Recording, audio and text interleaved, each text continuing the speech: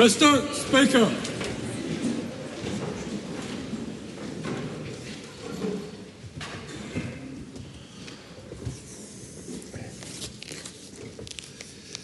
Almighty God, we give thanks for the blessings which have been bestowed on us.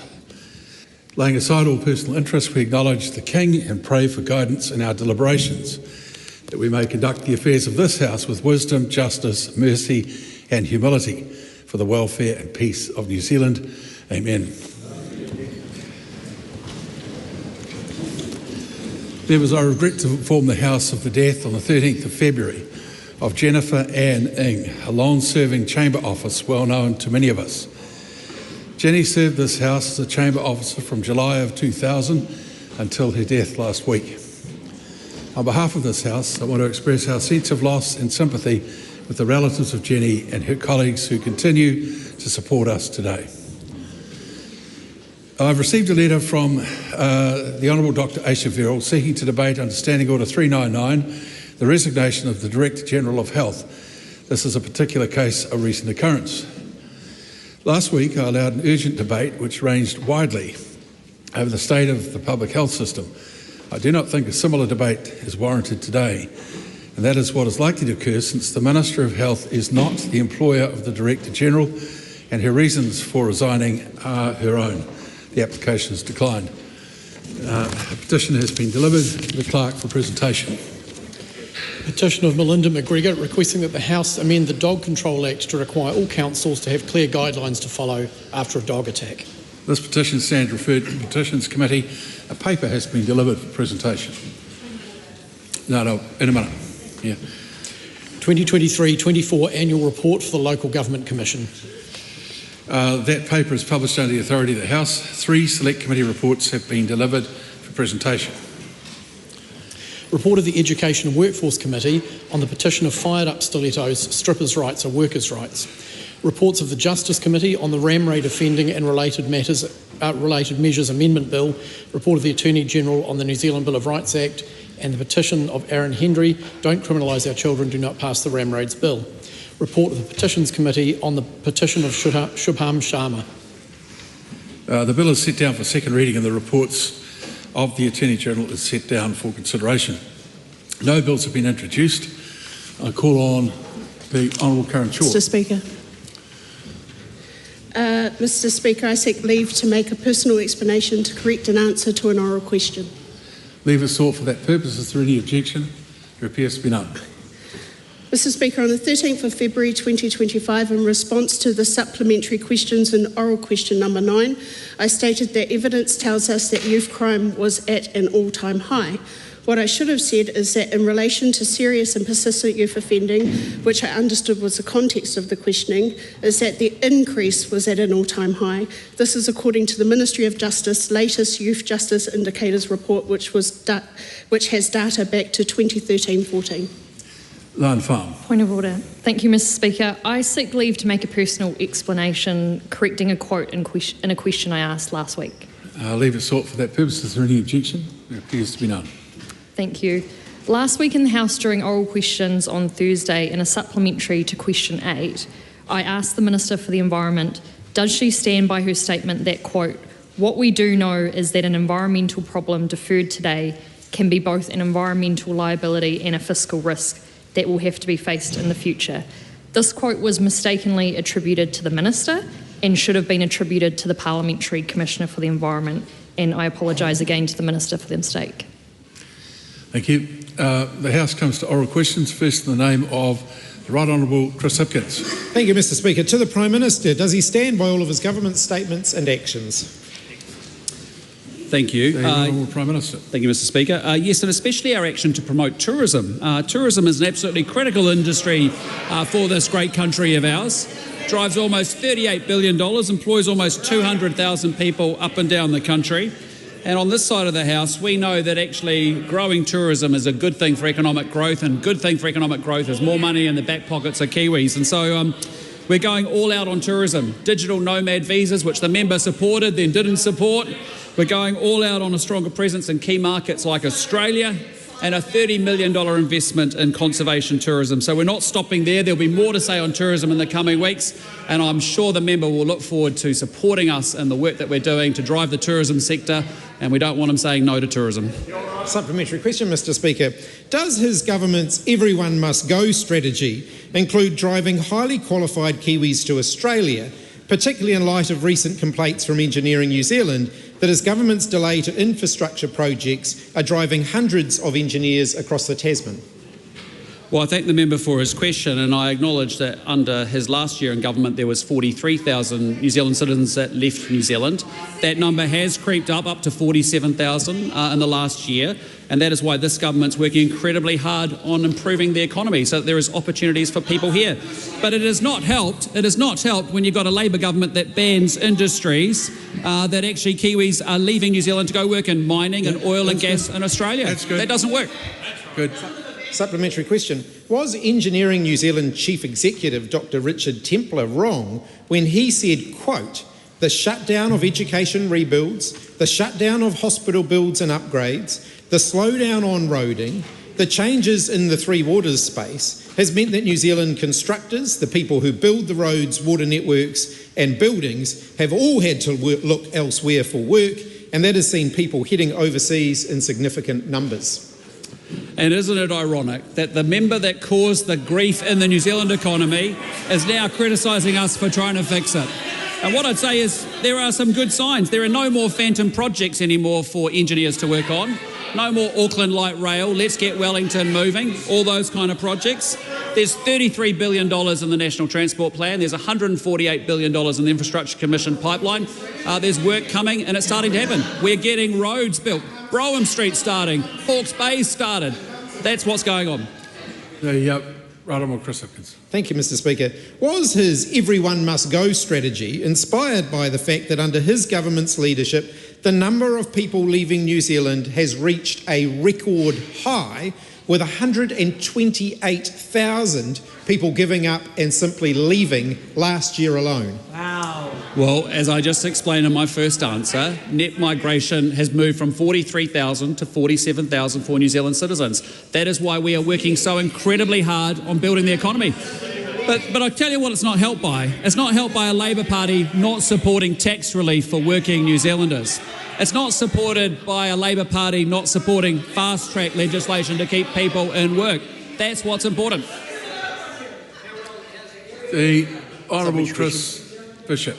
Can the Prime Minister confirm that the latest quarterly infrastructure pipeline report from the Independent Infrastructure Commission confirms $108 billion of funded projects underway and in planning from central government, local government and the private sector, up $8 billion in the last quarter? Yes, I can. And what I can confirm is there's $33 billion in the National Transport Plan as well. There is activity and things happening in this country. We're not going to do phantom projects and post-it notes and talk about mythical things. Question, Mr. Speaker. Does his Everyone Must Go strategy apply to the leadership of the New Zealand health system? And how does an exodus of that valuable expertise improve the health outcomes for Kiwis? Well, I can tell you what this government is doing is we're embracing everything must go, like high inflation, like high interest rates, like wasteful spending, like cycle bridges, like let's get Wellington moving. We're saying everything must go, including like gang members going up, violent crime going up, retail crime going up. And who was the police minister for 5 years? Supplementary question, Mr. Speaker. Does his Everyone Must Go strategy extend to those in emergency housing?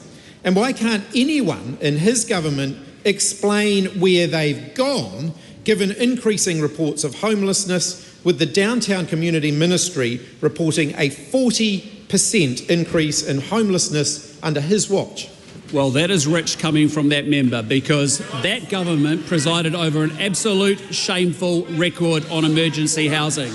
When we came to government, there was 3,200 households living in motels. Prime Minister, that's absolutely enough. I know that the Prime Minister's questions generally elicit a lot more, you'd say, interjection, but not the constant barrage that's going on. If the opposition wants answers, listen to them. Prime Minister. I'm getting. Do you have another sub? Why does his everyone must go mantra seem to apply to everyone except for David Seymour, who referred a victim of sexual abuse by the ACT Party president to a lawyer rather than the police, intervened in a police murder investigation and drove a Land Rover up the front steps of Parliament, and yet is being rewarded with a promotion to Deputy Prime Minister? Well, I'd just say we took the public approach to the Labor Party at the last election where they said everyone must go. And actually, the member is the only member who hasn't got anywhere else to go.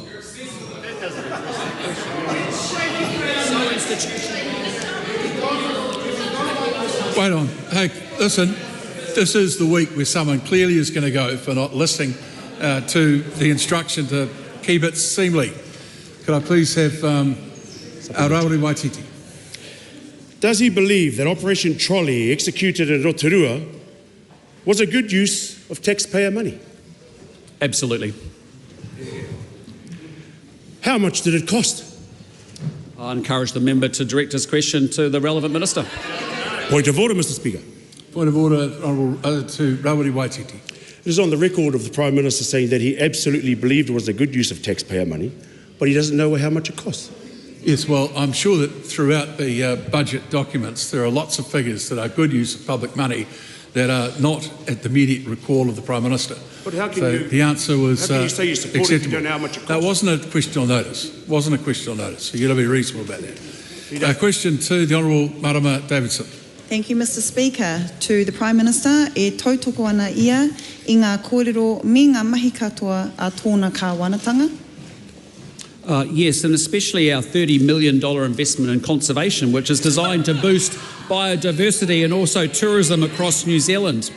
Our tourism industry thrives on our very strong natural assets, and it's critical that we continue to invest in those assets. And I thank Minister Potaka for doing exactly that. And that's why it's fantastic to see a range of investments being made up and down and across the country throughout the conservation estate.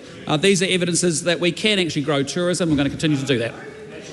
How can he be proud of that $30 million funding announcement for conservation tourism when in the past year alone the Department of Conservation has been forced to make $47.2 million in cuts, so that overall this announcement doesn't even cover the hole that this government created?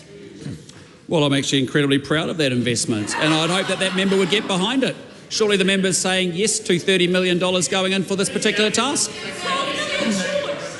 Will he commit to more funding for DOC in Budget 2025 in light of recent information concluding the department would need $2.3 billion annually to protect biodiversity?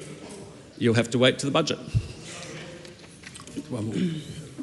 Does he think a $30 million announcement is sufficient, considering that tourism on public conservation land alone is worth around $3.4 billion a year? I'm sure there's more that we can do, but it's a great start, and I hope the member would encourage it and be thankful for it. The Honourable David Seymour. Does the Prime Minister agree with the member that spending more money is a goal in itself, or does he alternately believe that the government's objective is to get greater value out of spending less money, just as every firm, farm and families had to for the last few years? That's exactly right. It's all about value for money, and that's what we're doing. Why is he comfortable with his government only investing a mere 0.88% of the value of tourism on conservation land at the same time as it is enabling more mining in Aotearoa? Well, I reject those two things and those two legs to that question, but what I'd just say in respect to the investment in the conservation area, I'm proud of our investment. We've done a good job making sure we open up a new great walk, the Hump Ridge track. That's fantastic.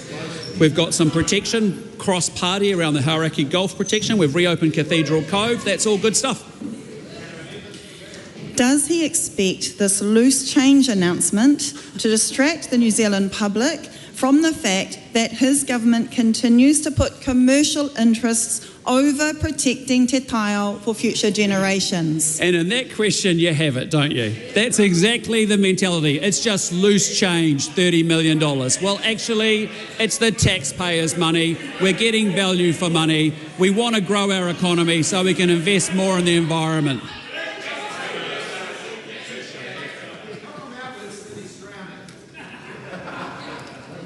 Mr. Speaker. I'll tell you what, you can carry that conversation on outside in a few minutes. I keep getting these letters saying you keep threatening to send people out but don't do it. It's because of my good nature, but it's really at its end. Paulo Garcia.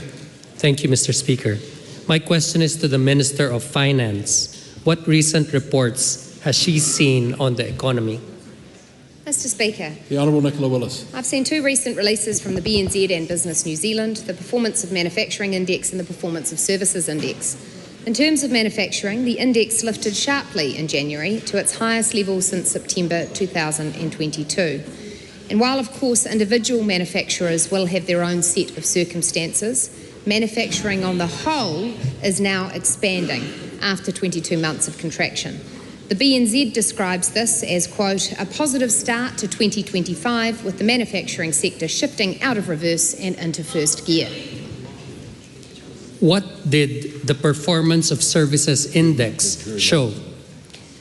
Mr. Speaker, the Performance of Services Index also moved into expansionary territory after an extended period of contraction. That means the services sector, the largest part of our economy as a whole, is growing, although modestly. Both the manufacturing and services sector results are consistent with a pickup in economic activity at the beginning of 2025, supporting Kiwi jobs and incomes. What other recent economic reports has she seen? Well, Mr. Speaker, I've seen a report from Westpac that says that dairy incomes look set to hit record highs in nominal and perhaps real terms. This is good news for supporting New Zealanders' jobs and incomes. Go the farmers. Yesterday, Statistics New Zealand released its latest international travel stats, and this showed that there was a 12% increase in overseas visitors to New Zealand in the last year, the highest number since COVID. We want more tourists coming to New Zealand, opening their wallets, spending money in local businesses, supporting Kiwi jobs and growing Kiwis' incomes. When is the next major economic release? Mr. Speaker, tomorrow the Reserve Bank releases its quarterly monetary policy statement. The MPS will include the bank's view of the global and domestic economy, its latest forecasts, and the Monetary Policy Committee's decision on the official cash rate. Decisions about the OCR are, of course, for the committee, but the market and most economists are expecting a reduction in the OCR of 50 basis points. That would take the OCR down to 3.75%, supporting lower retail interest rates, which in turn support a growing economy, jobs and incomes for New Zealanders. Jobs and growth. Laura McClure, question 4. Thank you, Mr. Speaker. To the Minister for Workplace Relations and Safety, what announcements has she made about restoring balance in employment relations? Mr. Speaker. The Honourable Brooke Van Velden. I've announced a plan to reintroduce pay deductions for partial strikes. This will be discussed at Select Committee this week. This government has committed to this change because we need to restore balance to the rights and consequences of collective bargaining. If workers are partially striking by refusing to do their normal work, why should they get paid a normal wage? I'm also restoring balance to personal grievances by removing entitlements to remedies in situations where the employee is found to have contributed to the personal grievance. For too long, employees have been able to claim compensation for hurt and humiliation, even if they were dismissed for serious misconduct. It's no wonder I've heard from so many employers who are concerned the personal grievance system is unbalanced in favour of workers. So I'm sure the future supplementary answers will be slightly shorter. Laura McClure. How will the changes you have announced to personal grievances benefit workers?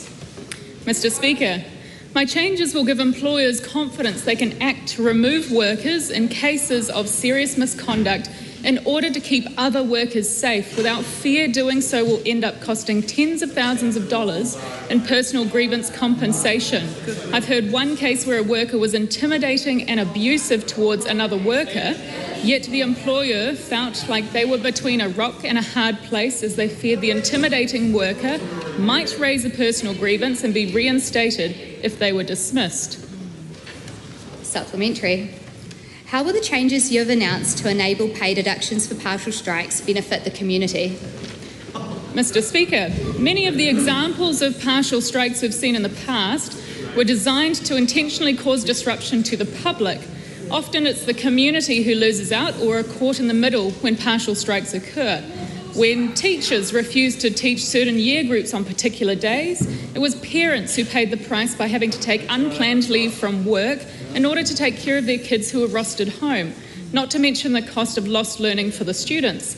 When hospital-based nuclear medicine technologists limited the number of scans completed each day, it was patients waiting for their results who suffered.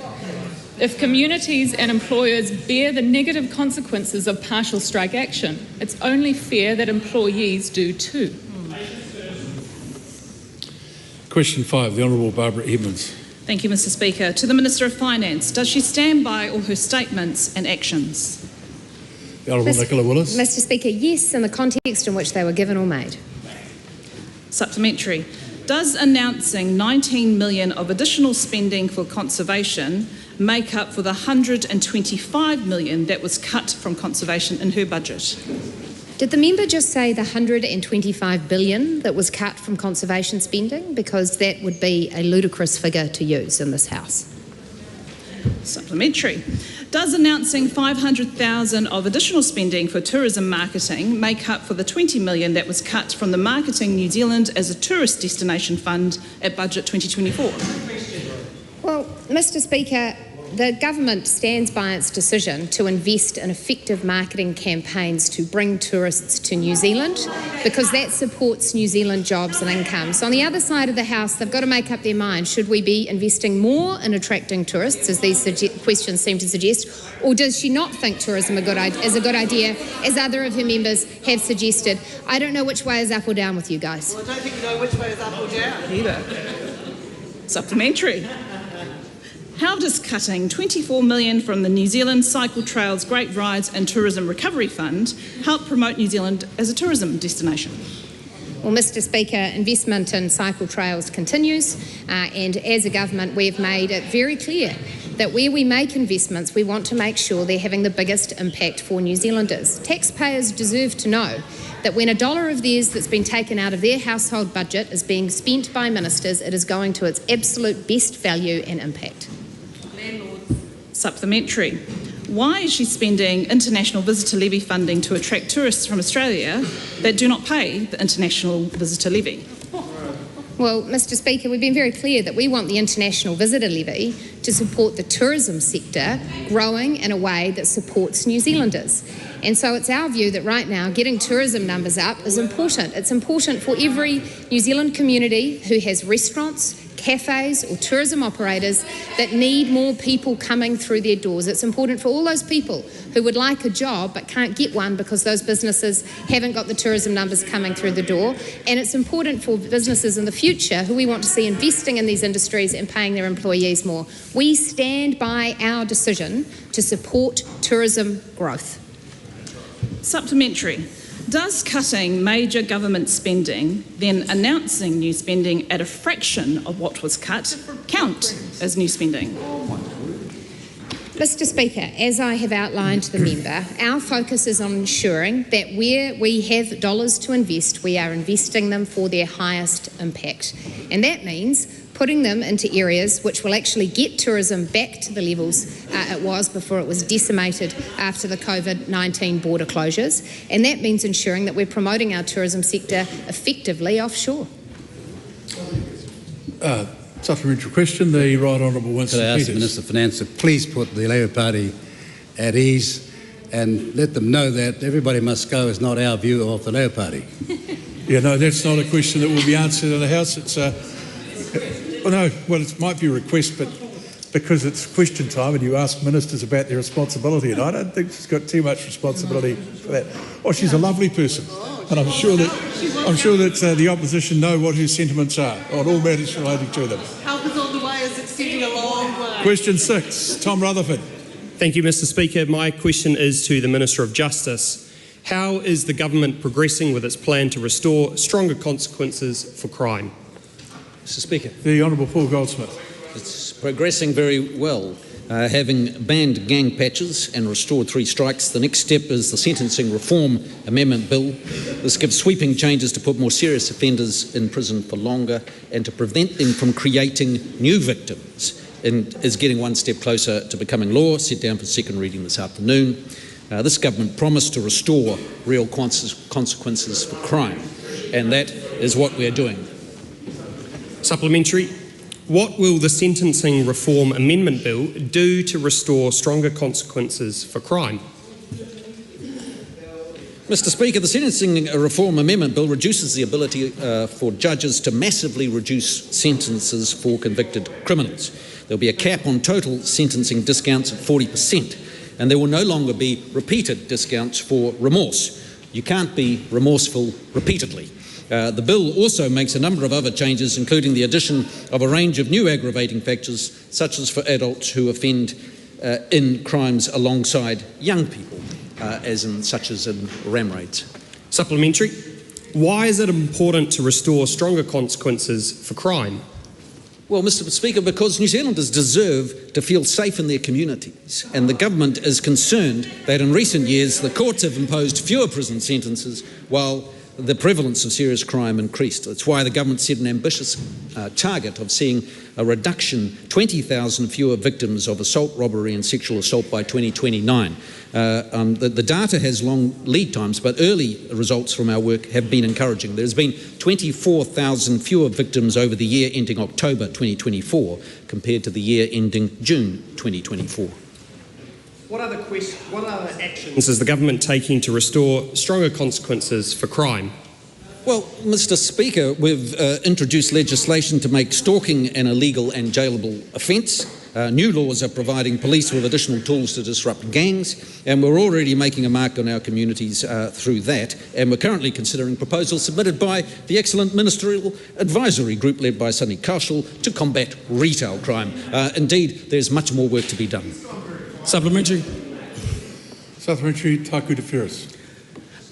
Given the 3 CEOs in Justice don't believe that they have the capacity to reduce overrepresentation of Māori in either justice, police or corrections, will the Minister commit to setting them targets that they must achieve? Well, look, our primary target is to reduce the number of victims of crime, and that is what this government is focused on. And as that member is well aware, sadly, Māori are more likely to be victims of crime than the general public, and that is why we are absolutely focused on reducing the number of victims of crime, and that is the best thing we can do for Māori in the criminal justice system. The Honourable Willow Jean Prime. Thank you, Mr. Speaker. My question is to the Minister for Children.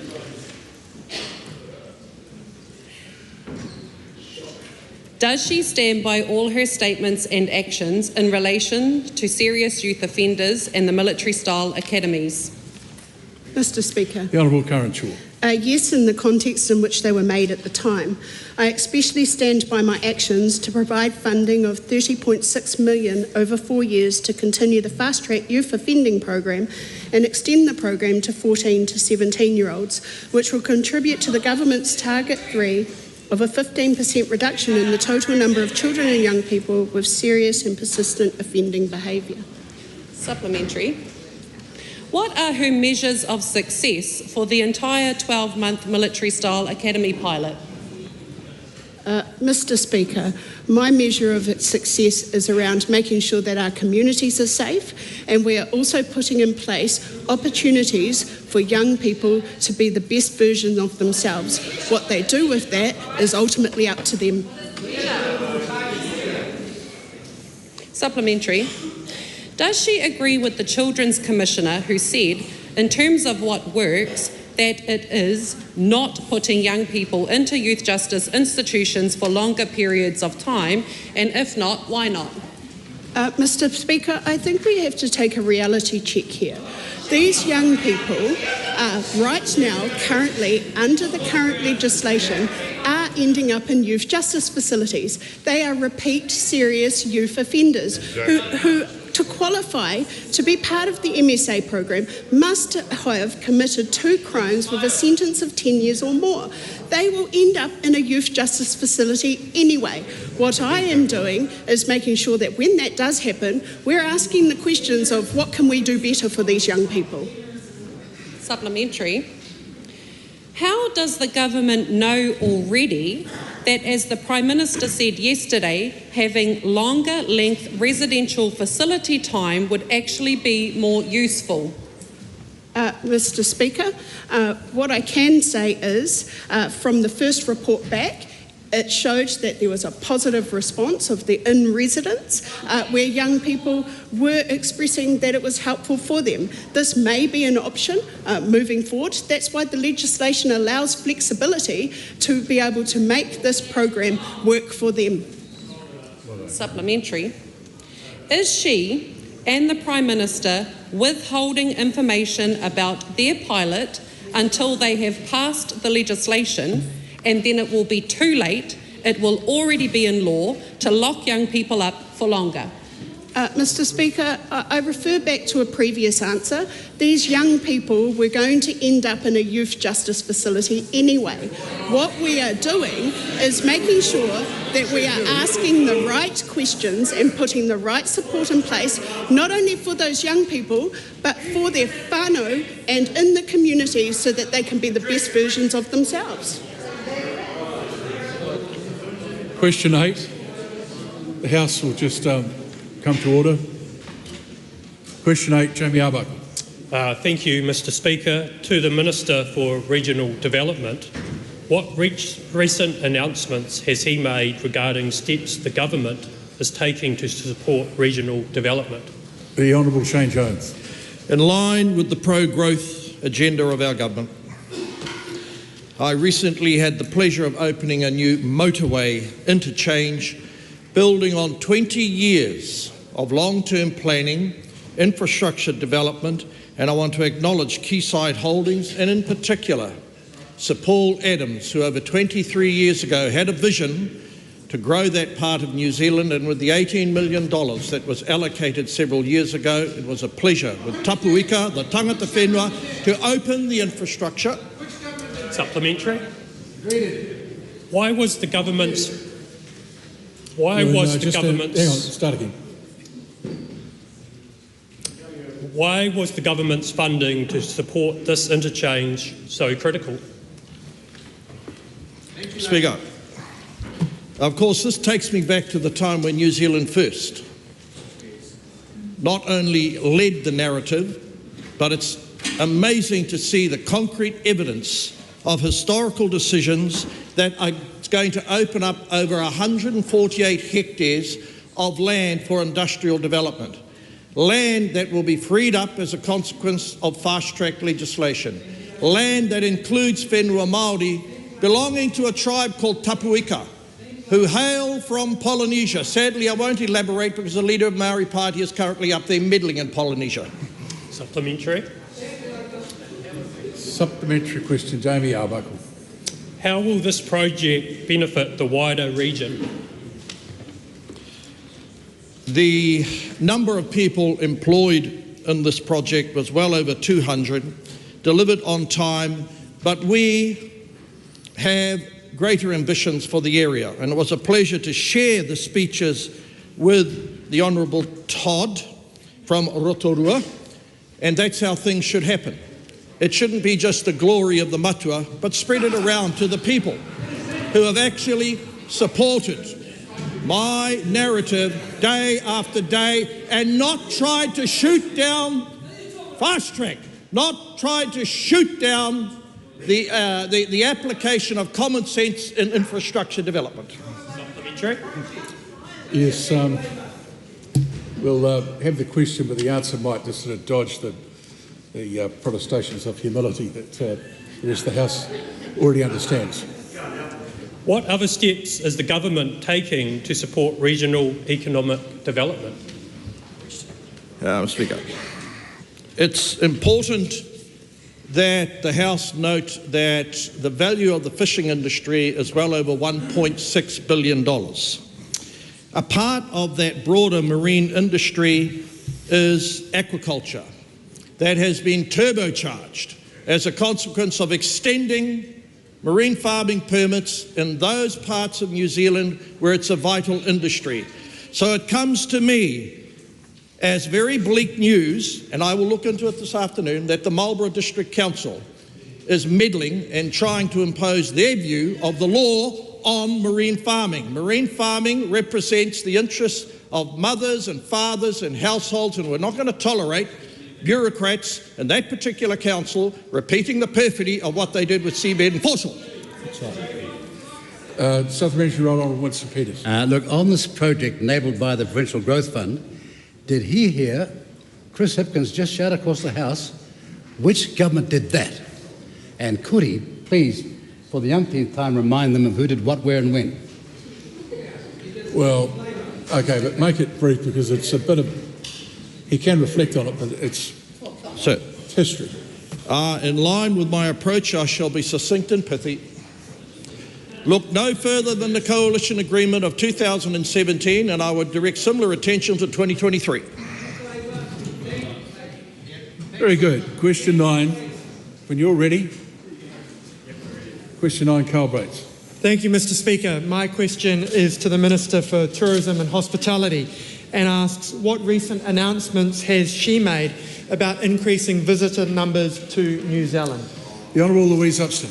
Mr. Speaker, on Sunday the Prime Minister and I announced a new campaign with Tourism New Zealand, encouraging Australians to pick New Zealand for their next holiday. Tourism is a crucial part of our government's focus on economic growth, and this campaign is the first investment in our Tourism Boost package to bring international visitor numbers back to pre-COVID numbers.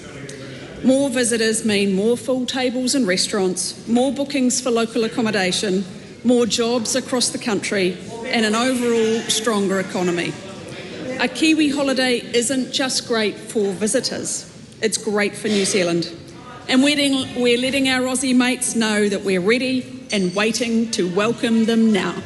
Supplementary. How will targeting Australians improve overall visitor numbers? Mr. Speaker, just this week, new stats show a 12% increase. Just this week, new stats show a 12% increase in international visitor arrivals compared to December 2023. That's an 85% recovery of international visitor arrivals compared to 2019. Visitor numbers from Australia are currently at about 90% compared to 2019, so we know there's more room to grow. Around 4 million Australians are already actively considering a holiday in New Zealand, and this campaign will build on this momentum and encourage more of our Aussie neighbours to book now and come on over. Supplementary. What benefits does she expect to see as a result of this campaign? Mr. Speaker, the benefits of growing these visitor numbers will reach beyond our cities and into our regions. 93% of New Zealanders see benefits from increased tourism, and it isn't just the tourism dollars. They know as soon as someone lands on our shores, they start paying GST. Every time a tourist comes to New Zealand and spends money at a local shop, buys dinner at a local cafe, it's good for jobs, it's good for growth, and it's good for the incomes of New Zealand families. When tourism grows, so does our economy. Supplementary. What feedback has she received on this announcement? Mr. Speaker, the feedback has been fantastic. Everybody is talking about it. Hospitality New Zealand is excited to get more people enjoying New Zealand hospitality and the pivotal role that it plays in supporting the government's economic growth agenda. New Zealand Airports Association has said this is a critical first step in growing tourism and ensuring its benefits are distributed across the economy. Increased visitor numbers translate to more spending in hospitality, greater regional development and stronger air cargo capacity. Australia is the focus of this campaign, and you can expect the same energy and enthusiasm as we announce the rest of our tourism boost. Supplementary. Supplementary, Kushta Hangaria Manuel. How does she address the concerns of the community of Tekapo who are already facing infrastructure deficits and whose ratepayers will face an inequitable burden in covering the cost of this government's so-called growth agenda? Mr Speaker, as I've said, there are a couple of areas. Tekapo is one where I know the Mayor is concerned about it. But the reality is the majority of New Zealand recognise that we want more visitors. 93% of New Zealanders realise how it's good for New Zealand, and they know it's a critical part of growing the wealth of New Zealand. Question 10, Ginny Anderson. Honourable Ginny Anderson.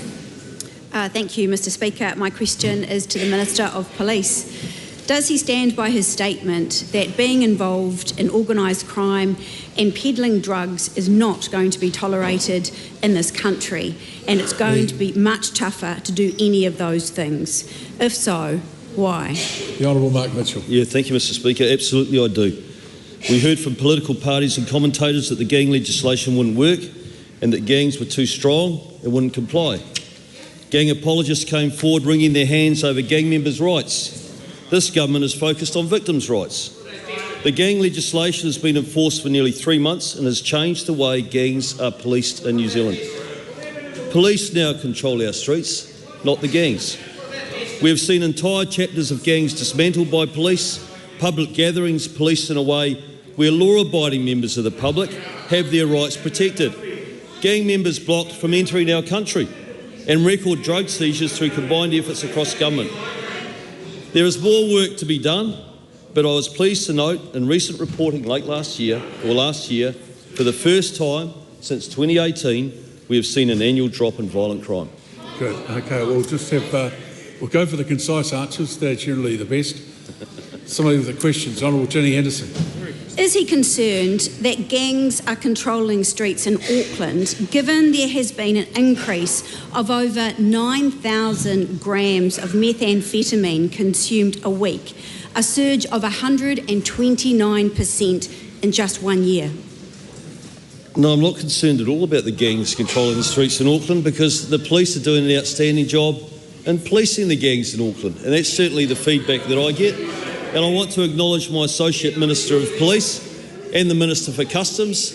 We're working very closely together on a strategy around stopping and preventing the supply chain of methamphetamine coming into our country through her transnational crime strategy. And I'd have to say that our Commissioner is in Australia as I speak, working with the Commissioners over there to make sure that we reinforce our borders even more. Does he think it makes New Zealanders feel safer to know that Police's National Drug Wastewater Testing Program for Q3 in 2024 shows methamphetamine use skyrocketing to its highest recorded level in New Zealand's history? Well, I don't know whether that's dealers dumping methamphetamine or not. We know that we've got a problem in this country with methamphetamine. We know that it's a wrecking ball through people's lives in every part of society. And we've been very clear as the incoming government that we're taking action on that, and we are taking action on that. The first part of that is rolling out tough laws to allow our police to get on top of the gangs. They've been in place for 3 months, and we're already seeing outstanding results. What action will he take to address the Salvation Army State of the Nation finding? Police wastewater testing showed that meth consumption surged to 32.4 kilos per week in Q4 of 2024, more than doubling the average of the previous 4 quarters, and incurring a weekly social harm of $34 million, while charges and convictions for illicit drugs have continued to plateau. Well, I'll tell the member what action we've taken. The Auckland CBD, when we came into government, was an absolute shambles. People didn't feel safe being out on the streets at night. There were drug deals happening on street corners, and it was the first place that visitors to New Zealand often touched our country. So I'll tell you what I did. I brought together a stakeholders group. everyone working together, residents and ratepayers groups, business associations, social service providers, government agencies, the police, and we're making a big progress, and we've made massive steps in terms of making sure that our CBD is now a safer place, that we're getting drug dealers off the street, and we're starting to deal with the exact issues that proliferated under that previous government. We're just going to calm the farm again. Too much. Ronald wants to Peters. Can I ask the Minister, by way of reflection, and on his last answer, has he taken up from a former police minister, namely the Honourable Stuart Nash, who was getting numbers up, and there we are again, rather than the previous minister had big talk but no resources to help the police in the first place? Well, I think it's a good question. I think the Honourable Stuart Nash was the last police minister that they had that actually cared about the frontline police officers, and I think that feedback from him is that he's very supportive of the work that we've been doing, and I would reinstate and I'd restate again for the House, Mr. Speaker, that when we came into government 12 months ago, people that lived and worked in the Auckland CBD did not want to go out on the streets after night. We have changed that. Shannon Halbert, when your colleagues are ready for you. Does he liken the actions of Destiny Church at Auckland Pride last weekend the same as those of organised crime groups such as gangs? If not, why not? Well, I've been very clear. I condemn the actions of Destiny Church in interrupting the gay pride parade the other day. We've always got to protect the right to peaceful protest and speech in this country, but not when it overrides the rights of other people. And so I've condemned that. Destiny Church is not above the law, and I expect the police to investigate and treat it that way. Pato Tāpiri.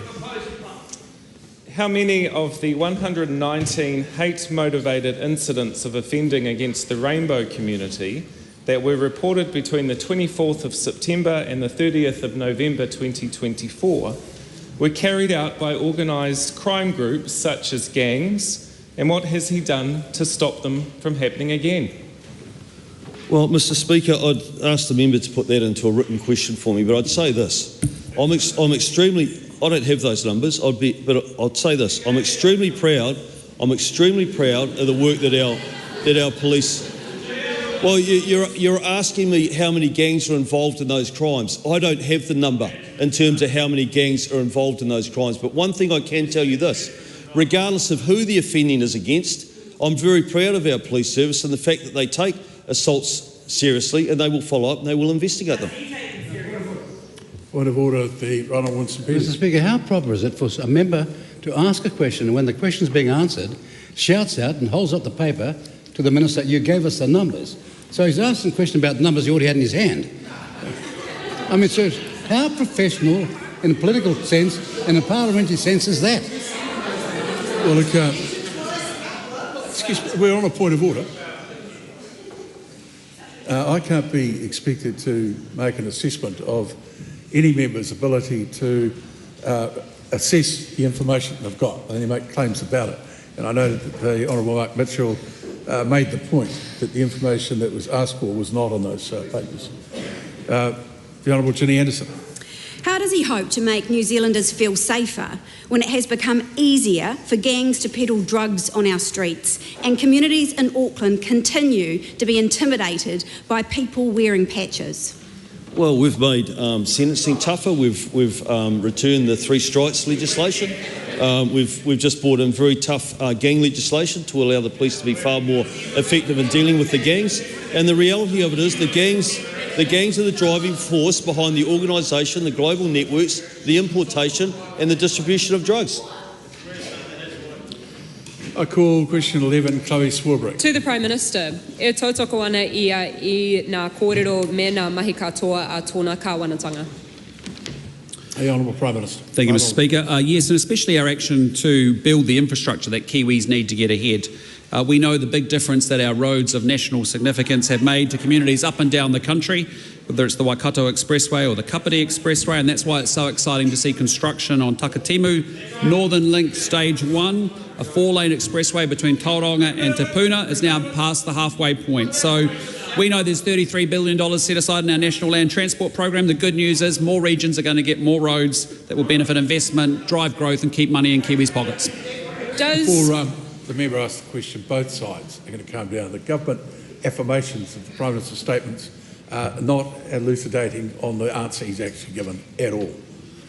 Post Robert. Does extracting and burning coal make climate change better or worse? Well, I'd just say having an oil and gas ban that member signed up for, which has led us to import in huge amounts of Indonesian coal to keep our lights on when we don't have rain and wind in this economy, isn't good. We would like it to be gas because that's better than coal. But actually, when you've got a renewable energy mix at 85, 87%, you need to keep the lights on, and we're not going to have the situation we had last winter. The member over here needs to bid for a question if she wants to keep making those contributions, which are unhelpful to the actual questioner's line of questioning. Post Robert. Is coal a mineral? What I can tell you is coal, in the case of not having gas and not having renewables working, is an important aspect of our energy plan. Why has he added coal to the critical minerals list when coal is not a mineral but a fossil fuel? Oh, that's a question. Well, I mean, I think the Minister's done a very good job actually identifying 37 critical minerals, of which 21 of them we think are actually in this country, and importantly, coal and metallurgical coal and gold are actually really important for our mining industry. Is he aware that the coal set to be mined by just one of his fast-track projects would increase emissions by 66.5 million tonnes? Meanwhile, his latest international commitment to reduced emissions is just 42 million tonnes. Well, I'll just say to that member, the bumper sticker of the Labor Greens government of ending the oil and gas ban led to wholesale electricity prices of $1,500 last winter. That actually puts huge pressure on businesses, and people lose their jobs on the back of that. So actually a consistent, good energy policy that actually helps grow our economy, doubles the amount of renewables we have in it, but keeps our lights on with affordable, abundant electricity is exactly what we're doing in this government. The Honourable Shane Jones. To the Prime Minister, can the Prime Minister confirm, as a consequence of the cancellation in the oil and gas industry, that up to over $1 million worth of coal will be imported from Indonesia to enable people to actually enjoy energy security this year? Absolutely, and again, it wouldn't need to be that way if the previous government had a proper energy policy instead of a bumper sticker.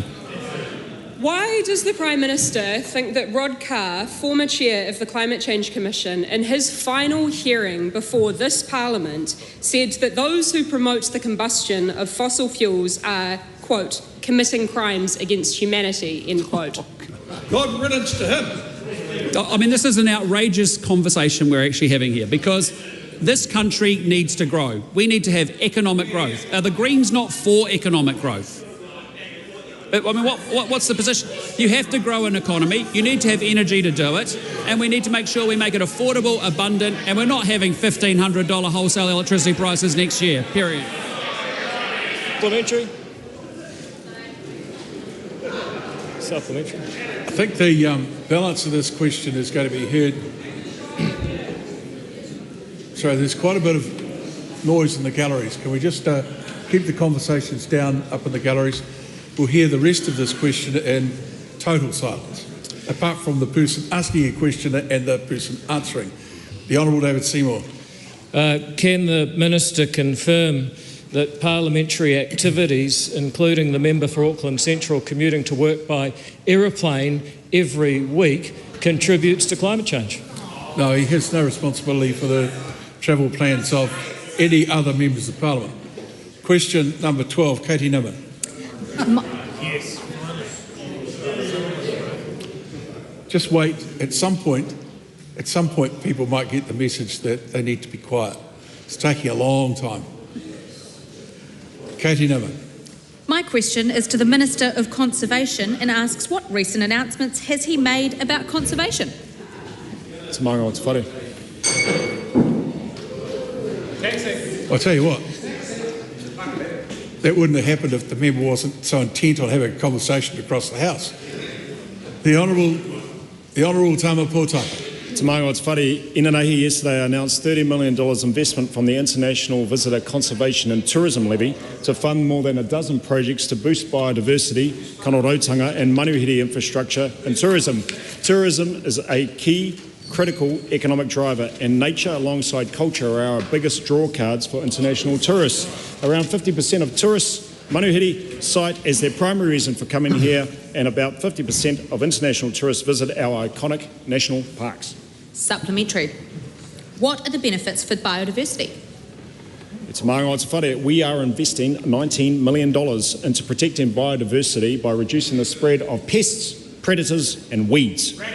This includes stopping the spread of wallabies in renowned and spectacular places like the Aotearoa Lakes District, and managing deer and goat populations, especially nanny goats, in national parks and visitor areas like the Kaimanawa Range to allow nature to thrive.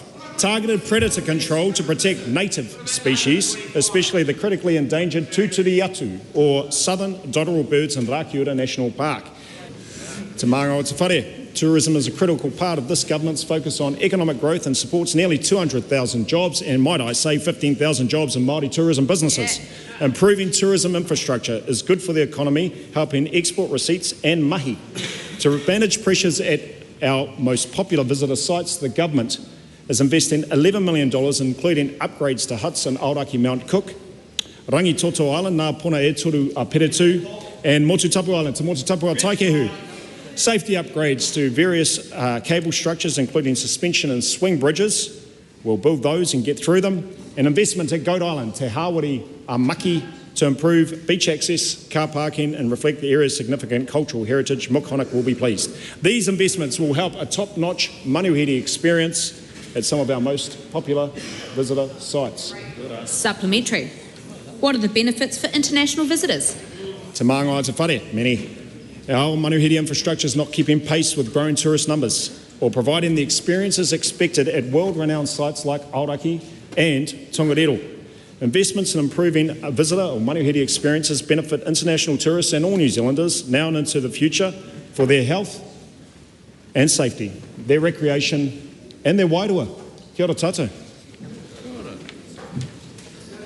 That's supplementary question, the Honourable Shane Jones. To the Minister, can the Minister confirm that the conservation estate has a great role to play in our pro-growth agenda, including the accelerated pace at which concessions are going to be made available to private investors on the dock estate, not blighted by troublemakers? E te Mānga o Te Whare. I look forward to engaging with nearly 30% of the entire whenua of Aotearoa to generate more revenue, and to do that in an appropriate manner with reference to iwi and hapu relationships, speeding up concessions and ensuring expedited appropriate statutory planning. That brings us to the end of oral questions.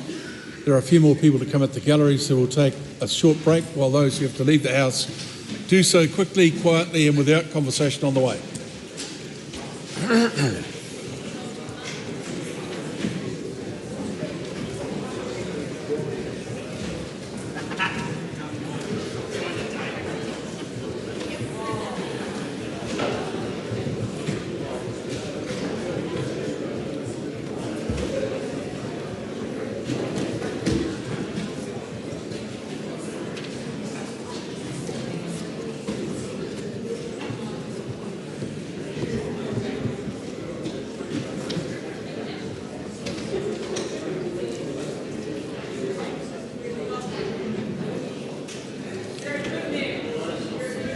Yeah, that quietly doesn't mean having those loud discussions.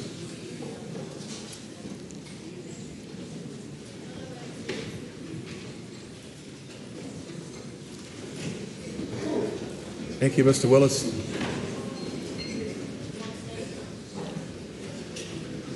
I call on Government Order of the Day number 1.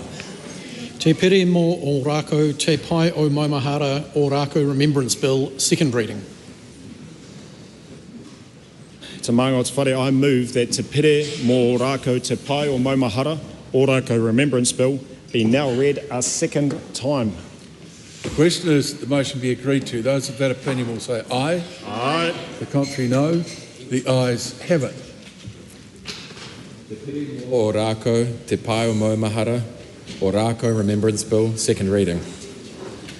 Te piri mō Ō-Rākau Te Pai o Maumahara Ō-Rākau Remembrance Bill is set down for committee stage immediately. I declare the House in committee for the consideration of Te Pai mō Ō-Rākau Te Pai o Maumahara Ō-Rākau Remembrance Bill. Apologies for my pronunciation.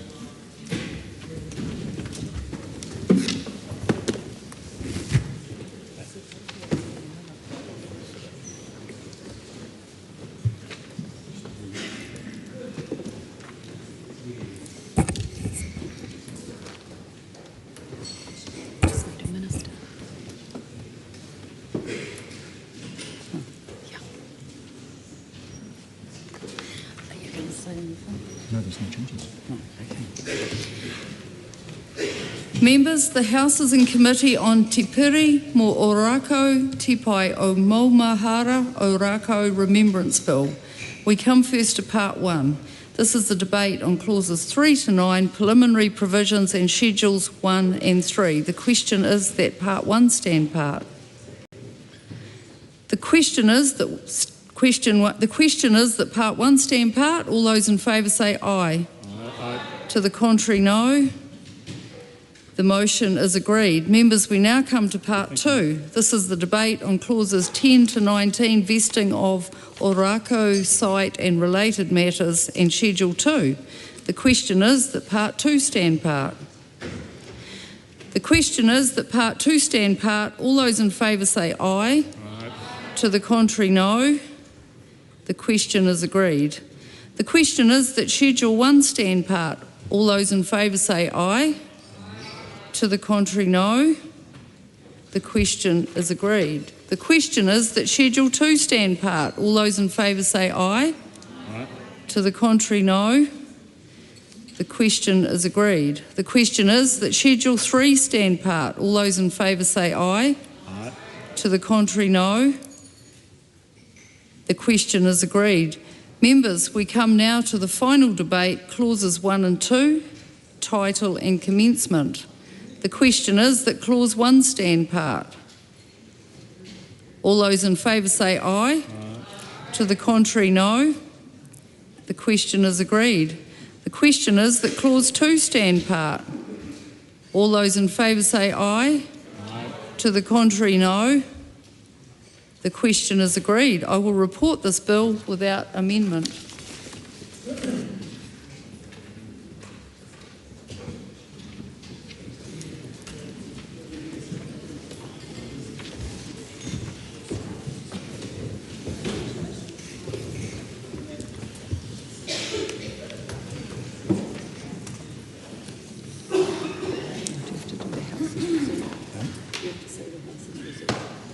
The House is resumed. Mr Speaker, the committee has considered Te Piri mō Ō-Rākau Te Pai o Maumahara Ō-Rākau Remembrance Bill and reports it without amendment. Mr Speaker, I move that the report be adopted. The question is that the report be adopted. Those of that opinion will say aye. To the contrary, no. The ayes have it. Te Piri mō Ō-Rākau Te Pai o Maumahara Ō-Rākau Remembrance Bill is set down for third reading immediately. I call the Honourable Tama Potaka. Maumahara Ō-Rākau Remembrance Bill now be read a third time. That legislative statement is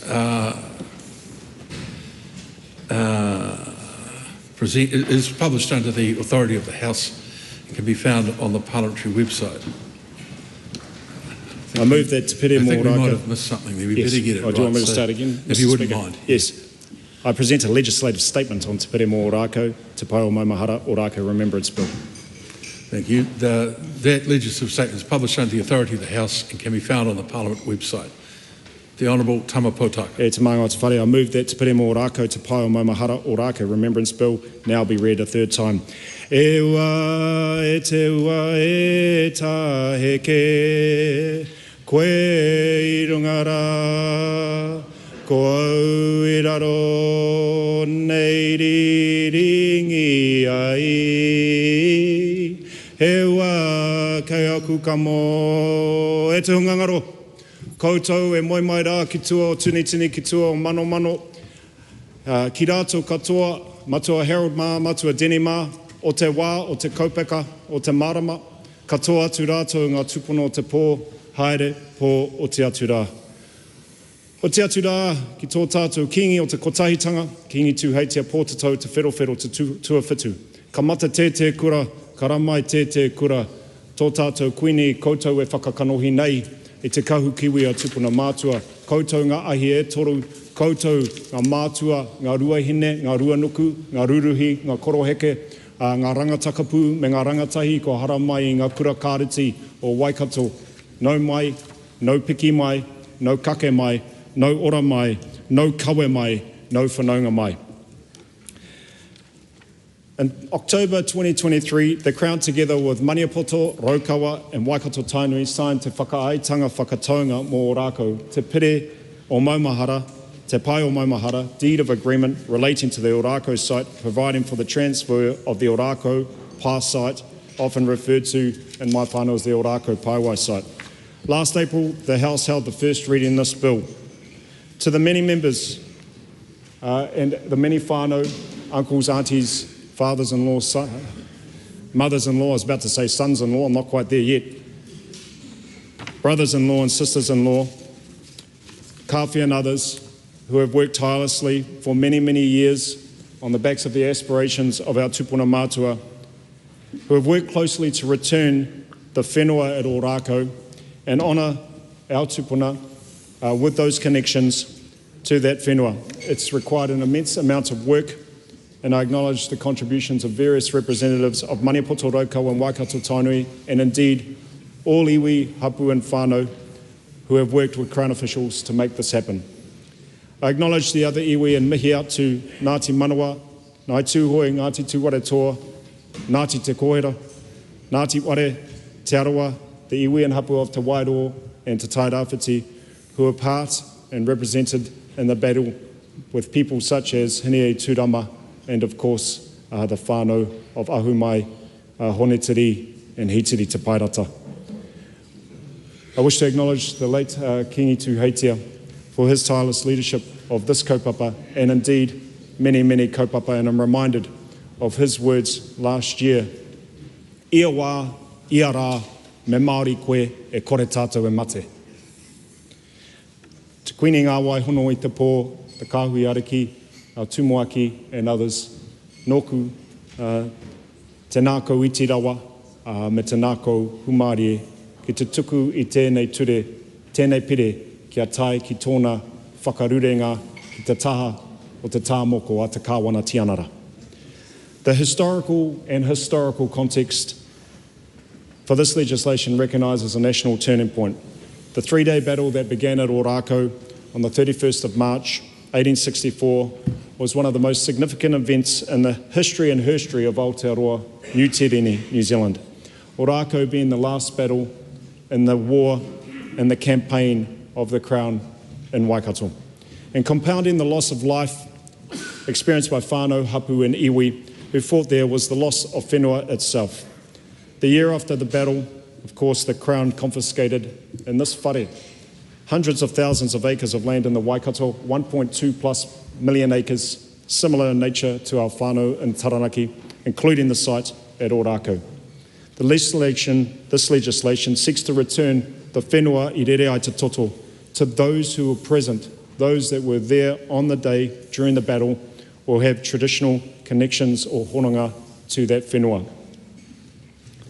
As a country, we have not always recognised the complexity and significance of New Zealand wars, the New Zealand wars, to our nation's history. And for many years, many of our communities forgot about those wars. But some of us always retained that memory. We have all these battle sites around the world that we commemorated, and it's through the work of Lea, Marama and others to ensure that we now have a wreath that celebrates, commemorates and acknowledges the New Zealand wars. E mihi ana ki e rā wahine, tokorua, engari, te kāreti otorohanga me ngā kāreti tautoko.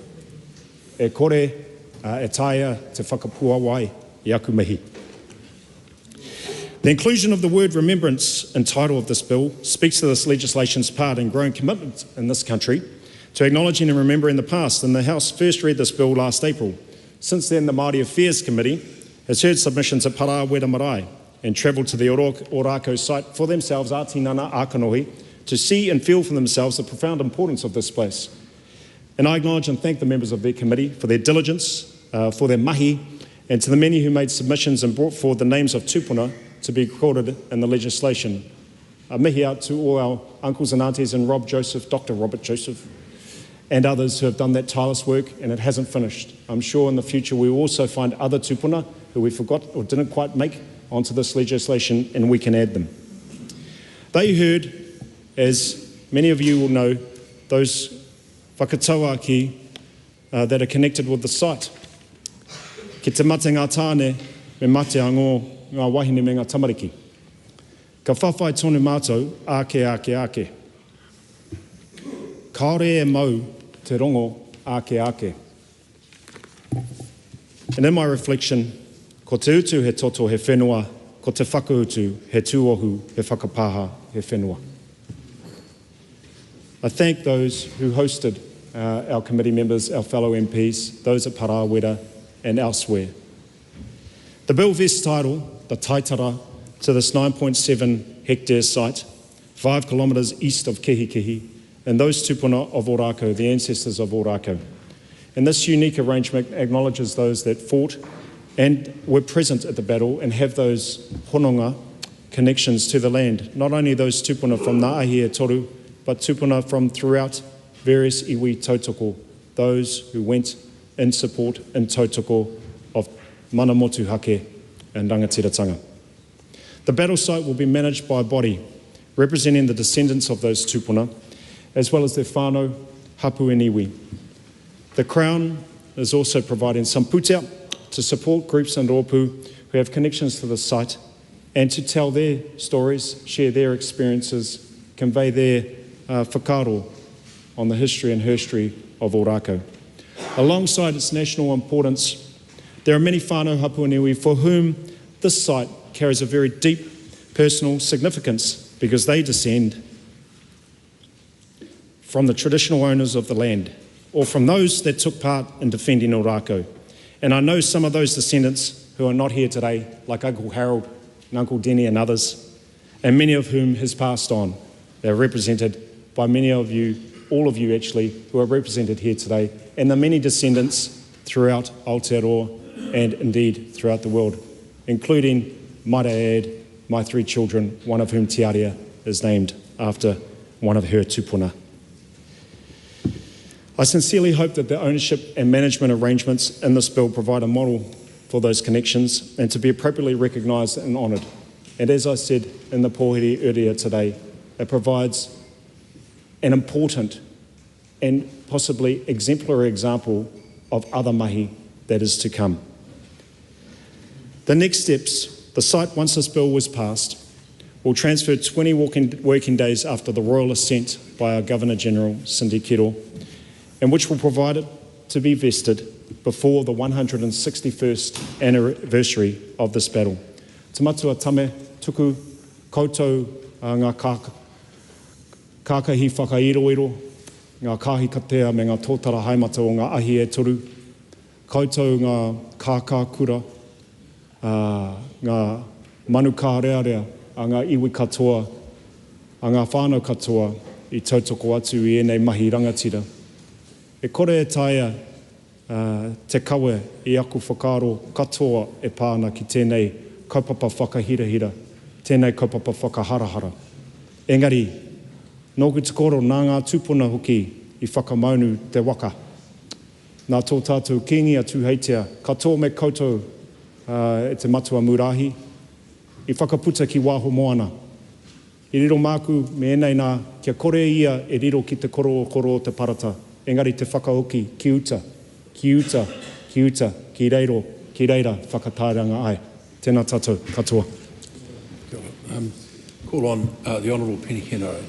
Tēnā koe te māngai o te whare katua hau ki te tautoko I tēnei pire I tana pānuitanga tuatoru ki roto I te whare I te rānei. Ka whai atu anō au i ngā taumata kōrero i whakarite hia e tōku tupuna, e tōku tuakana a tama pōtaka, ko te whakaaro nui ki te hunga kua riro atu ki te pō. E tōku whaia e te makauariki, ka kite atu ahau i a koe, ka whai whakaaro tō tamaiti ki tōku matua ki te kēngi kua riro atu ki te pō. Ka tāpai ake ki runga i tana waka ti waiwai i te tini me te mano. Kua riro atu ki roto i ngā marama tata kua pahure ake nei. Tau i homai nei ki te tauhau a te Pākehā. Nā i te rironga o tō tātou whaia a Tāriana. Nā huri tuatu ki te tai rāwhiti ki tō tātou whaia ki a Iritana. Kāti, ko rātou katoa tēnā e kawea nei i ngā kaupapa Māori, ahakoa, ka humai te kaupapa ihia, ahakoa ka tau te kaupapa ihia, ka whai whakaaro ake te hunga ora ki te wāhi ngaro, ana ki te momo o e rā rangatira i riro atu ki tu Aotearoa.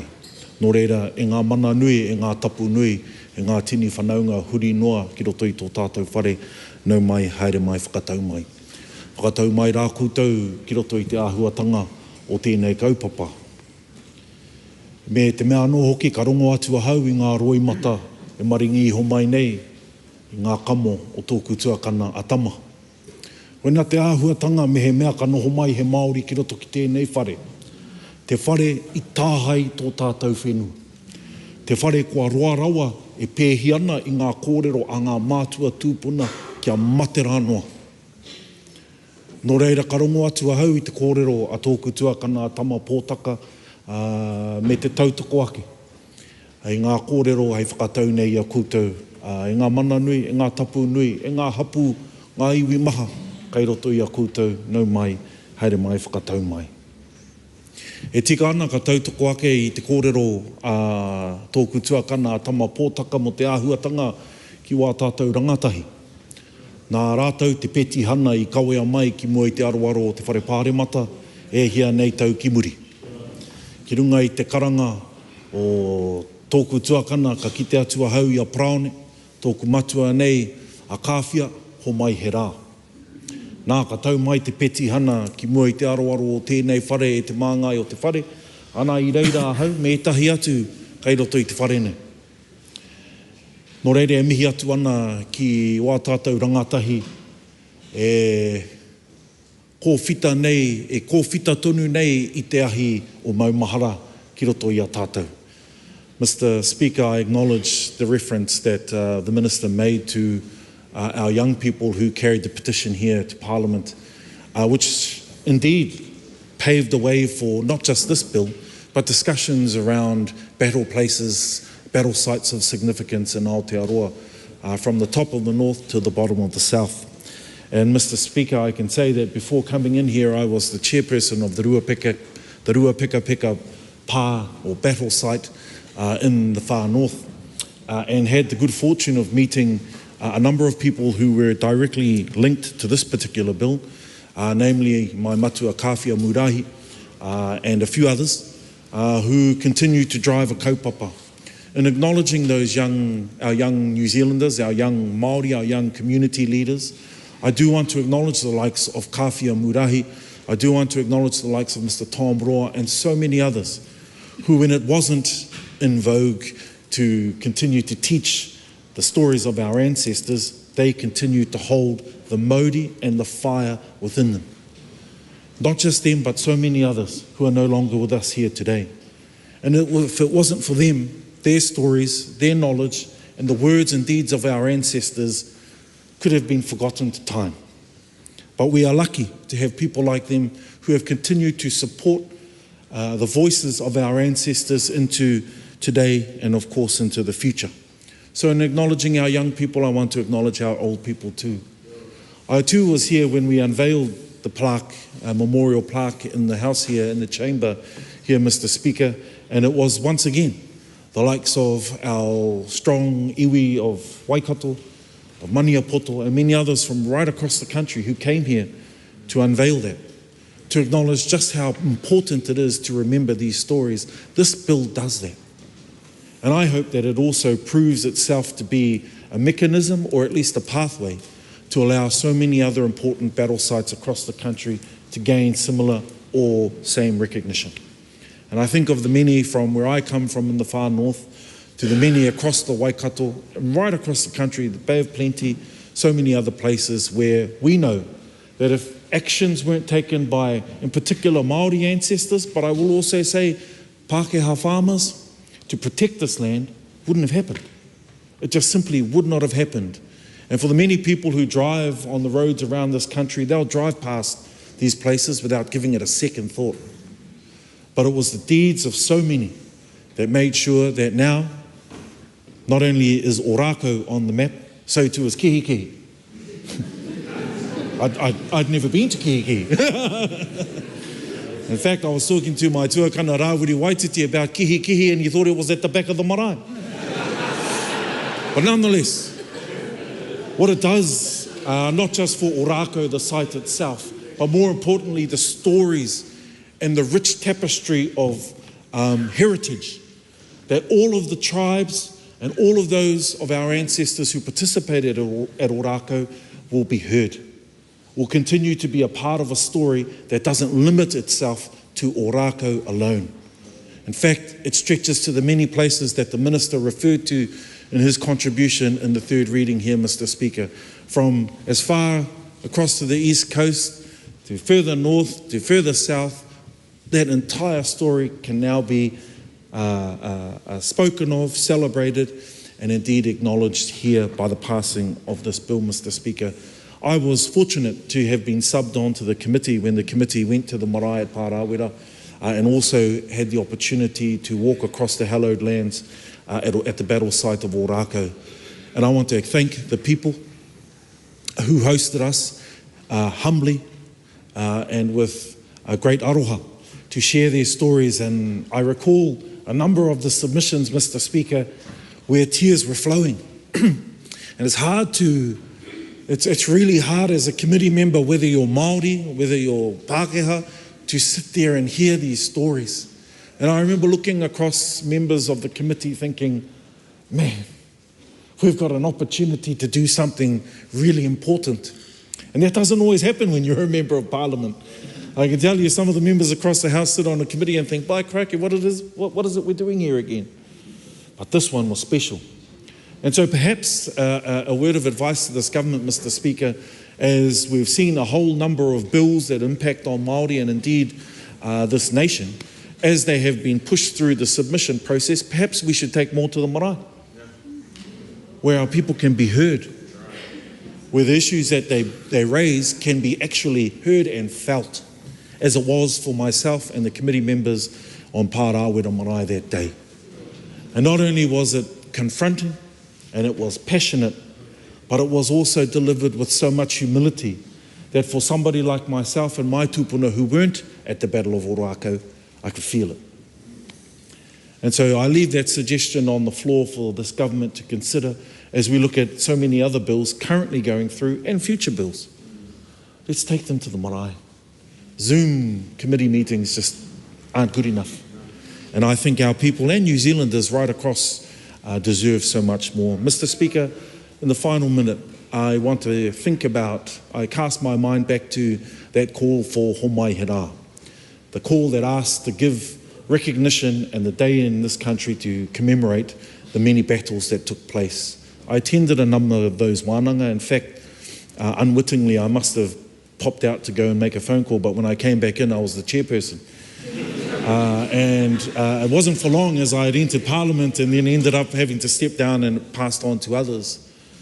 But the importance for us to continue to remember and commemorate those battles, key battles, small battles, battles of large significance across the country, is really important. And one of the key ways we can do that in encouraging our young people to continue to carry on those stories and that rich tapestry of our heritage and our history is we must continue to support local stories and local communities for local people. It starts there.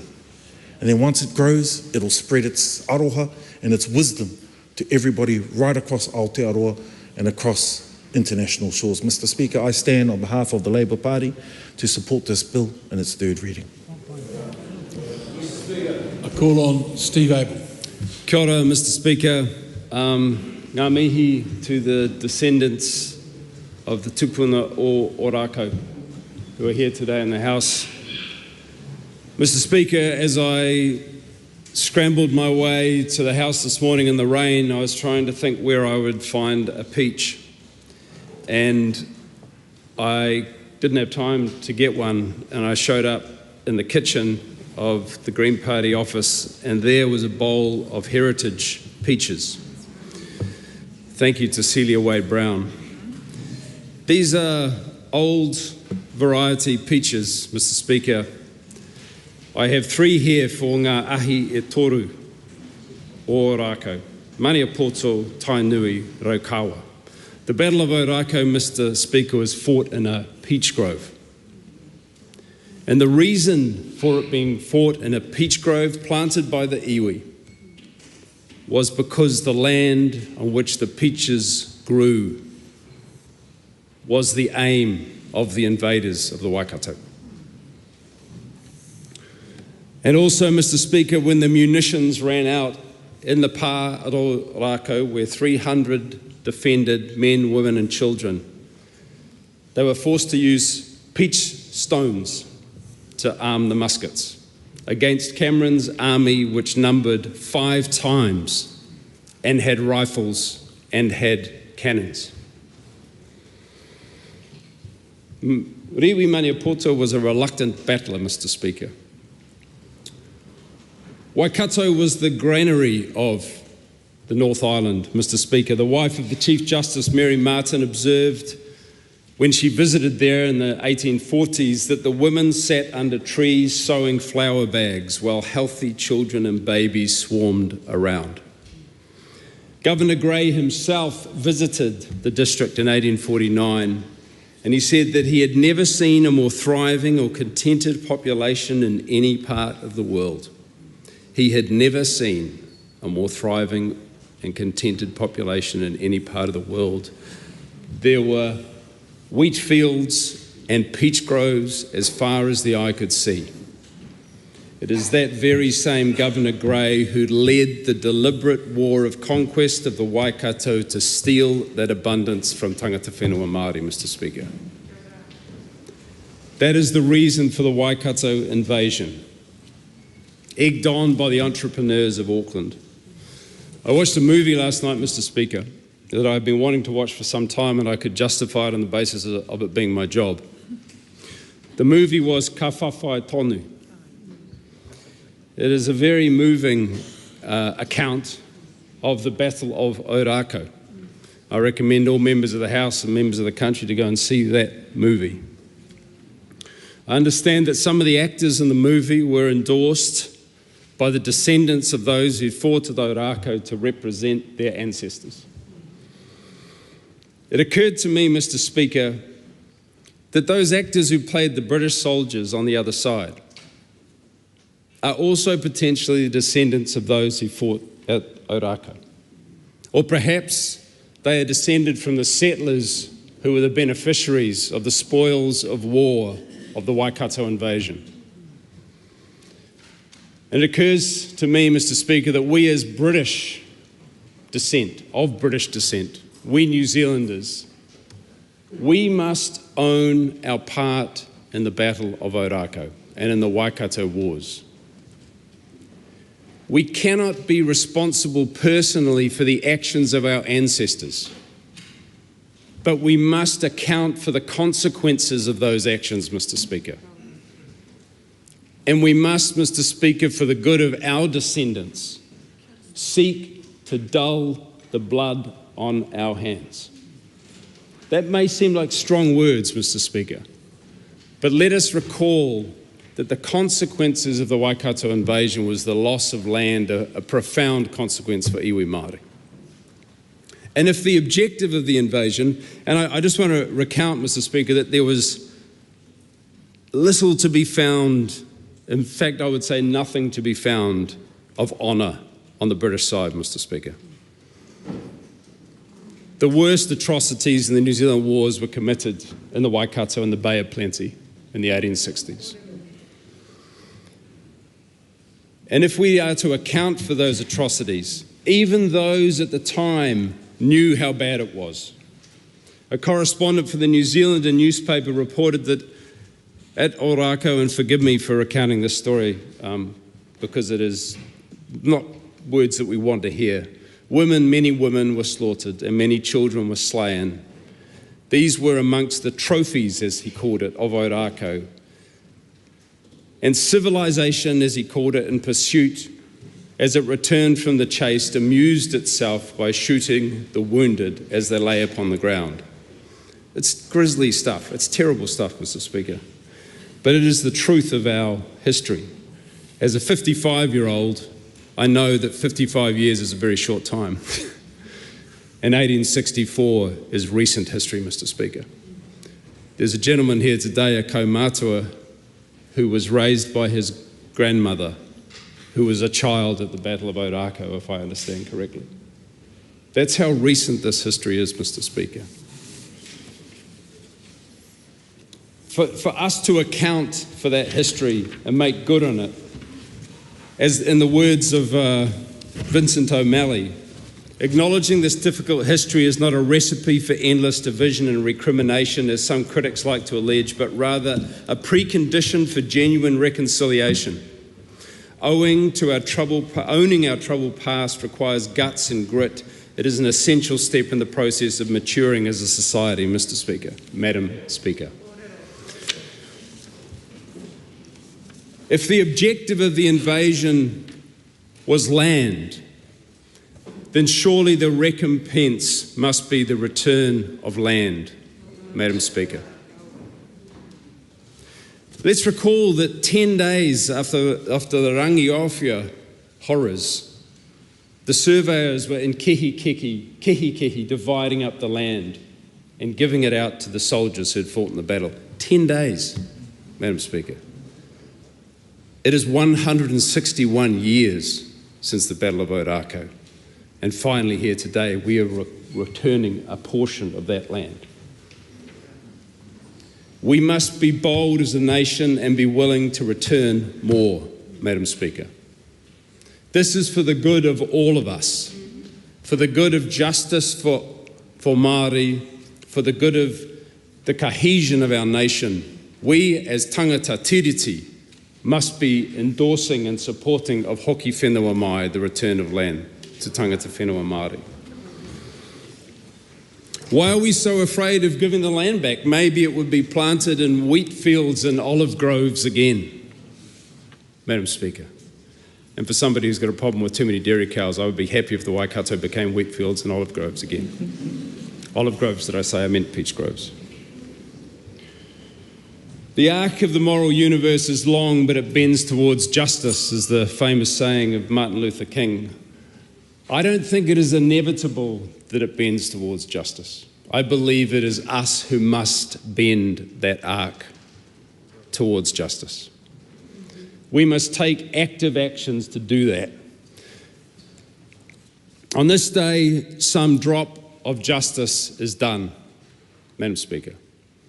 Some small drop, which is like fresh water, to make amends for the unjust blood spilt at Ō-Rākau.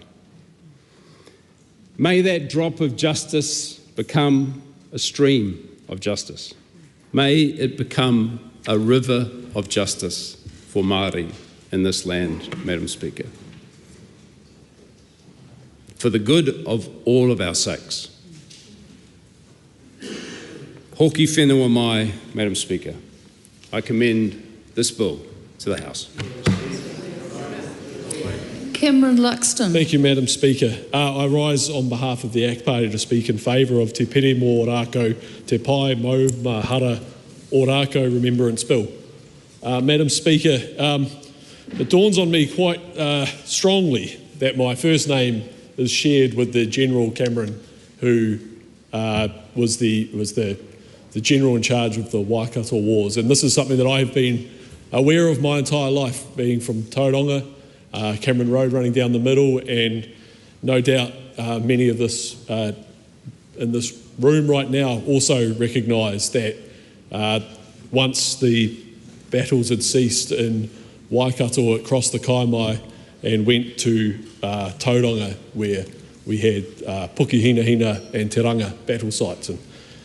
And I'd like to start with that, just to get that out of the way, and then welcome ngā ahi e toro, Maniapoto, Raukawa and Waikato, to representatives to this room to receive this, or to hear what is being given out and receive what we're trying to say in this House, which I think is that we are, as a Crown, recognising the blood on our hands, perhaps as the previous speaker would say. I am going to take a quibble and say I don't want to hear someone say there's blood on my children's hands. I don't think that's going to help, so I repudiate that, but I do think the Crown has got a debt to pay, and this is a small, very small part of paying it. I'm quite honoured to follow the Honourable Penny Henare in his speech where he described going to Kihikihi and out to Ō-Rākau. I made an effort as a younger kid. I got a car when I was probably too young to have one, and spent a lot of time not in school. And one of the things that I did was I took an interest in battle sites in New Zealand. Visiting, I remember finding the Battle of Te Ranga, and it felt like I discovered something, because it's, I had to find these old maps and things, and then break through a hedgerow off the highway out the back of Pies Pa, find a overgrown cow paddock with some bumps in it, and then a concrete plinth that marked that site. I'm glad to see that today that site's getting more recognition, and the Bay of Plenty councils and others are putting effort into commemorating that site in a proper way. I had the same experience at Ō-Rākau, where as a builder I was working in Waitomo and driving that road quite a lot. This is pre-politics. Driving that road quite a lot, and I took an effort to go and find sites and go and visit them. And I remember Ō-Rākau, I thought, is this really this massive battle, this important place, this place where so much history unfolded for two cultures and one country? Because all I saw was a plinth and a car park and a few little plaques. It's still very, I went to Ō-Rākau. Actually, I'd recommend anyone in this House, there's a lot of members in this House who go to field days every year. It's not far out of the way, you should go and visit. And I did that again at field days this year while I was over there.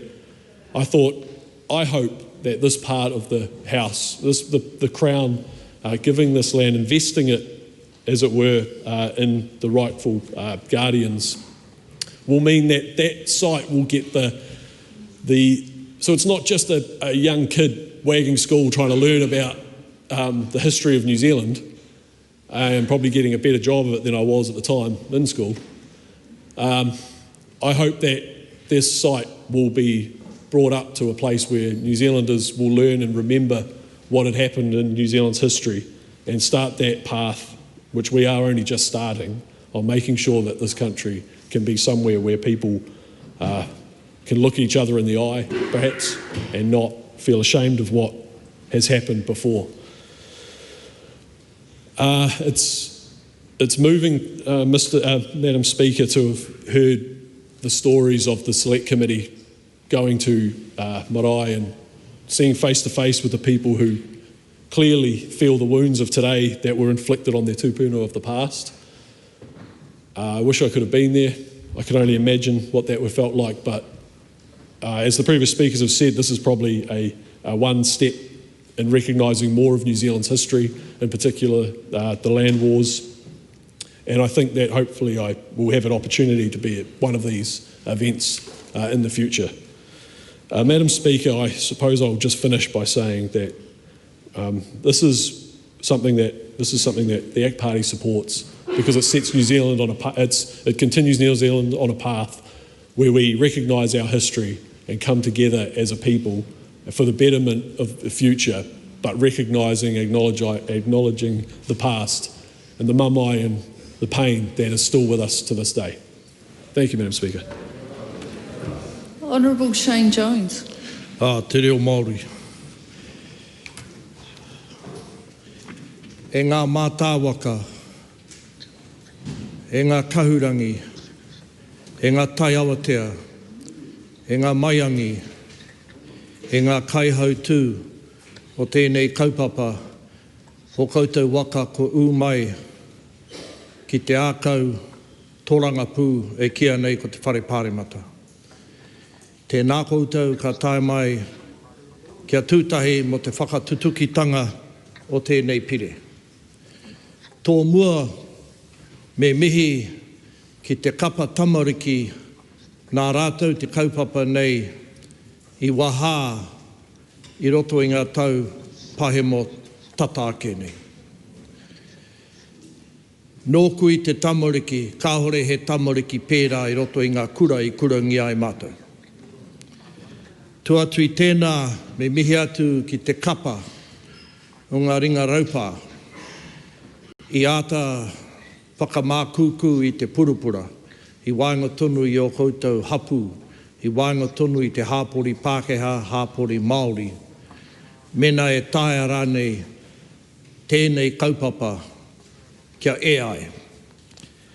Harano atu a kāwhia, harano atu a tame, a kātaraina, a mania poto i raro i te takinga a te matakāheru, me tērā tuaka nōku atuku.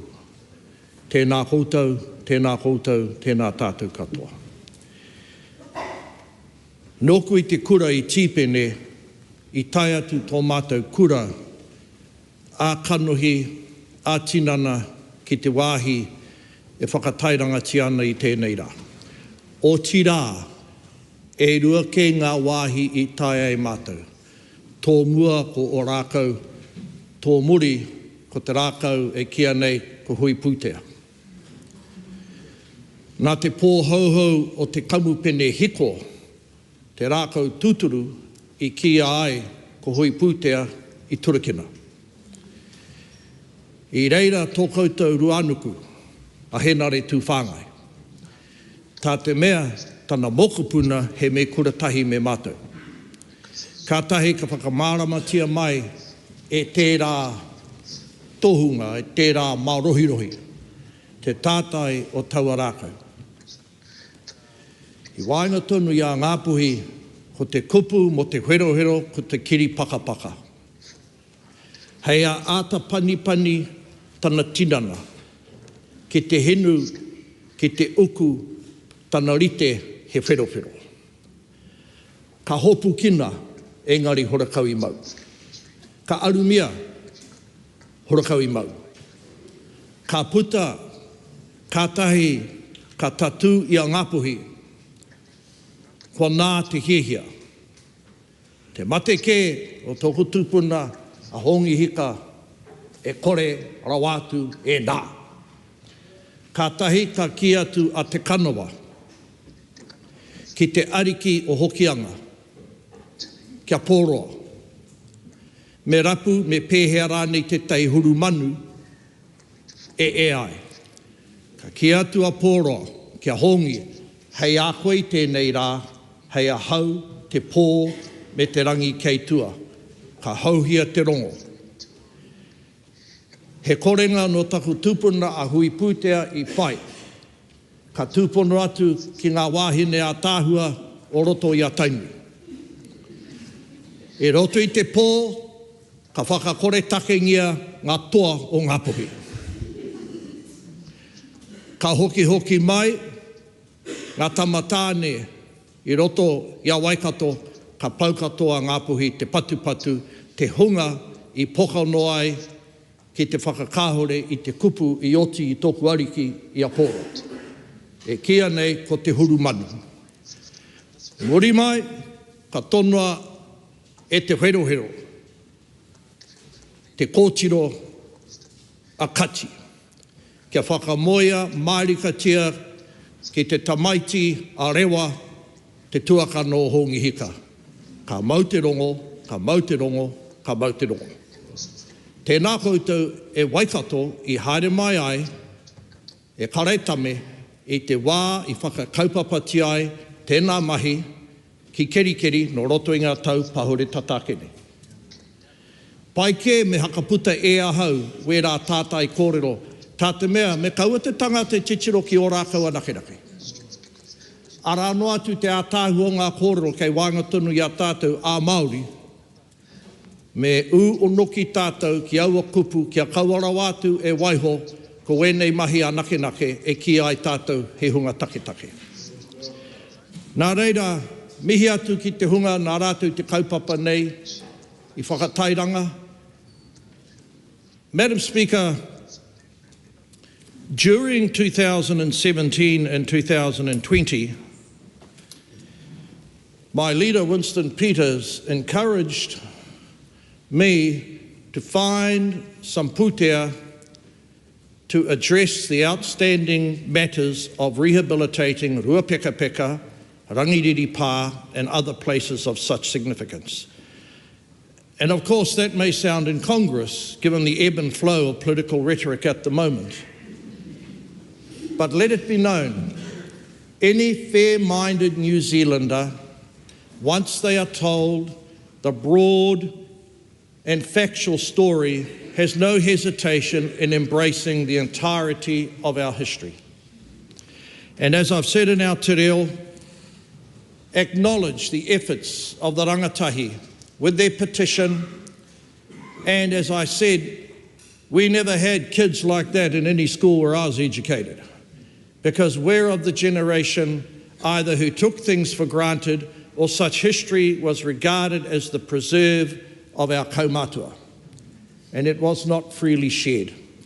So this bill, which is about to pass, ought to be seen as an opportunity for not only the broader Waikato community, but for all Kiwis to acknowledge and to learn about the history as we march towards 2040. Because there are no saints purely, there are no sinners solely in our history. There are hoariri, friends in anger, if mistreated, if misunderstood, become foe in perpetuity. That's not the vision of this Parliament.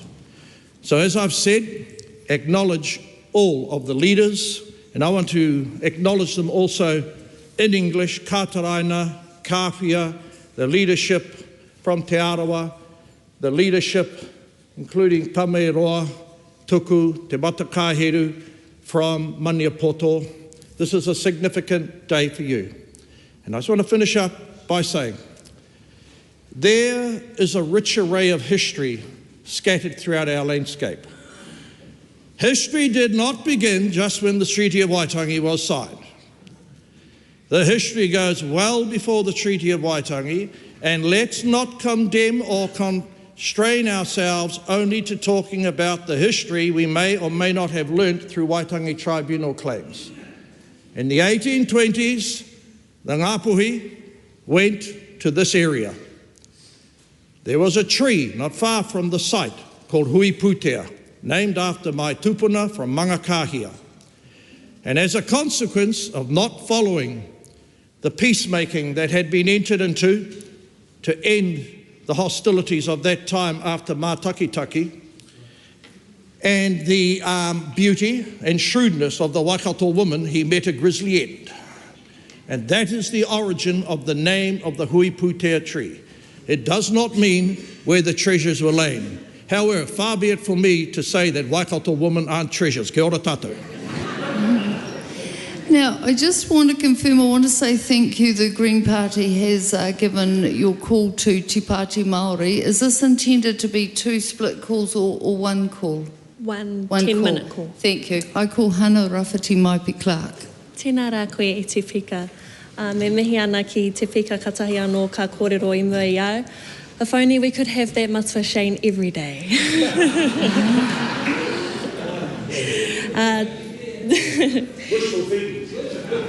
Tēnā rā koe te whika, tēnā rā tātou te whare. Ko ngā uri o te raupatu e ngunguru nei, au e ha. Kengi tū hei tia ki te rangi, te tapu nui, te tapuroa, te tapu whakatike a tō tātou nei ariki nui, koini ngā waihono I te pōtatau te wherowhero te tuawaru, koe noho mai nei runga I tō torona. Tainua ki tō tātou nei makau ariki, ka nui taku hari, ki te kite I a koe, Kua taia tinana mai ki te whakakanohi tēnā rawa atu kia koe. Ki te ara ki tapairua hēni, te tumuaki, rire hau, pai mārire. E tū ana hau I runga I te whakaiti, te whakaiti, te whakaiti. Kua mahia ngā taumahatanga o te wā I te whakaikinga mai o tōku iwi ake ki runga o Parimata. Kua tai mai te waka o tainui, ngāhi e toru, ngā uri o te raupatu. Hīnei te mihi, te reo whakamiha ki te mana whenua e kura mo tō koutou reo pōwhiri mai kia tātou I te atanei. Ka hoki ake ki te kōrero a tama potaka I te ata tonu nei, nau mai ki te whare o te raupatu. Nau mai ki tō koutou whare, kawea mai ko ngā whakāhua hei iringa mahara, kawea mai ko ngā taonga ka tahi anō ka hoki mai, kawea mai ngēnei taonga ka tū hei tohu mo te whakahirahiratanga o te wairua a ngō mātua tipuna. Te koroaia manga I atua, te taiaha ka tahi anō ka whakawhārikihia ki konei. I mua rāno I taku kauwhau, me mihi kātika ki te Pāti Kākāriki I tō koutou tākoha mai. I'd like to thank the Green Party for giving me an extra 5 minutes in this slot. Madam Speaker, a letter from the Crown to the people of Waikato. The warning reads, to the natives who reside in the Manukau district in the Waikato frontier, you are hereby required immediately to take your oath of allegiance to Her Majesty the Queen and to give up your arms to an officer appointed by the government. For that purpose, natives that comply with this order will be protected. However, natives who refuse are hereby warned to leave the district aforementioned and retired beyond Waikato past the Mangatawhiri River, or you will be ejected. I repeat, ejected. This was the beginning of the biggest campaign of the New Zealand Wars in the invasions of Waikato. Tahi mano warurau ono te kau mā whā te tau, mai he te marama, whakawhiti mai te ope taua o te Pākehā, a te karauna I te ringatoto o te kawana o kawana kirei I Ō-Rākau, I te iwi o rewi manga maniapoto, ki te aha, ki te muru, ki te raupatu I oku whenua. Ka tautoko te karanga o rewi manga maniapoto e ngā iwi waka maha o tūwharetoa, whanganui te rautakitahi a tūhoi, ka hungunu me te aroa. Ki tāku whakapai, ka kore rawa a mātou mātua tipuna I mata poporetia, tahi rau ono te kaumā tahi tau ka hipa, ka tūtonu ko ngā uri a rewi maniapoto ki roto I te whare o te karauna ake, ki te rongo ki te whakapāha o te ringatoto kia mātou ngā uri o te raupatu. Against all odds, the descendants of the Battle of Ō-Rākau, 161 years later, sit in this chamber listening to the apologies of the heinous acts of the Crown. That was the land wars that was inflicted on our people of Waikato and Māori throughout the country. 300 people to defend Ō-Rākau against 15,000 soldiers, 1,500 soldiers. This was lasted over 3 days and 12,000 square kilometres of land. Madam Speaker, there will be no hakas from me today. I will leave that to the professionals for next week in Taranaki. Mau mai wā taku haka I te rānei. He hae, nā runga anō I te mea, kua haka kētia e ngā hoia ki te kauhangariri. Kua haka kētia e ahu mai te pairata ki te mura o te ahi. I was 11 years old, a part of te pūtake o te ririhaka at Ō-Rākau Power Site when the then Prime Minister at the time, Honourable John Key, attended. 11 years later, nōku te honore ki te tuku kōrero mo te otingake o tēnei pire. As a member of the Māori Affairs Select Committee, we attended Pārāwera Marae last year, listening to the hearings of many whānau. There's a few submissions that I want to make point and relay in the House. First of all, the descendants of those who brought the many faces, names, photos, taonga and stories who battled at Ō-Rākau Pā. To Chris Kay, who was a previous owner of the land and stated it wasn't until after he had purchased the land that he found out that it was a Pā site, which holds huge significance and importance. This must be entrenched in our laws that any significant land war, Pā site, wahitapu or any place of significance should be at least outlined in the T's and C's before purchasing, or even furthermore returned back, as there are many exact similar situations where this happens all across the country. To Leah Bell, who visited the Ō-Rākau Pā site on a high school trip in 2014, which moved herself and her peers to action a petition to commemorate the land wars of Aotearoa, Rā Maumahara, and the introduction of New Zealand's history curriculum in schools. This brings me to stress to this coalition's statements of, quote, rebalancing of the current history's education curriculum to be less focused on te ao Māori. We must keep the New Zealand history curriculum in schools. To Linda Campbell, a tangata tiriti teacher, who, I quote, we cannot underestimate the broad benefits people stand to gain. Eros reports that 9 out of 10 teachers enjoy more meaningful and relevant. 9 out of 10 teachers enjoy teaching New Zealand histories in schools. They make the learning more meaningful and relevant to their students. There are now more meaningful and relevant contexts to te tiriti o Waitangi within the history's curriculum, end quote. Today I come with immense gratitude that this is the first completion of a settlement with the Mairohe of Hauraki Waikato in my time here. I come today with a heart and call of unity, the call of kotahitanga from our late king, Kingi Tuheitia. It still echoes even in this house today. It was in his reign where he welcomed Prime Minister John Key in 2014 to Ō-Rākau for this bill. Not often does this house come together, all 6 parties. I often say the last time we were all on the same waka in this house was a tribute we held for Kingi Tuheitia. And today I'm heartened that the House unites again to pass this bill, in honour of our late king and all those who fought at Ō-Rākau. Although different views from all sides of Parliament, I must acknowledge every party for commending this bill to proceed. To Honourable Thomas Potaka and his team. I recently asked our whānau who were only here last week in the return of Maunga Taranaki and them expressing their feelings and the constant contradictory of one day turning up to Parliament to an important day like this and then another day slamming that side of the government in oral submissions for the Treaty Principles Bill. The 28th of October is held as a national day of significance for the land wars of Aotearoa. Te Pāti Māori states that this day be held as a national public holiday, just as we commemorate Anzac. We must hold the same mana, taurititanga, for the land wars that happened on this country's very own soil. The Battle of Ō-Rākau heard the cries of Rewi Manga Maniapoto to his people, ka whawhai tonu mātou, ake, ake, ake. Only last year at the hikoi of 100,000 people did I cry to my own, ka ora tonu mātou, ake, ake, ake. What a privilege to say that, when I've never seen a barrel of a gun, when I've never been on a front line of a war site, when I've never seen bloodshed. Ki te kore a rewi I ngōna kupu ka whawhai, kua kore tēnei whakareanga e kōrero ana I te kupu o te ora.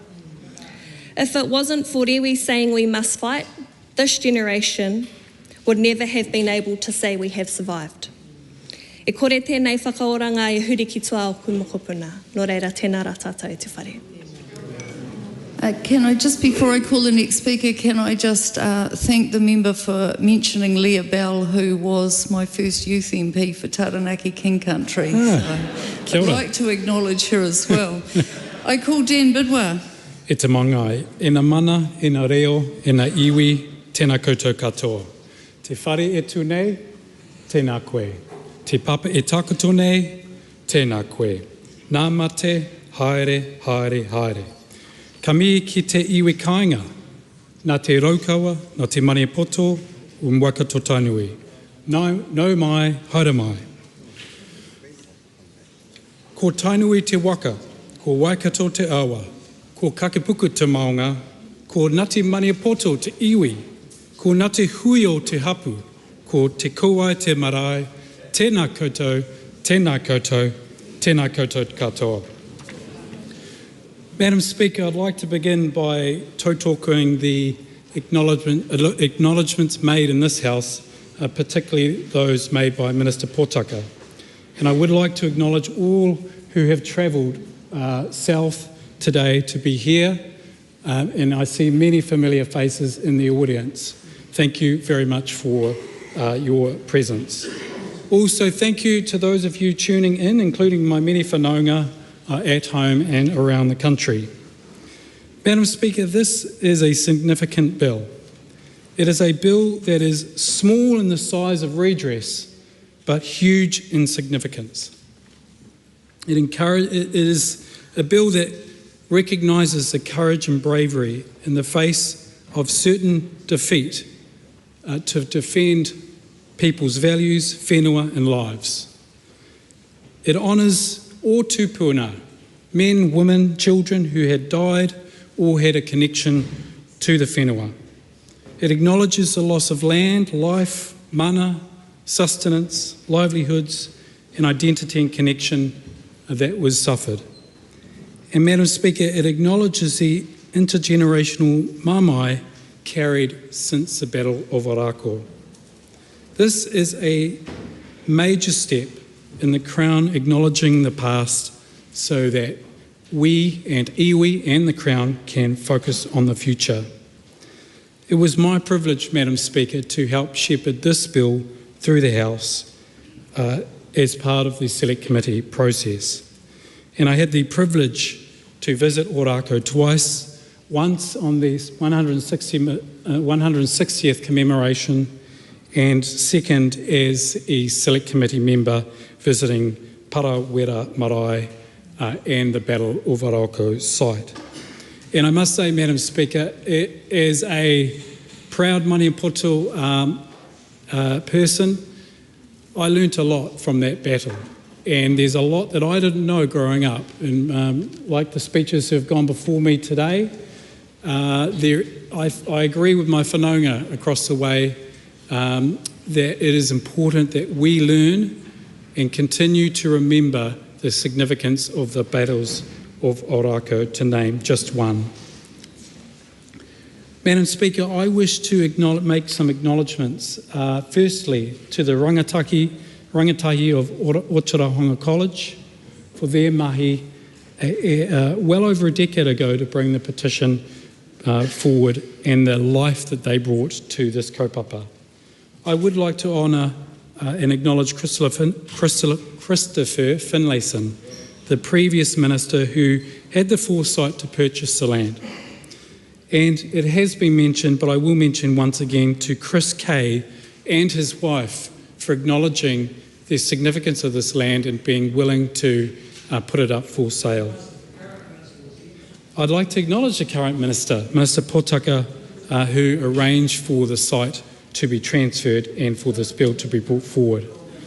I'd also like to acknowledge the Crown officials, James Mitchell and Cameron Evans, and my fellow members of the Māori Affairs Select Committee for your patience and your commitment to hearing the submissions in this House.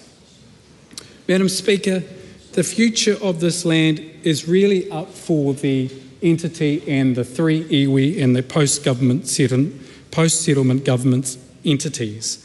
But I see a future that has endless possibilities.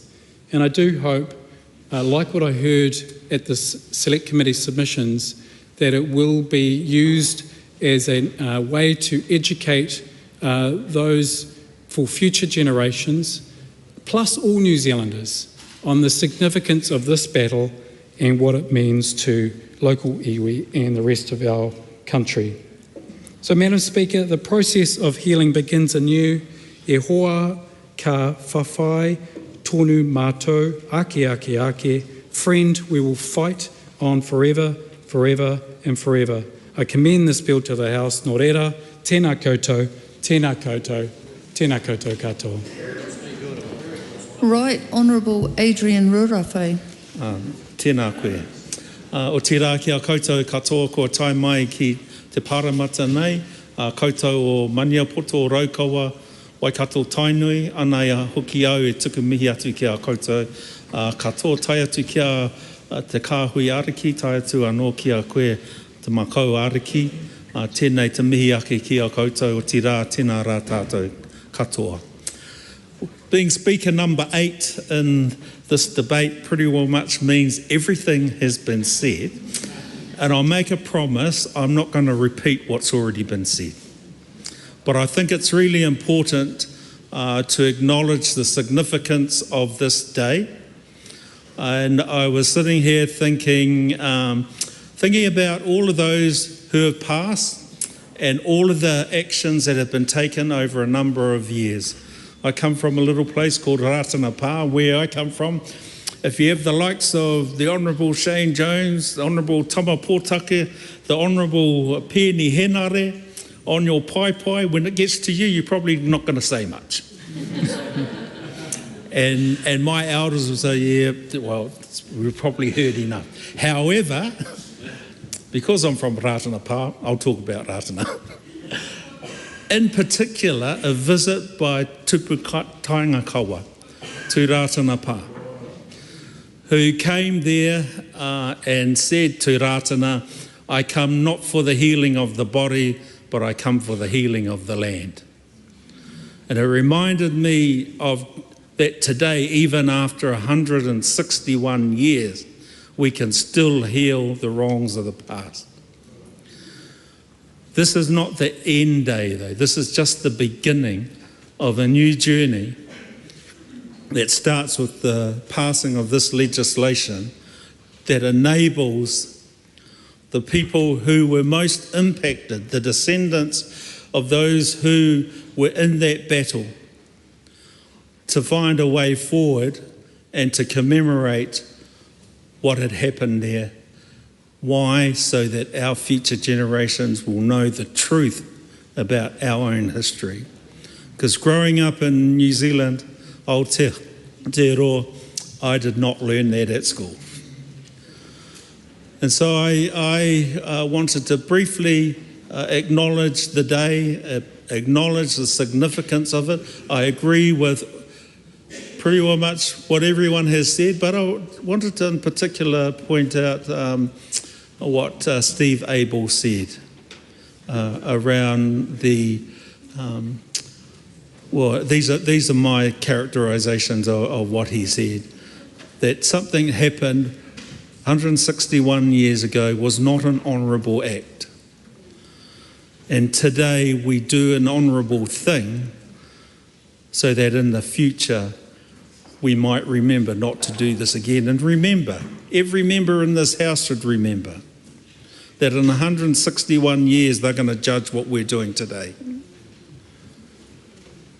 My message to everyone in this room, be on the right side of history. Nō reira, kore ro tēnei tū, o tira, tikane kia tukumihi atu I ka koutou katoa, I runga te tukungi ho rātou mā te wāhi ngaro, ma te maanga he tautoko mai, ai nei, ake nei, ai. Dana Kirkpatrick. Thank you, Madam Speaker. Tēnā koe e te mangai. Kei te tū au ki te korero mo te pere o Ō-Rākau. Kia koutou na uri o Ngāti Mani o Poto, Ngāti Raukawa me Waikato Tainui e mihi ana kia koutou. It is an honour, as always, to take a call, but especially humbling in this Remembrance Bill journey that has absolute significance for the people who have made not just the long journey to Wellington today, but the 161 years it has taken for you to get to this day. The Battle of Ō-Rākau to this day holds immense significance for all of those who lost tupuna there in 1864, and we welcome you all to this House. And it's also lovely to see all of the generations in the House today for what is a historic day for you. The legislation before us is required to effect the deed of agreement relating to the Ō-Rākau site between the Crown Maniapoto, Raukawa and Waikato Tainui. This bill enables the record of title for the Ō-Rākau site to be held in the names of the ancestors who fought at the Battle of Ō-Rākau or had other connections with the land, and enables Maniapoto, Raukawa and Waikato to jointly have and exercise the rights and obligations of the registered owner of the site. The vesting and ownership arrangements in this bill are not redress provided for in settlement of any historical claims under the Te Tiriti or Waitangi, but the Ō-Rākau deed and this bill instead reflect the desire of all parties to acknowledge the history associated with and the national significance of the Battle of Ō-Rākau and to enable the recognition of ngā tupuna associated with the Ō-Rākau site. Madam Speaker, I was lucky enough to be on the select committee that travelled to Ō-Rākau. Thank you to all who hosted us there. We came to hear the submitters and to visit the site, and it's always humbling to be welcomed to a place of such significance, not only to the people who were there that day, but to all of those other iwi who hold Ō-Rākau as a special place in their heart from as far away as many other places, Tūhoi, Aotearoa, Ngāti Manawa, Tūwhare Toa, iwi from Tairāwhiti and Wairoa, and others. On the day we visited, I can recall the effort that had been made at the site to show us exactly what had happened in the battle at Ō-Rākau, and where those hosting us had dug a hole in the ground. For a while there I wondered what that was for. I was worried they were going to put us in it, but they dug the hole in the ground with the scale model of the site, which was absolutely fantastic, and an inspiring way to show us the story of what had happened in the battle at Ō-Rākau. It was a very moving day. It actually did see some of us with the odd tear in our eye, and I thank you for the effort you went to make that come alive for us that day. I want to acknowledge all the submitters who came and told us these stories. They were compelling, they were passionate, and they were very clear that it was time to make sure the whenua was returned to the people and that there was an effort to tell the story. Your site is a taonga, and it is a privilege for our select committee to have played a tiny, tiny part in the process of returning it to you iwi as kaitiaki. The bill itself has limited scope to address the trauma experienced by the descendants of those involved in the battle at Ō-Rākau and its surrounding history, as well as your whānau iwi and hapu.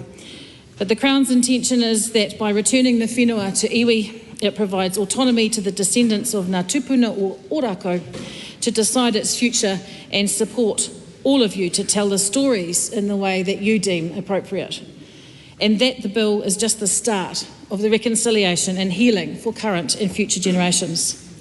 I'm also pleased the land is going back to this entity, because we should note that in the 1880s the Crown explored acquiring the battle site to gift to Te Kooti to keep him from returning to the East Coast. Well, I'm not sure how that would have worked out for Te Kooti, but much to the relief of the Tupuna, that arrangement fell through and eventually it came into the hands of the Kay family. It wasn't until the treaty negotiations with Raukawa that former Minister for Treaty Negotiations, Honourable Chris Finlayson, learnt of the significance of the site and put some considerable effort into the Crown acquiring the land and beginning the kōrero between all of the iwi, Raukawa, Maniapoto and Waikato Tainui, on what a combined approach to the site, the story and the legacy might look like. And in his submission, former landowner Chris Kay said it wasn't long after purchasing the site that he and his wife Sue realised how important it was and that it needed to be a public space where those who had fought there and died there could be acknowledged and remembered. Now the site will be managed by the kaitiaki Ngā Ahi e Toru, and it will be their vision that brings the story and remembrance to the forefront for the future of this site. And I understand the narratives will record the different perspectives as each iwi has a story to tell that is to be celebrated and acknowledged. In closing, Madam Speaker, I acknowledge those who have been on this journey who have not lived to see this day. It's always sad for those who have spent a lot of time fighting for this day, and now I know that you will honour them in the way that is right. I wish you all the very best. I cannot wait to see what you do, as I know from the depth of feeling we witnessed through our visit to Kiwikiwi that it will be incredible. Thank you also for the book you gave us when we visited with you.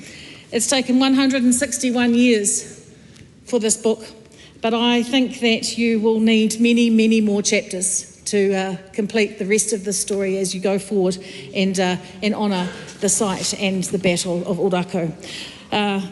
Thank you, Madam Speaker. Thank you to all of you for coming and for your patience in this journey. Nō reira, tēnā koutou, tēnā koutou, tēnā tātou katoa. This call is a split call. I call Shannon Halbert. Tēnā koe te māngai. Rapua te huarahi whānui hei ara whakapiri I ngā iwi e rua I runga I te whakaro kotahi. Makau ariki, tēnā koe. E te kingi pōtatau te whero te tuawhitu haere atura. Te hunga ora ki te onga ora, Ngāti Maniapoto, Raukawa, Waikato Tainui, me mihi kia koutou katoa I tēnei rā, he rā whakahirihira tēnā koutou katoa. Madam Speaker, today is one of those wondrous days for us in Parliament. For us as Māori, our Māori Affairs Select Committee, for all members who serve in this House. Because we get to do something that's right. to correct some of the challenges of our past, to apologise for the things that the Crown has done wrong, and most of all, to make it right. Can I acknowledge each and every one of the whānau that are here today? Can I also acknowledge my friends from Te Wānanga o Aotearoa, kei te mihi kia koutou katoa. But the thing is, Madam Speaker, and part of that wondrous coming together today in the spirit of kotahitanga to support this kaupapa, this bill, te pere mō Ō-Rākau, te pai o Maumahara, the Ō-Rākau Remembrance Bill. It's nice because it's been a checkered 18 months together. And I look around this house today, and in this spirit, I ask all of us that we continue that mahi to do what's right, to create better outcomes for Māori and for all of Aotearoa. Madam Speaker, when I think about that and doing what's right, I look to our rangatahi. I think about how this bill came upon us, ensuring that our stories are learnt, and it was our rangatahi who championed that. And we've heard in this house today the petition that was put forward to enable those stories. And without that petition, I wonder if the Aotearoa New Zealand curriculum would have been put in place. Learning our history might be something that collectively we still would be aiming for. But it is what is right. Because those stories matter. They matter to all of our whānau and the communities where we live. I have a special hononga when we went back to Parawira. And I remember my friend Anzac Pikia today in this house, a good friend of mine. And when I went back to that marae to hear your stories, he was very much there. And I thought of him, his characteristics, his wonderful mātauranga, his wonderful sense of waiata, and whoever in this house may know of Anzac, you could hear him from a mile away. Because those stories ring true. Whether they're in our pūrākau, whether they are in our waiata, they must be used for education for everyone. So I acknowledge him today along with the rest of the whānau. I also acknowledge Matua Kāwhia, who hosted us on the day, tēnā koe te matua, who laid out for us the geography of the whenua that we were talking about. Madam Speaker, I learned more from this demonstration than I learned from the movie. Because the stories are real. They come from a different place. They come from our whānau, and they come from lived history. So I acknowledge that. Tēnā rawa tū kia koe. Madam Speaker, as I finish my contribution today in my 5 minutes, I want to acknowledge the 300 Māori that did have to fight for their lives during these wars. The women, the children, the absolute devastation upon this community, but most of all, the loss of whenua.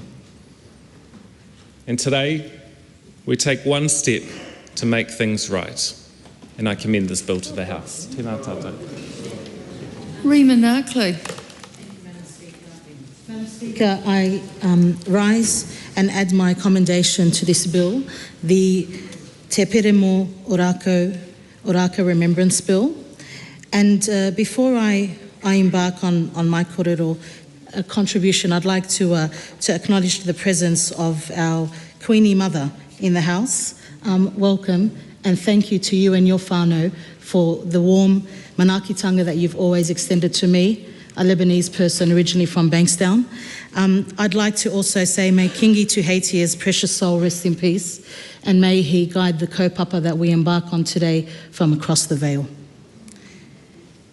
Madam Speaker, This bill will essentially, as we've heard, give effect to a deed of agreement between the Crown and Maniapoto, Raukawa and Waikato Tainui, iwi.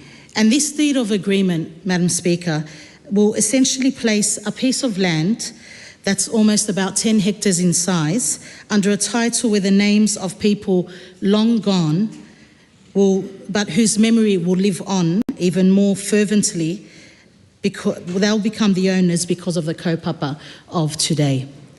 And Madam Speaker, this piece of land that I refer to is one which is the guardian to the eternal cries which have become the whispers of courage, of sacrifice, and the ultimate price to pay to defend one's land and one's family, and that's death. This piece of land was the first and the last to witness, as Minister Potaka said, and he said in his first reading speech, he coined it as the Ō-Rākau 300, New Zealand's own Spartan story, because the story that my colleague in front of me before me spoke about, saw 300 iwi defenders protecting this piece of land and all that dwelled on it against all odds, against about 1,500 British troops. Brave men and women, Madam Speaker, from all over the motu, formed this mahi of defence. And as Katrina Hodge said during our visit to Ō-Rākau last year, Ō-Rākau is a thread that connects iwi from across the land. Madam Speaker,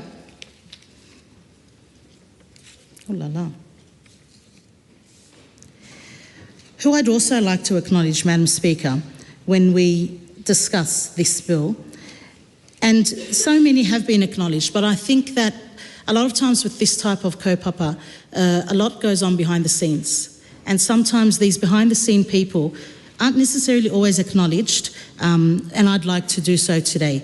The first one is someone that has already been acknowledged, despite what I just said, Dr. Robert Joseph.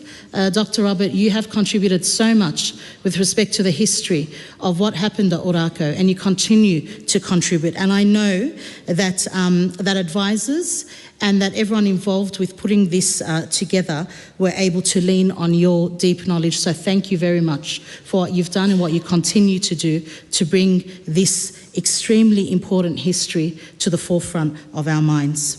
I'd like to acknowledge also, if I may, the presence and the guidance of Mātua, Kawhiate Murahi.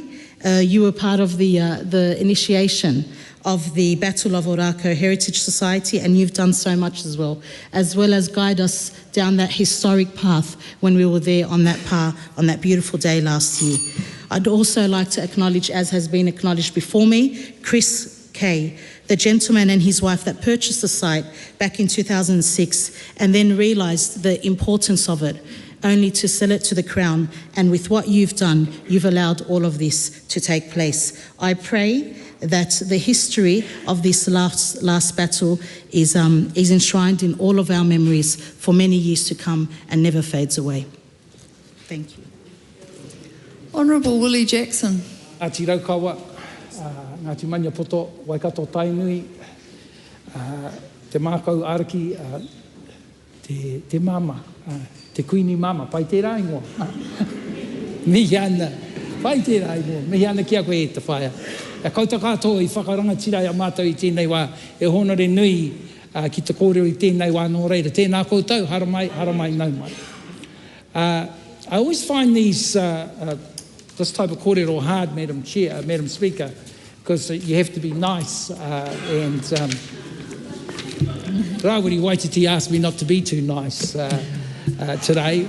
It's another good day, remember? Oh, yes, but, you know, and I, of course, want to acknowledge the occasion and acknowledge the ministers for their mahi, but there's always a sense of frustration, Madam Speaker, when you come to this point, and all the good kōrero beforehand sort of ignores some of the kōrero that's in front of us, you know, where here we are settling this, and the Māori nation was sort of still under attack from from certain groups in this Parliament, mainly the ACT Party, Madam Speaker. So I find it hard to reconcile that.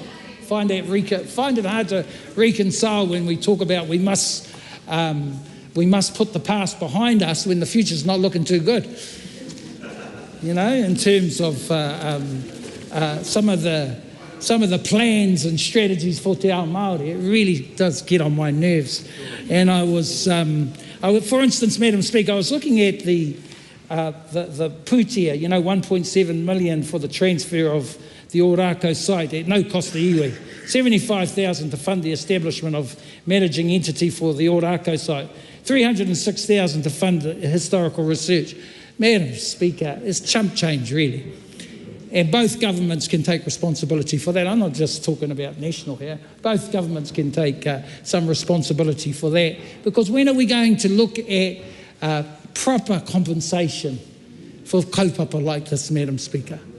You know, so I'm not here to give Tama and Goldie over there a hard time. I'm here to say, when are we going to have a relook at this situation where our people have to go through so much, and yes, they get the apology, and then they're just about funding the whole thing themselves. Hoha. And you know, one day I dream of a crown that'll say, well, actually, there's $10 million. You don't have to negotiate. You don't have to negotiate. I don't know about the Rawiri Waititi. We all watched him up there trying to get sign up Māori Party members, and he's always up to something. You wonder why he wasn't speaking today. Well, that's because he was signing up members upstairs. But I dream of that day. I dream of a future where we actually celebrate the treaty instead of attack the treaty, as this party over here has been doing for the last few months. And our people are responding. Our people are responding. I'm so proud of our people at the moment. Proud of our people. And so I say to our people who have come here, Ngāti Raukawa, Mania Poto, Tainui, mihi ana kia koutou, rawe o koutou mahi, no doubt about it. But, you know, there's so much in front of us now, isn't there? You know, it's great, this is fabulous, but look at all the mahi is in front of us and the problems we have. And so we can whakakotahi for the kaupapa here, but let's remember the challenges out there. Particularly when we go down that track, and it's wonderful to talk about the 300 against 1,500, but right now we've got Māori feeling under threat, and we've got 400,000 people who've been making submissions to a select committee. So let's not kid ourselves, people, in terms of where we are today. Let's not kid ourselves that we as a government put in history in schools. And that's a kaupapa that must stay. And I see Vincent O'Malley in the audience there. Mihi ana kia koe e hoa. We need people like yourself to push that type of kaupapa, because without that kaupapa, without an emphasis on kaupapa Māori, our history won't get told. I mean, really, how many people in the country know about this kaupapa? It's all, you know, we're talking to the converted here. There's got to be an investment and a pūtea put behind that kaupapa so all New Zealanders know about what happened there, the atrocities that happened there. I'm worried about that type of kaupapa. I hear Cameron talking about names. You know, so important to us, isn't it? You know, names are everything to us, no doubt about that. You know, there was a time when our kids were named Shane Jones and Willie Jackson, you know. That's a fact. There was a whole generation of Māori named along those lines. And then that changed with the Kohanga generation. And 6 weeks ago, when my 7th mokopuna was born, my boy gave our baby girl the name Ahumai, which of course is the huge significance in terms of this kaupapa. And so names mean everything, but don't just rattle on about Cameron and the bloody coloniser. Understand that for us, those names changed. And so, you know, we went from Shane Jones and Willie Jackson to Tama Pōtaka and Pēni Henare. That's just a fact. That's just a fact. And to Tuku Morgan up there, and, you know, our people change because we politicise them, we put investment in them, and that investment, I say today, has to continue. Has to continue. And that's the challenge here today. This is a wonderful kaupapa to support and celebrate, but will we continue the support? Because some of the iwi here are taking the government to court, for goodness sake. So thank you, they said, you know, and then they're taking you to court the next day. So let's understand where Te Ao Māori is, and that is that we have to do the business, and then we have to challenge and we have to continue doing things, but there has to be a change, and the change has to come from the government in terms of investment. I talked about the pūtea. There's got to be a day, whether it's National or Labour who are in, where we really understand the loss and stop giving crumbs to our people. Yes, we will take the crumbs. Yes, we will build. Tainui built, Ngāi Tahu built off crumbs. But maybe one day the government can show some aroha and generosity to our people. I want to thank, and some of the names have been mentioned, but I do want to thank some of the people who've supported this kaupapa, from Ngāti Raukawa, Si Pakaki up there, and Chris Mackenzie. Ngā mihi kia kōrua for your mahi in terms of what's happened. Sometimes you get a bit of, sidelined a bit by the sort of tuku Morgans and whatnot who just love the TV and radio, you know. But I want to say mihi ana kia to you, tuku, for your work. Wonderful, you finally saw the light when you left the Māori Party. You did leave the Māori Party, didn't you? I'm not sure. But I want to mihi to you and Tom Raw over there. You know, sadly, you should have heard old Shane Jones sounding fabulous today after they kicked you off the tribunal, you know. Yeah, I just love you, Tom Raw. See you later. Time for Richard Prebble, you know. You know, this sort of nonsense, eh, Tom? But I want to thank you, Tom, for your mahi. To our Māori Queen, the Queen's mother, lovely to see you here today. You know, just you whakamana our kaupapa here today. And I was saying to Petey, what do you call the Māori, the Queen's mother? He goes, Auntie. There you go, that's your name there. So, tika tana kōrero. Lovely to see you here today. So Tumuake, where is he? I saw him somewhere. Oh, good to see you there, Chief. Come along and whakamane our kaupapa. We've got Kāwhia Murahi, he's over there, somewhere over at the back there. Good to have you. I don't want to miss anyone. I think I've got everybody. Have I got everyone, Penny? I've missed anyone? But I want to thank you all for your mahi and moving this kaupapa. It's not easy. You're not going to get paid anything. One or two you might get paid, but I won't get into that. But this is what it's about, isn't it? It's about commitment. It's about driving things forward, and we've got a lot on our plates at the moment, you know?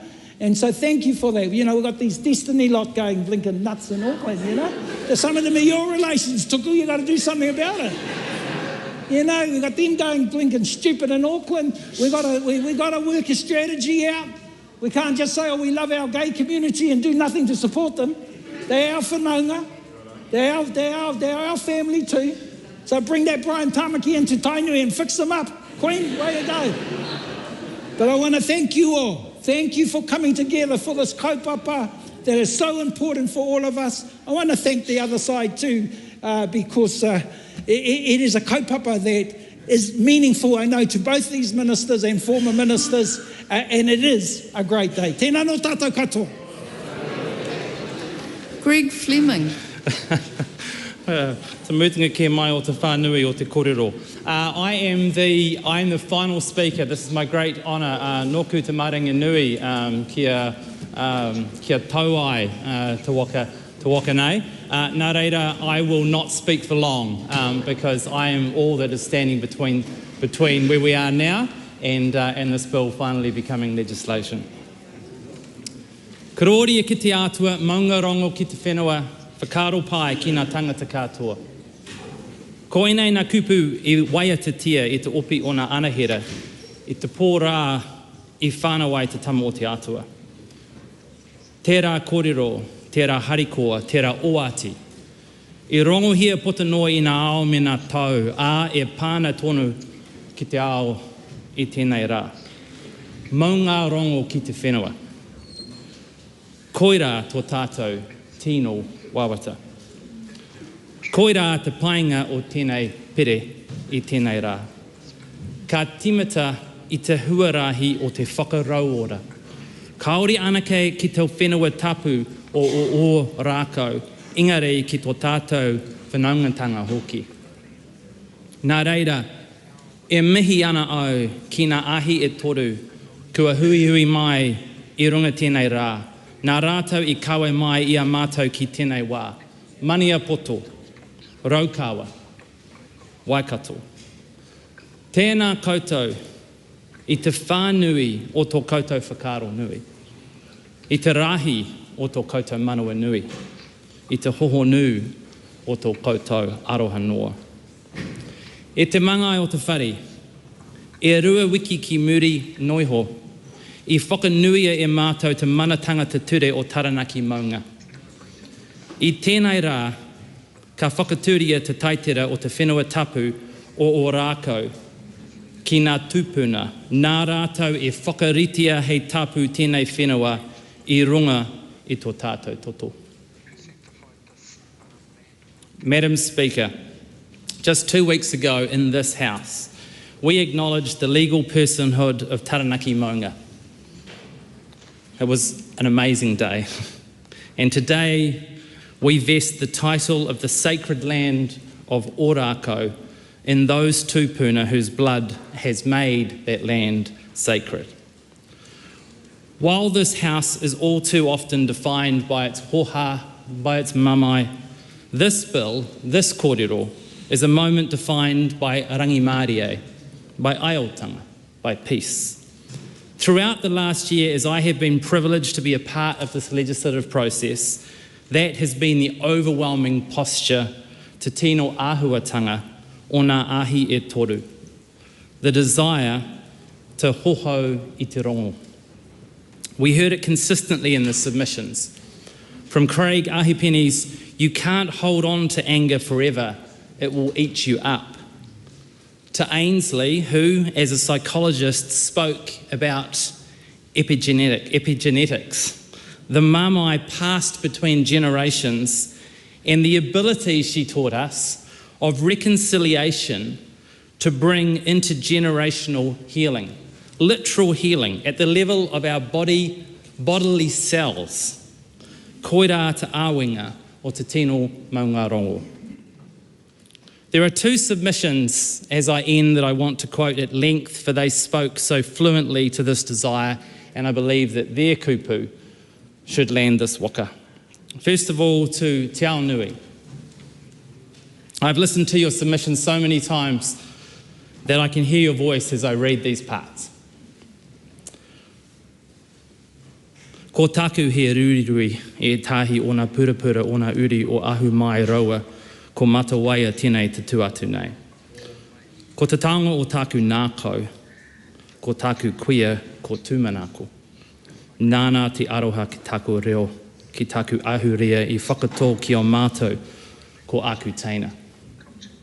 Te Ao Nui then spoke of the sacrifice that his nana had gone through and the beatings that she had received, and yet in spite of that pain, in spite of those scars, what she had passed to him and to his family.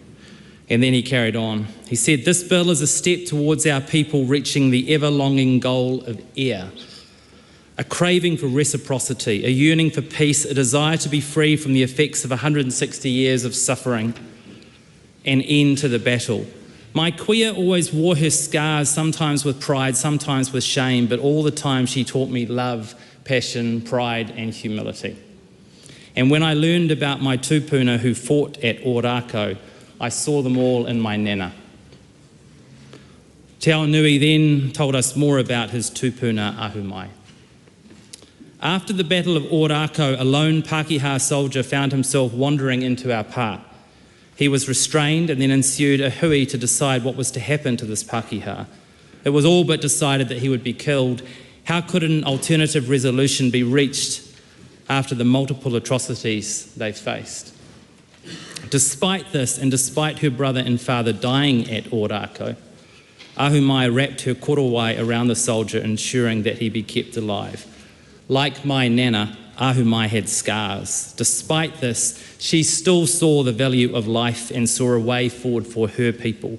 Recognising her entitled won't repair the severed ties that separate us, but it will begin the process of healing these deep scars that we hold. Following the submission, Pene Henare asked Te Aonui to speak more to this concept of ear. Te Aonui explained that it was for his children and their children, that the process of healing begins now. And Madam Speaker, the final words must go to Kāwhia.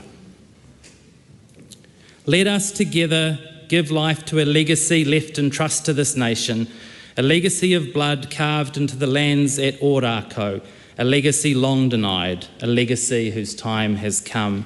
Let us establish Te Ara Hoho Rongo Mango Rongo ki Ō-Rākau, a transformational pathway toward an enduring hope, a pathway to healing, to peace, and to reconciliation. Koira te tumanako hoho nū o te pere nei. Mau ngā rongo ki te whenua. Nā reira, I commend this bill to the House. The question is that the motion be agreed to. Those of that opinion will say aye. To the contrary, no. The question is agreed. Te piri mō Ō-Rākau, te pai o Maumahara, Ō-Rākau, Remembrance Bill, third reading. We now welcome you to share your waiata with us, please.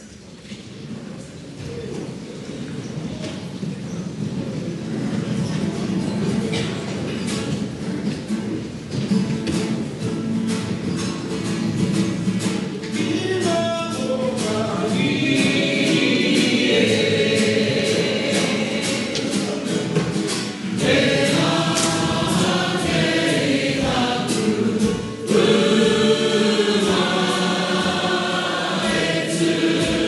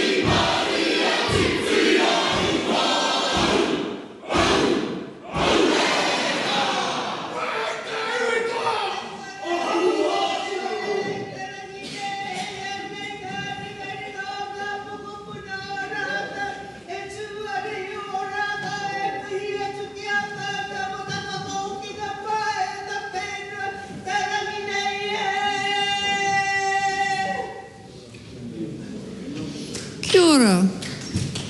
Thank you.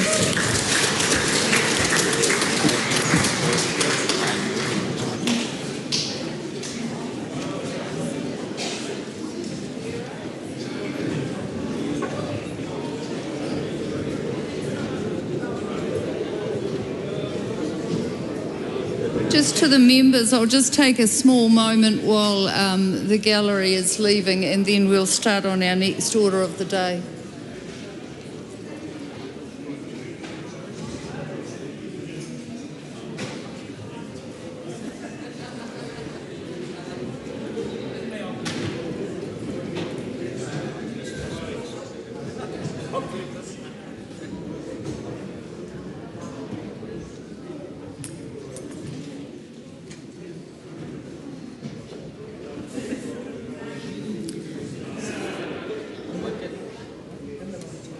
Could I just ask that as people are leaving, could we just leave in silence, please, so we can move on to our order of business? Thank you. I call on Government Order of the Day number 2.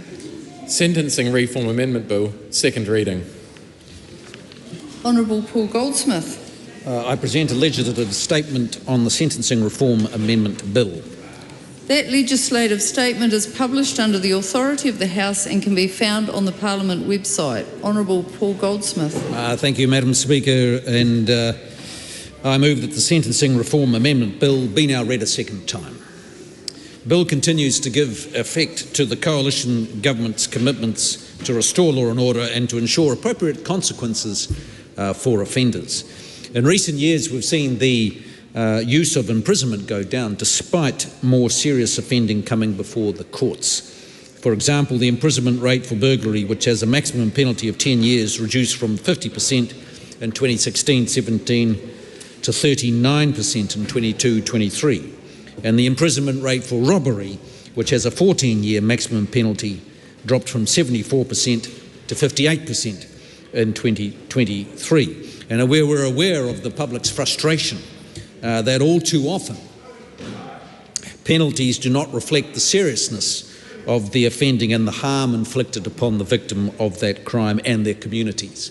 Submitters to the Justice Committee has expressed their concern about the risk of violent, aggravated robberies and ram raids that retail workers face daily. These crimes are just as traumatic whether the victim is working in a big small store or in a small store or a large retail sector business. We've heard victims' frustrations with short prison sentences or no prison sentences at all for serious offences that leave their victims with irreparable damage. Submitters were also frustrated with offenders who receive hefty sentence discounts based on their circumstances, freeing them to quickly reoffend.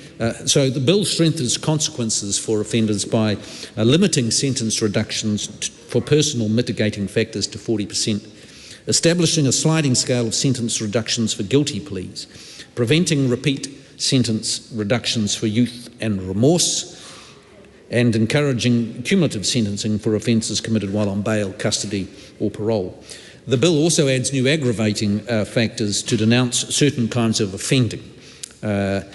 New aggravating factors if an offender is convicted as a party to an offence committed by a young child or a young person, that the offender live streamed or posted their offending online, that the victim was a public transport worker or passenger service worker, and if the victim was working alone and or in a business that is joined or located to the victim's home. And we're thinking in the context of people who own dairies, live upstairs and suffering violent attacks in the middle of the night, which have a horrendous impact on the wider family, not just the person involved.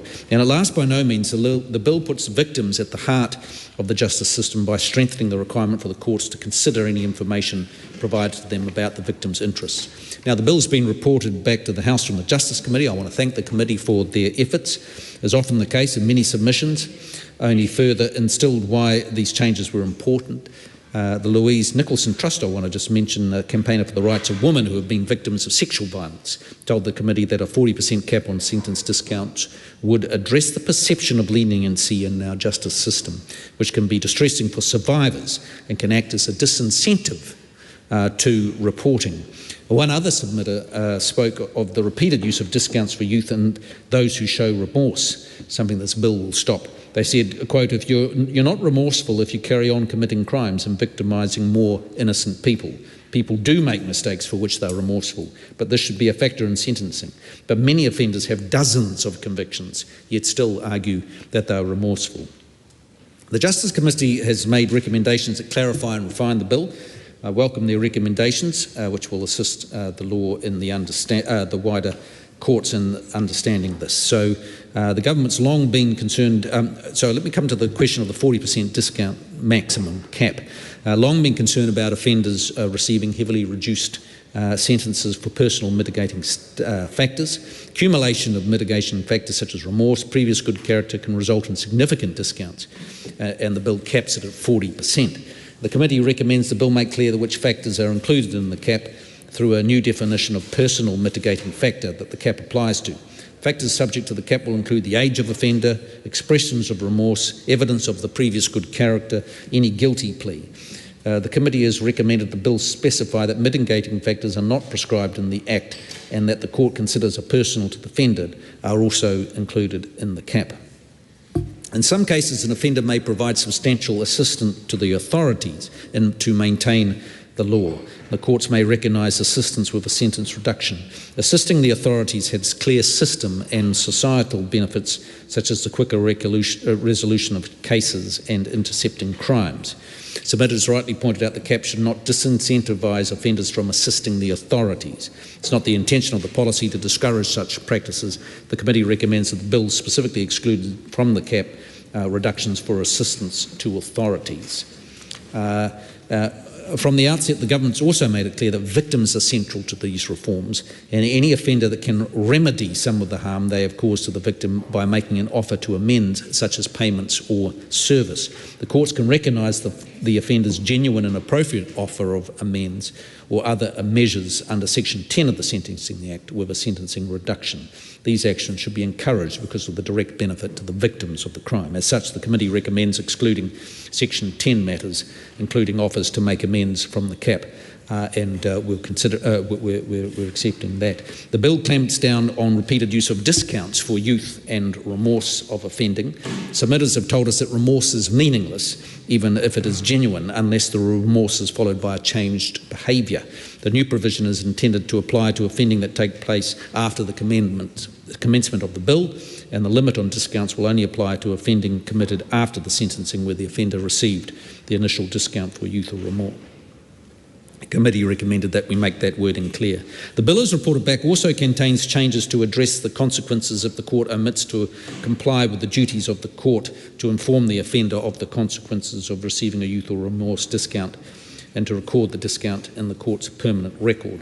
If the court doesn't inform the offender or record the discount, this should not invalidate the sentence or be grounds to appeal the sentence. These types of appeals would clog up the court system. And the committee also recommends making it clear that even when these duties aren't complied with, the rules limiting repeat discounts should still apply. The committee also considered whether specific appeal provisions were needed if an earlier sentence that included a sentence discount for youth or remorse was overturned, and I'm satisfied that the standard appeal process is appropriate. Continuing our commitment to fostering personal responsibility in the offender, the bill includes an aggravating factor where the offender was convicted as a party to an offence committed by a child or a young person. For the avoidance of doubt, the committee recommends the bill clarifies this aggravating factor is intended to cover situations when an adult offender commits the offence and a child or young person is a party to the adult's offending. This government wants a more efficient justice system. That means reducing unnecessary court hearings. The bill allows a person to be arrested without warrant if their home detention address becomes unavailable. No suitable alternative address can be approved, the court is closed, and there is a risk to public safety. The bill provides for the offender to be arrested without warrant in these circumstances and brought before the court as soon as possible. The committee recommends that the bill clarify that if an offender is arrested but an appropriate address is subsequently found, they can be released immediately without appearing in court. Again, this is about trying to speed up the processes of the court. The bill's got a 3-month commencement period before the reforms come into force to allow everyone to prepare for the changes. The changes in the bill will only apply to offending committed after commencement. The bill builds on the government's ongoing effort to restore law and order. And we started off with passing legislation to tackle gangs and to reinstate the 3 strikes regime. New Zealanders do deserve to feel safe in their community, and we are a government that is committed to restoring real consequences for crime. And this piece of legislation, which restricts the ability of judges to bring about massive discounts to sentencing, is designed to strengthen those real consequences for crime. And on that basis, Madam Speaker, I commend this bill to the House. The question is that the motion be agreed to. Dr Tracy McClellan. Thank you, Madam Speaker. Madam Speaker, the Labour Party didn't support this bill at first reading, and having gone through the select committee process and hearing from submitters and having the opportunity to ask questions, we remain resolute in the fact that this isn't a good bill, and we certainly won't be supporting it. The crux of the matter is that the legislation reduces, as has been said, the range of sentences that a judge may impose on an offender, and is absolutely intended... I can't hear the speaker at the moment, please. Interjections are fine, but not arguments across the House. Sorry, Dr McClellan. That's right. And is intended specifically to simply reduce the discretion of judges in imposing sentences. And fundamental to the sentencing process is the fact that in every situation, the circumstance of the victim, which is important, the circumstance of the offender and the offending are unique. And the task of the judge is to impose a sentence which is appropriate and takes into consideration all of those circumstances. And because this legislation, we think, is a departure from that, it will make it harder for judges to actually achieve the objective of the Sentencing Act. And we're not alone, Madam Speaker. The reduction of judicial discretion was a key concern for many of the submitters, including the New Zealand Law Society, Defence Lawyers Association, the Māori Law Society, the Royal Australian and New Zealand College of Psychiatrists, New Zealand Council of Christian Social Services, and the Law Association of New Zealand, to name just a sample. And what this shows, we believe, on this side of the House, is that this is a government not interested in reforms that are based on evidence or expert advice. They are simply signalling in a ham-fisted way that they're trying to be tough on crime. And on top of that, Madam Speaker, the Ministry of Justice had made a number of warnings about what these changes could mean in its regulatory impact statement, including that there was advice that these changes were likely to result in increased legal challenges about how the exceptions were being played out, and the unintended consequences of disincentivising offenders from taking steps that will actually benefit victims. Because let's not forget here, that is the central component of all of the discourse around this should be about the rights of victims. So if we're doing something to sound tough on crime that actually disadvantages victims, then you know you're on the wrong path. And importantly, the planned changes will also make sentencing significantly more complex, which is also likely to delay to result in delays to court. And we've just heard the Minister in charge of the bill talk about efficiencies in the court process, which is completely juxtapositioned against a bill like this. The regulatory impact statement was also very critical of the process adopted, which I think is also important, noting that there was insufficient time given to address wider issues that had been raised or to allow for detailed and peer-reviewed modelling of impacts.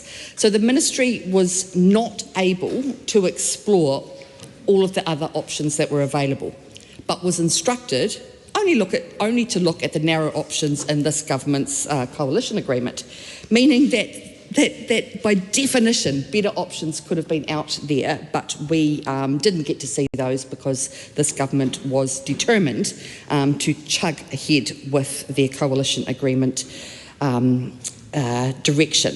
So the ministry was not able to consult broadly, meaning that there was no engagement and dialogue with treaty partners. There was no strategic partners or stakeholders or practitioners included in the design of this. And all of these constraints, Madam Chair, mean that the ministry couldn't adequately test the implications or the unintended consequences, which is really important, and it could undermine the stated objectives of this legislative change. And I think if the government is going to go hell for leather in terms of signalling in a pretty vacuous and simple way their intentions, the least they could do is put a little bit of work into getting it right. So, as we said, central to this reform is limiting the reductions in sentence that judges can grant. And one such measure in the provision of a reduction of a sentence is the youth and remorse, as was mentioned by the Minister, being a one-time reduction only. And in respect to youth offending, we agree that a judge can probably give it less weight as a mitigating factor in subsequent offending. But the thing is, that is already the case under current law. We consider it to be quite irrational and at odds with good sentencing practice to require a judge to simply carte blanche disregard the factor when it still remains relevant to sentencing. And a person doesn't cease to be affected by their decision-making just simply because they've had it taken into account on one previous occasion. I think the Minister having to rely on the example of it happening dozens and dozens of times and resorting to hyperbole probably illustrates that point. We also agree that a judge can be rightly sceptical of claims of remorse in respect to repeat offending, and this, again, is also the case with the current law. But we're very mindful that the removal of remorse as a mitigating factor in a subsequent offending may have some perverse consequences. Namely, what we were concerned about was that there would be no incentive for offenders to make amends to their offending by way of things like genuine apologies or meeting with the victims, because there is no incentive for them to do so. And we know what a healing process that can be for people that choose to go down that path. So having that removed isn't keeping victims at the centre of the conversation. And this risks leading into worse outcomes for the very people that the government is talking about protecting. So they talk a big talk about supporting victims and reducing the number of victims, but each time they've had an opportunity to do something practical and pragmatic about actually making that happen, they've instead chosen to take the option that is the most vacuous, which the least amount of work has gone into, and which we know through the regulatory impact statement, we know through the evidence of plenty of people who are experts in this area who do not agree that that will have potentially the opposite effect. So in light of this, as the Minister said, the committee made some recommendations about tweaks, and we were pleased with that process, and we'd like to acknowledge all of the submitters that did participate in the Select Committee process. We recognise that particular circumstances, such as the vulnerability of victims who are working alone, should be taken into account as an aggravating factor, but it's also the case that the law, again, already enables this. Adding this to a list of aggregating factors, again, increases that complexity. So there was lots of components to this bill that on the surface might sound like they're doing something to reduce victims and to be tough on crime, but actually could have the opposite effects. And there were plenty of warnings which the government has chosen not to heed. So the unintended consequences of disincentivising offenders from taking steps is something that's already been discussed, and the regulatory impact statements, we just believe, was full of information that it would have been good for the government to take account of.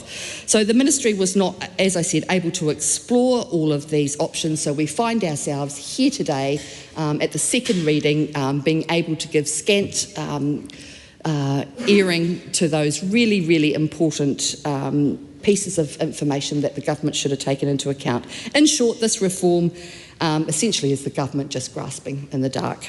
Central to this reform is limiting the reductions in sentencing that a judge can grant, and one such measure of the provision to make it somehow more palatable is that it cannot be manifestly unjust, which by definition therefore means that the government is purposely and is willing to introduce a bill and introduce a piece of legislation that by definition is unjust but just not manifestly so, which we think is pretty backwards. So the Labour Party will not be supporting this bill. I call Dr. Lawrence Sunan. Thank you, Madam Speaker. What we have here, Madam Speaker, is another bill that is antiquated and weak, and is nothing more than this government's sound bites and fear-mongering of an election promise with no evidence that is trying to address something as a patch, as a band-aid of a much broader societal issue. So, Madam Speaker, this is not something that the Green Party of Aotearoa, New Zealand will be supporting. But let's put it into context. Let's start with the Select Committee process.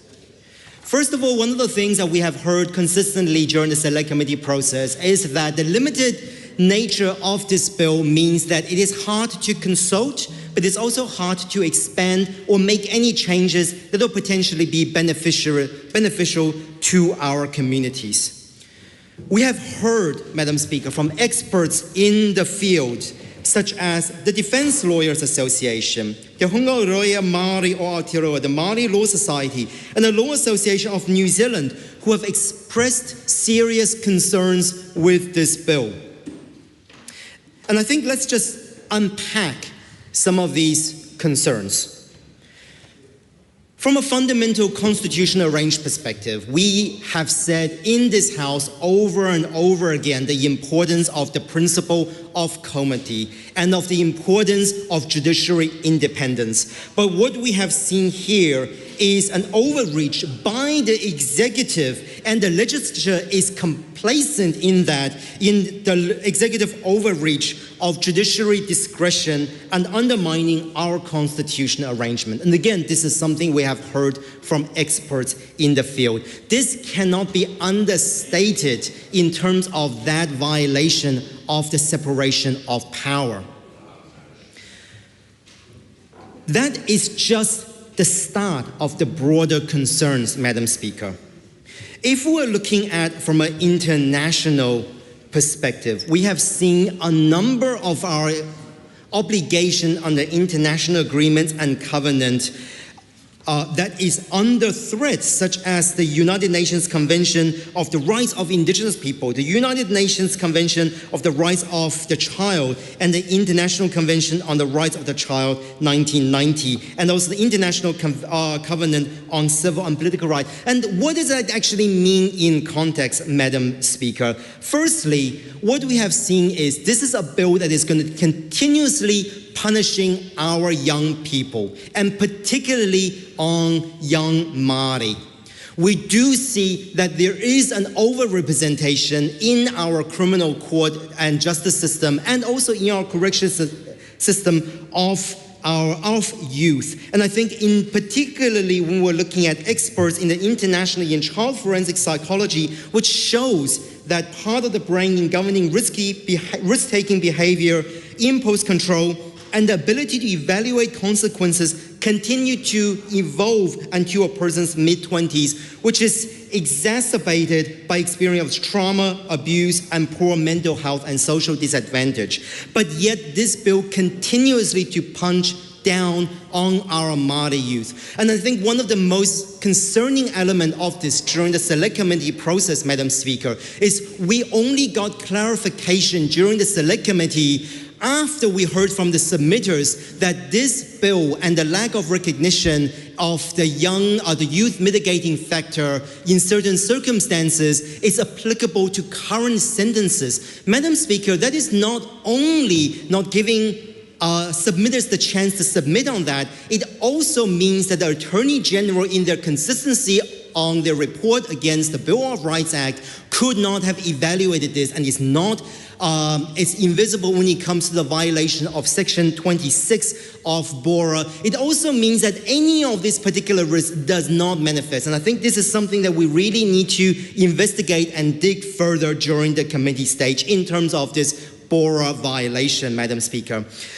On another element of this, we are also going to need to be addressing the futility concern when it comes to something like this. Madam Speaker, we have heard over and over again. In fact, we have just heard as part of the Te Pere Mō Ō-Rākau Te Pai o Maumahara Ō-Rākau Remembers Bill, you know, the governing parties like to do this feel-good thing. It's like, we are doing everything we can, yet we see through this bill, through the Gang Legislation Act, through the repeal of the three-strike legislation, through the reintroduction of the three-strike legislation, that the only housing policy that this government has for Mali is in the form of prison beds. That is what is going to happen, Madam Speaker, when we are consistently using bills like this to say that we're there for victims, when in fact we are there to punish and discriminate against specific communities and specific parts of our population. But, Madam Speaker, there are broader concerns with this bill that I would like to address as well. I think, you know, let's talk about victims. The minister would love to talk about victims, but victims actually doesn't feature all that prominently in this bill. The key area that the victim features in this bill is in Section 5, which is a rewording of Clause 8, Section 8 of the Sentencing Act. It is not anything new. It is something that is already currently in the legislation. It is simply a soundbite. It is virtue signaling that this bill is there for victims. It is not, Madam Speaker. One of the things we have heard from submitters, particularly when we're looking at community law, there are a number of concerns that were raised. The fact that there's lack of clarity between what is considered victims' needs and victims' interests. There is a lack of consideration and also a concern around potentially as a response to the offending,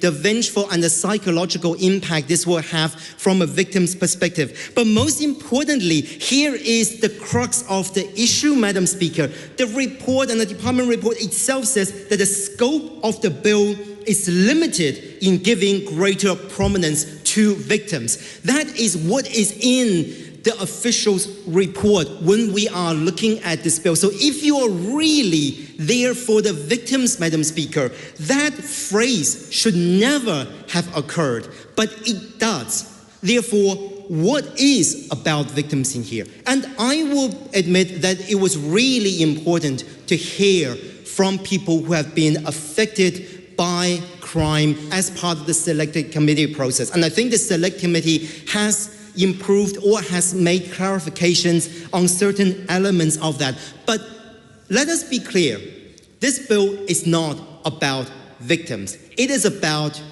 punishing people further. It is not about addressing the cause and the triggers of crime. Another thing I think that is also of concern, Madam Speaker, that should also be mentioned in this context is the concern that whoever has the money and pays can also get away with a higher proportion of discount. One of the things that is central to this bill, Madam Speaker, is this so-called 40% cap. But one of the things about this 40% cap, and this is something that is expressed in Section 7 of this clause, is the fact that in the introduction, in 9F of this particular, in the newly rewritten 9F under Section 7 of this bill, it mentioned that Section 10 of the Sentencing Act is not factored into this limitation around the 40% cap, particularly when it comes to the offer of making amends. And one of the things that we questioned during the select committee stage, Madam Speaker, is if someone is in a position and have the privilege of making amends financially, does that mean that those people will be able to get greater than 40% discount and go beyond that 40% cap. That was something, Madam Speaker, that was also not clarified as part of the Select Committee stage. So again, during the committee stage, we would like to really ask the Minister, and the Minister is happy to kind of prepare this ahead of time, has there been any work that's being done on how would this disproportionately benefit or disproportionately disadvantage people who could not make those kind of financial amends under Section 10 of the Select Committee Section 10 of the Sentencing Act?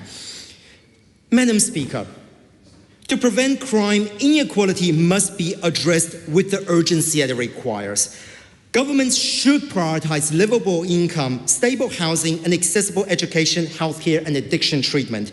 Longer prison sentences do not work, and it's a bottom-of-the-cliff approach to a much bigger solution that needs greater investment. Thank you.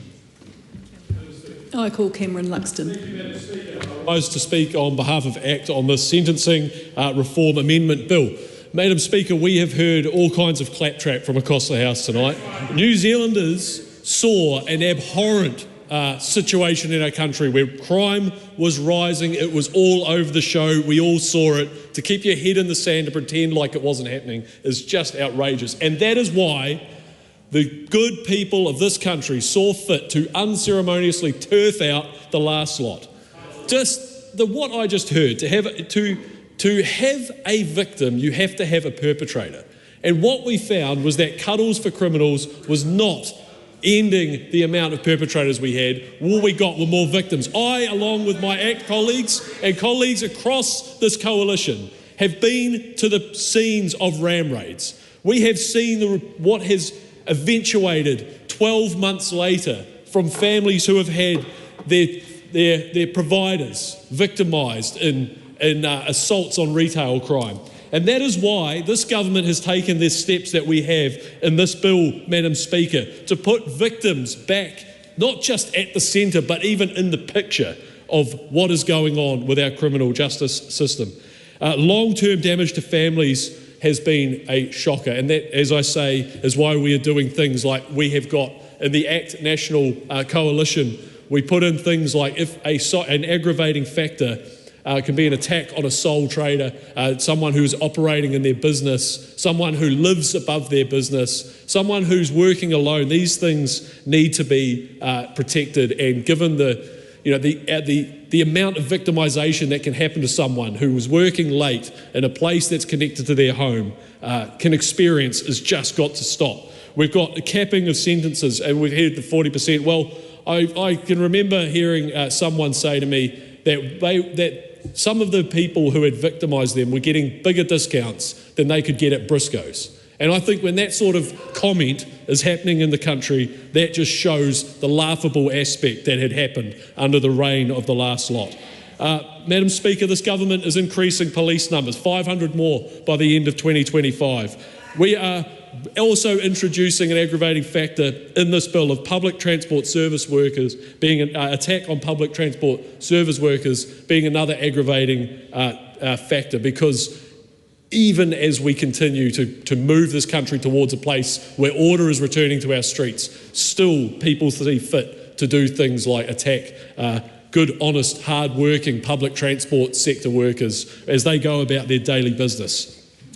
This, Madam Speaker, as I say, is another step that this government has taken on behalf of the commitments that we made to the people who elected us and saw fit to create this government. We are getting in there and we're sorting out gangs. We haven't had, we should not have seen a rise that we did in gang numbers. And people who decide that they're choosing a life of crime associated with a gang do it for many reasons. But it cannot be overlooked, Madam Speaker, how much it felt like gangs were getting a walk around in this country without having a strong arm of the law come down on them.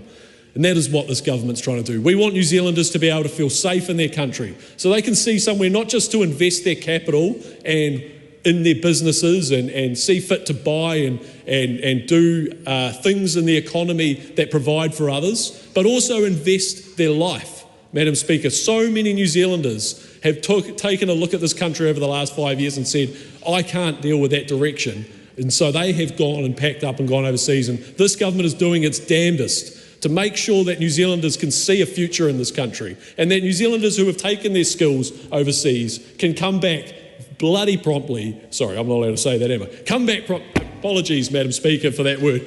Come back extremely promptly, because if we don't just say it, he reckons, well, that's how fired up I am on this, because this government is delivering on what all three coalition parties promised to do. What I think, Madam Speaker, is that we need to make a country where people see it fit to raise their children, to let them walk down the road without fearing. And it's not that kids were being attacked on the road. It's that when you have a feeling in a country where crime is pervasive, when the Papamoa Plaza is being ram-raided and people see fit to post it on social media, another thing that this bill is dealing with, Madam Speaker, an aggravating factor of having social media posts be a part of it, when people see that in their communities, like I saw in my community, I think that just leads to a mistrust in the entire society, and this government is returning trust to this country, to our society, and it's going to get our country back where we should be. Thank you, Madam Speaker. I call the Honourable Casey Costello. Madam Speaker, I rise on behalf of New Zealand First to speak in support of the Sentencing Reform Amendment Bill. And I would like to pause first to reflect on restoring law and order. It is a priority. And restoring law and order requires enforcement. It requires detection, it requires better legislation, but also it requires a return of faith in the justice system itself. We've heard in this House just recently about the disillusionment that exists among victims around even bothering to go towards the court system because of the weak sentencing, because of the fact that all the trauma and challenges they go through, they end up with laughable sentences to the offender where they feel no safer, they feel not protected, they feel not validated, and they most importantly feel unsafe. That's right. This is about returning a level of expectation that this Parliament rightly should have in the justice system to say enough is enough. We owe it to victims to send a clear message that continually discounting offences, discounting sentences is unacceptable. And in the narrative in this House today, it is astounding that we have missed the point that these are the sentences. These are at the point a person has been found guilty by a jury of their peers of committing the offence. This isn't imposing a sentence before you've gone through the justice system.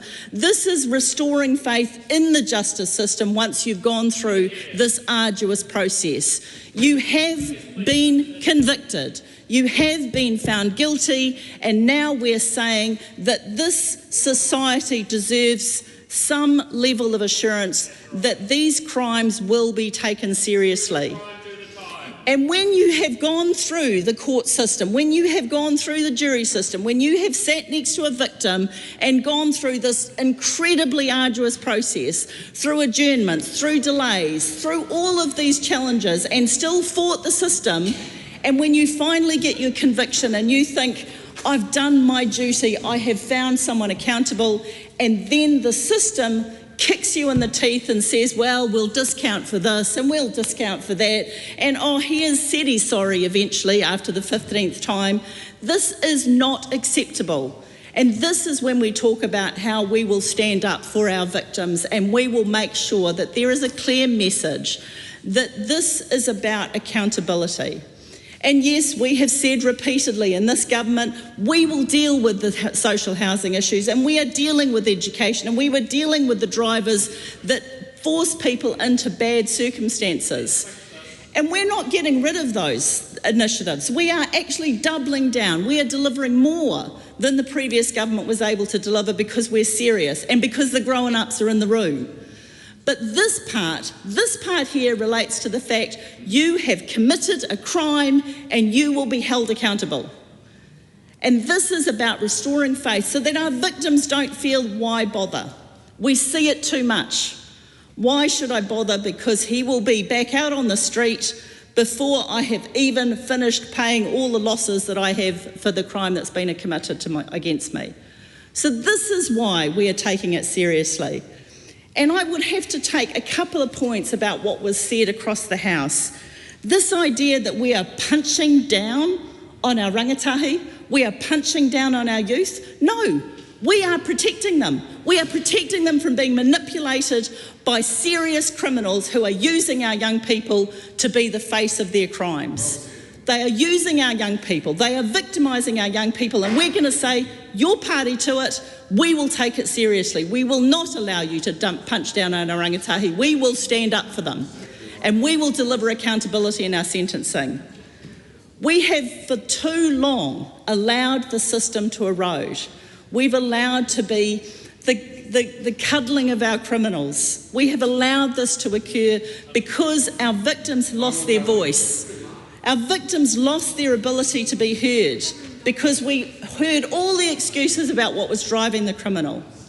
Now we're going to talk about the victim being first, and we're going to talk about the fact that our victims deserve better. They deserve to know that if you report a crime, and remembering we are talking about these serious criminal offenders who are looking at, they are destroying people's lives. And so we now have to advocate for a degree of personal responsibility. You will be informed, you will be warned, you will be told of the consequences of repeated offending. You will be told, sorry, I'm meaning the offenders. The person responsible will be told that they are going to be held accountable. And if they continue down this pathway, you have an opportunity to change your trajectory. But if you do not change your trajectory, the system will ensure that our victims will be protected. This is about real consequences. This is about accepting that in amongst all of these challenging circumstances that exist, there's a person at the centre of it. There is a person who has had their lives irreversibly damaged, and someone has to be made to pay account for that. And that is why this bill is important. That is why it's sending the clear message from this government that this is the expectations in our justice system, that we want to see more, and most importantly, we want to see our victims have faith in the justice system that's supposed to protect them.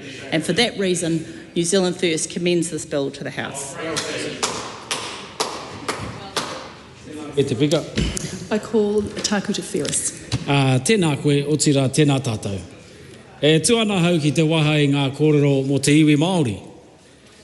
Kōkiritia e te pāti Māori roto o tēnei whare. Mō te anga o te tāhua, te tāhuhu ture o te whare paremata. Kua oti i a te kāwanatanga te kotahi tau. Te ata waihanga mai i ngā ture. Me te whai i ana i whakarautaki ai, hei whai mana. Ka mutu, i roto i te tau ko te ake nei, riro i au te tahi wā, te ata patapatai ki ngā kaihau tū o ngā tāhua o te tāhuhu ture, Ō-Rākau Corrections, ana hoki ko te police, tai atu ki te whare whānui o te ture. Me tā rātou whai atu i te whakaheke tanga iho o ngai Māori e pākinotia, e whakamaua tonutia i roto i ngā kauenga o te tāhuhu ture. Ana ko tāku ki a rātou, ngā hautū o era whare e toru, pēhea rā tō koutou manaki i te iwi Māori. I te mea, kei te mohi o rātou toko toru, ngā taumahatanga i runga i te iwi Māori. Kāore tika ana, kāore tau rite ana. Nō reira, koena tonu ko te ito o te pātai matua, hangai pūana ki tēnei o ngā ture. Ko tā rātou whakahoki kōrero mai ki au, e kore e tāia e rātou, toko toru. Tēnā, tēnā, tēnā. I kōrero mai ki au, e kore e tāia e au. E kore e tāia e au, e kore e tāia e au. Aha koa, kei o rātou rautaki e nei mea takoto ana. Nō reira, i roto i te kotahi tau, ko kite atu i ngā ture e haere mai ana i te kāwanatanga. Tērā, tōna āhuatanga, ko te patu i ngā kenge, tētahi, Tērā no, hākua kua turaki i nāia nei, ko te Ram Raids Bill, tērā tētahi, anei tētahi, ko te strengthening sentencing, arā tētahi, arā no atu ngā ture, kua taitai mai ki mua ki te komiti whiriwhiri o justice, ko te utu o ērā ture katoa, e ai ki ngā mātanga ture o te motu, ka piki ake. Te tokomaha o te iwi Māori e mau nei i roto i ngā kauenga o te tāhuhu o te ture. Piki ake. Āhea te kāwanatanga, whakaro nui nei ki te iwi Māori, me tāna mōhio, ko te tāhuhu o te ture he kupenga ka hawa nuitia te iwi Māori. Ko oti ke i ngā whare o te tāhuhu o te ture, enei āhuatanga te rangahau.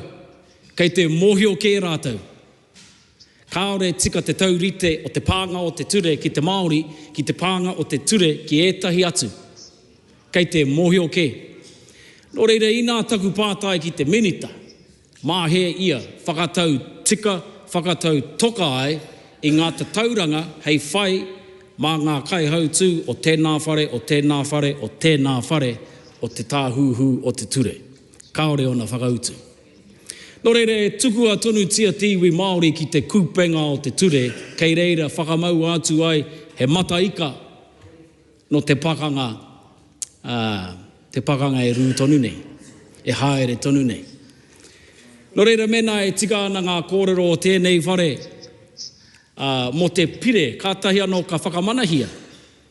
Me te manako nui, te ngākau nui o tēnei whare ki tōna taha iwi Māori, mo te whakatika i ngā he o mua, tō ia mai tērā wairua ki ngā he o te nāia nei. Ko ngā ture ko oti i te kāwanatanga te whakarite i roto i te tau kotahi, ko aua he ka tō waitia haere ake nei ki te anamata. Ko ia te uru paunamu e tukua atu ana ki ngā mokopuna o te āpōpo.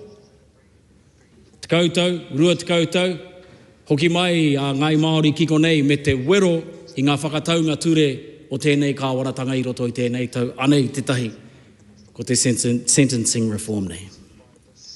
Nō reira, kāore mātou paku whakai, tautoko a hātu rānei ki tēnei pire. O ti rā, e tautoko ana mātou i ngā mātanga roia, kā hui ture o te motu, nā rātou anō tēnei pire i whakahe. Nō reira, tēnā tātou kei raro. Ka harangi kata. Ko Huhana Linden tēnei. I did again. So sorry. Right. Kia ora tātou. A te pika, e mihi atu ana kia tātou i tēnei ahiahi pō. A me te taimaha o tēnei kaupapa, ko tau mai ki roto i tō tātou whare pāre mata. I muri atu i te pānuitanga mo tērā pire e pāna ki te whenua riri nei o Ō-Rākau. Nō reira, ko katua hau, hei waha kōrero, hei waha tautoko i taku hoa ki roto i te rōpu kākāriki. Tēnei taimahatanga i te mea ko te iwi Māori e hamahamana i te kāwanatanga, ko te iwi Māori e hamahamana i te pirihimana ki runga i ngā rori, ki roto i ngā taone, ki roto i ngā rohe. Nō reira, ka waha kōrero ahau, e pānaki e nei a wangawanga. E tautoko anau ngā kōrero o taku hoa, o taku tungane a takuta, me taku mihi, I te mea, ko te Māori e taka mai ana ki roto i te he. This bill, Madam Speaker, is about mass incarceration. I've spoken this whare before about MMP, meaning more Māori in prison. And that's what this bill's going to do to us. We are going to see double the prison population. You know, the mega prison that's being built in Waikeria, no mai e tiwi Māori, no mai. That's the solution of this government to the housing crisis for tiwi Māori, load up our prisons. Because prisons don't work. Prisons don't rehabilitate. Prisons don't provide a huarahi to prevent the reoffending of Māori. No, not at all. Māori are going to be the ones locked up. And that's really clear. And in fact, the officials gave the advice to the select committee that they said there will be a double in prison population. There will be additional people in prison having committed only minor offences. And this is what the officials told our committee. And that's one of the problems, is that we're only looking to lock people up. We're not looking at the drivers of crime in the first place. And as iwi Māori nei, we know it's complex. We know that we have tamariki who are impacted by, yes, colonisation, by, yes, drug and alcohol, by, yes, mental health and addictions, by all of those things that see their parents in prison and then they come out and what? What are they coming out to? So we need to really look at how prisons don't work, and actually all we're doing is just appeasing one part of the population without thinking about those who have been impacted on both sides of the coin. And largely that is Māori. We cannot say that it's not a Māori issue. This is a Māori issue, and more Māori in prison will be a result. The rehabilitation success rates show for themselves that putting people into prison don't work. Only 7 to 15% of those in prison, well, you know, where's the success rate? I just can't see it. And that's, I guess, what my issue is with the bill, is that it doesn't provide enough breadth for the judiciary to have flexibility, because it's becoming more and more rigid in terms of the direction that our judges have to be able to make decisions, because we have to look at the background of the individual. We have to look at those things which have impacted upon them. And if we think about our youth who get into trouble, sometimes it's a split decision of something that, you know, is very impulsive and kore tino whai whakaaro ki te utu. And then they're in prison, and then they're in the cycle. And our people get into the cycle, and then what is the outcome? It's reoffending. So if you look at the rates of people who do have neurological, intellectual disability, fetal alcohol syndrome, mental health and addictions, and literacy, they're all sitting in our prisons. And so when you lock them up, are you really preparing them to go back out into the world and be productive members of society? I argue no. Because actually you're wanting to load up the prison system with more of our people and not looking at the drivers of crime being poverty, the drivers of crime being the education system, the drivers of crime being the fact that they don't have a safe roof over their heads, or that they even have a legal vehicle to drive on the roads. And yeah, they might get in trouble and then boom, oh, 3 strikes, you're out. Oops, yep, lock them up. Lock them up. And it's not our people here in this house, it's actually the people in the kāinga. So when I went to Whakatane on the weekend and I was speaking to people in Ōpōtiki, the community was really clear about the regional issues. And it is about jobs. It is about seeking for something positive for the future. And that doesn't come at the end of being put in prison when you stuff up, because 3 strikes and you're out. Because what is it, cuddles for criminals? Come on, we're not asking for cuddles for criminals. We're asking for a system that does not seek to lock our people up in the first place, and we look to rehabilitate for real. Kia ora. Tom Rutherford. Speaker, the difference between the government and the opposition on this piece of legislation could not be starker. It could not be starker. On this side, we are relentlessly focused on restoring law and order and putting victims at the heart of our justice system. On that side, they are soft on crime, and they do not support this legislation, and the only thing they want to do is reduce the prison population. Credit to the previous government, it was the only thing they were good at. It was the only target they could actually achieve, was reducing the prison population. But what did it do?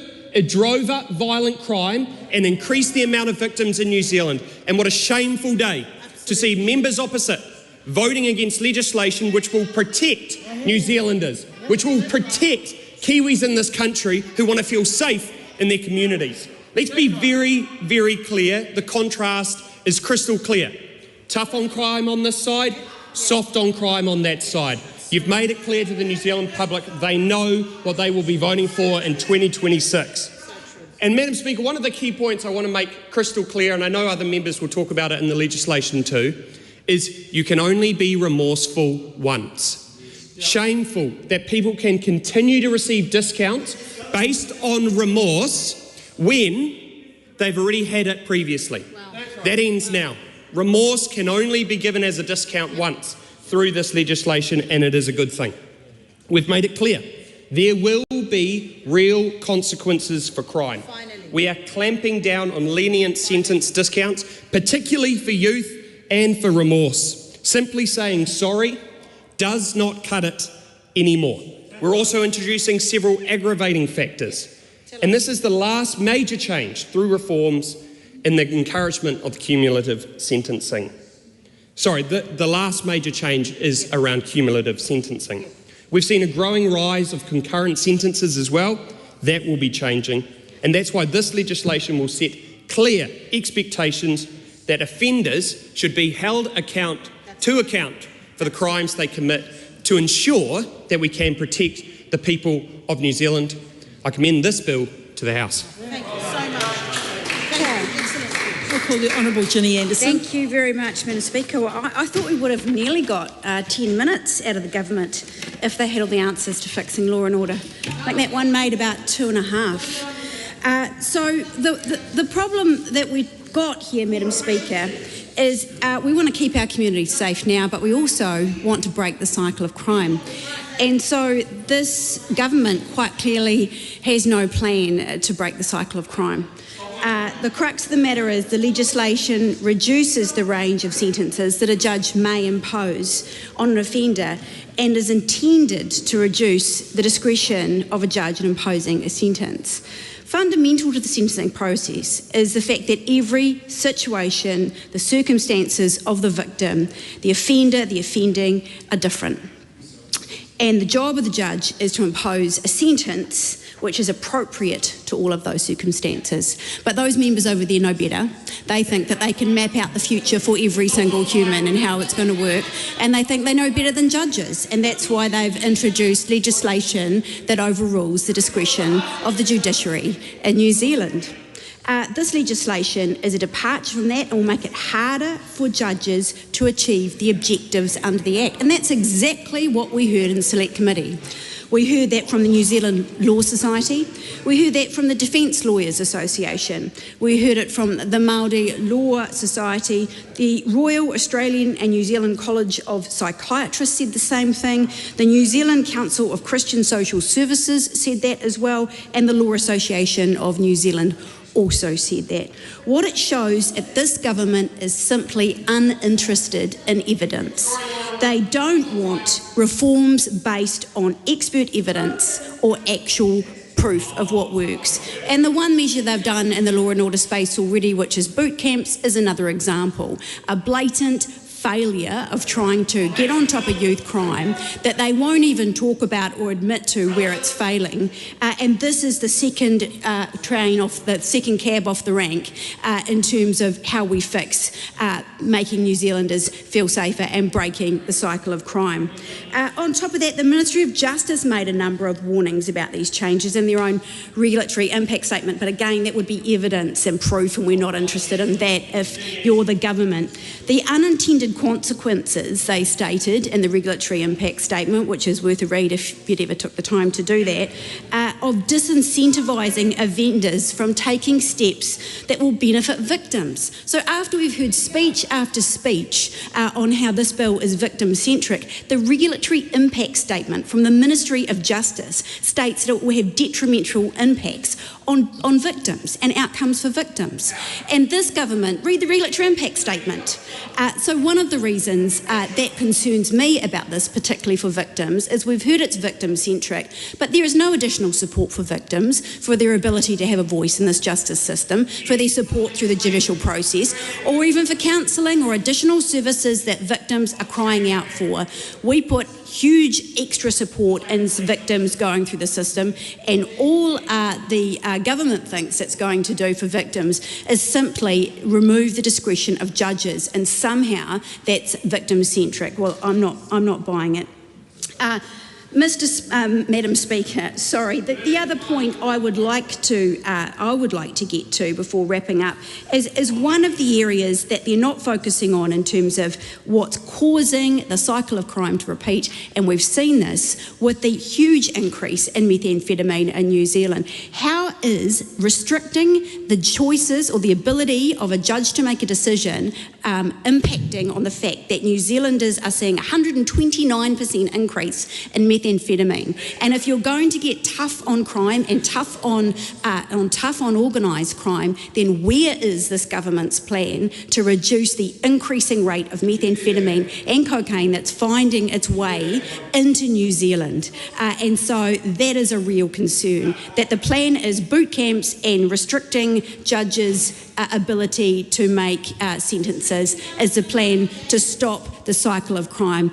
So I can't see how that's going to work, Madam Speaker. The amendments also include provisions that a judge can depart from the rules in the case of manifestly unjust. Implicit in this is a recognition that the application of these new sentencing standards will lead to injustice in varying degrees. Manifest unjust is a high threshold. It is more than just an unfair or inappropriate sentence. It must be a sentence that is so clearly wrong that no reasonable person would consider it appropriate. So in short, Madam Speaker, we know this will incarcerate more Māori. This doesn't seem to show how it's even going to help victims, but it gets to tick a box on your sheet of how you've tried to deliver restoring law and order. I think it's a sad failure and an indictment of this government's inability to understand a problem and come out with real solutions. Carl Bates. Madam Speaker, I want to speak to victims out there this evening. And if they're watching and listening to this evening, I want them to know that we have their back. That's right. That this government is here to ensure that victims are at the centre of our justice system. Madam Speaker, I heard the member opposite earlier say that this would make sentencing more complex. Well, let me make it simple for that member and for everyone watching this evening, wanting to see the government deliver on its promise of restoring law and order in this country. Madam Speaker, number one, victims' interests are important. That's the first thing this bill will deliver. Secondly, there will be new aggregating factors, particularly for crimes against public transport passenger services. You know, if you are a worker in passenger services right now, as a side note, we have your back. Not the so-called party for the workers, but this government has your backs. If you're working in a sole charge position or you're working where your home and business is connected, this government has your back. Number three, we're limiting reductions in sentences by or to 40%. Number four, we're implementing a sliding scale setting out a maximum sentence for guilty pleas that decreases, it's pretty simple, pretty logical, decreases with, or in terms of reductions, the further into the sentence that the criminal, because that's what they are, the criminal has, or defendant at that stage, but you know, ultimately, in this context, they are a criminal, pleads guilty. Number five, it prevents the repeat use of sentence reductions for youth and remorse. And my colleague Tom Rutherford made that very clear earlier and explained that point. You know, you just can't keep saying sorry. And number six, Madam Speaker, it encourages the use of cumulative sentences for offences while on bail, in custody or on parole. Members opposite need to understand that this is pretty simple and it's what New Zealand wants. I commend it to the House. Thank you, Madam Speaker. I call Helen White. This is a bill that's really hard to hear the government talk about because they are extremely pompous in the way they're talking about it and they're extremely out of touch. Everybody in this House cares about victims, and a melodramatic appeal to them by somebody who barely understands what it is to be one is actually really offensive. When we look at issues like this, we have a duty to look at them in the reality that they are, which is a complex one. It is complex because our victims actually tend to also be our perpetrators, because there are mental health issues, because there are issues of youth, because we had a long time in this country where we let people go into state care and we kicked them out of the system at 16, and they have drug and alcohol issues, and we've had methamphetamine.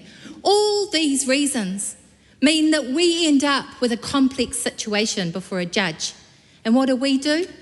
We make sure that we look good by taking away their discretion to do their job well.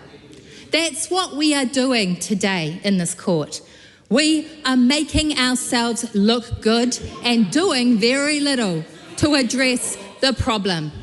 Now, I have got an area in my electorate where I am worried about retail crime. I am worried about the safety of workers, and I would not like one of the members of, please listen to me, one of the members of the government to tell me I do not care about those workers, because that's what I did with my life. I spent 25 years caring about those workers and looking after them. And I'm looking at a member who has, in fact, not necessarily done that, who is telling me he's looking after victims. Those people are victims, and we need to make sure that our system actually addresses those issues in my community that are there right now, that are still there despite the promises of Mark Mitchell, that are still there. Because when you move police into the city, you take them away from other areas. When you don't fund your rehabilitation centres, you have more drug crime on the street. These are all important things that come from our taxes, which we need to pay if we're going to have a society that functions. But no, what we're going to do is take the discretion away from our judges to deal with situations which are hard. And they are hard, because why would we have an issue like youth taken into account? We have youth taken into account, and I'm sure there were submissions on this, because actually children's brains are plastic. They are changing. Men don't actually have a fully or set brain until in their mid-20s. They are still developing their brain. So if they are actually coming on a second offence and they are remorseful, it may well actually make more sense as they reach maturity. There are two of these things I have dealt with. I have dealt with youth and I have dealt with remorse in a very small way. I have given it more thought and attention than was allowed to the people giving the advice to this committee who could not bring the evidence before the committee.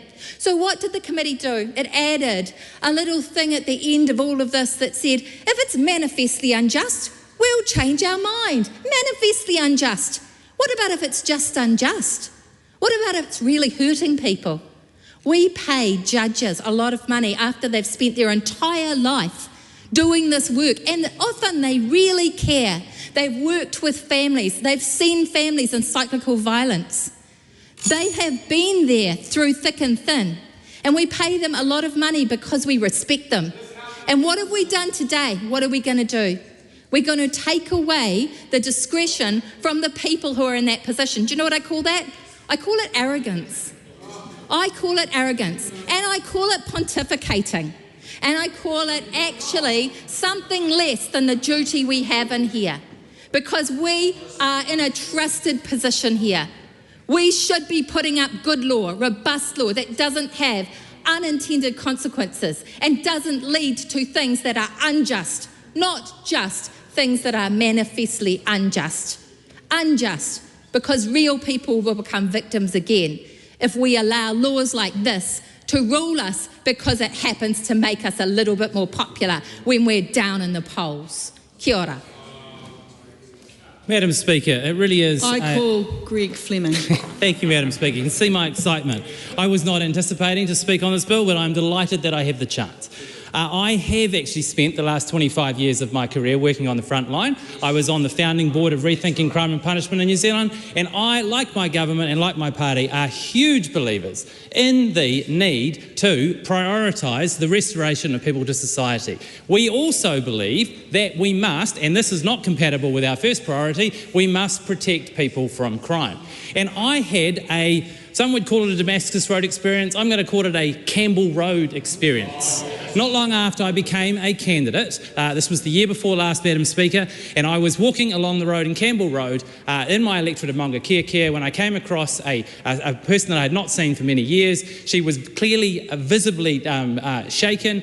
It was because she had just come back from a counselling appointment. I inquired with her as to what had happened. She went on to explain to me that earlier that week she'd come in from her back garden there on Campbell Road to be confronted with two masked gentlemen in her, interestingly I call them gentlemen, I still want to believe absolutely in their humanity and the point that we can restore them, but at this particular moment they weren't particularly gentlemanly. They were in her kitchen, they threatened her, they made her lie on the ground. Thankfully they did her no bodily harm, but they took her car, they went away, and by the time the police caught these two guys, they were in East Auckland repeating their home invasion on another 2 victims.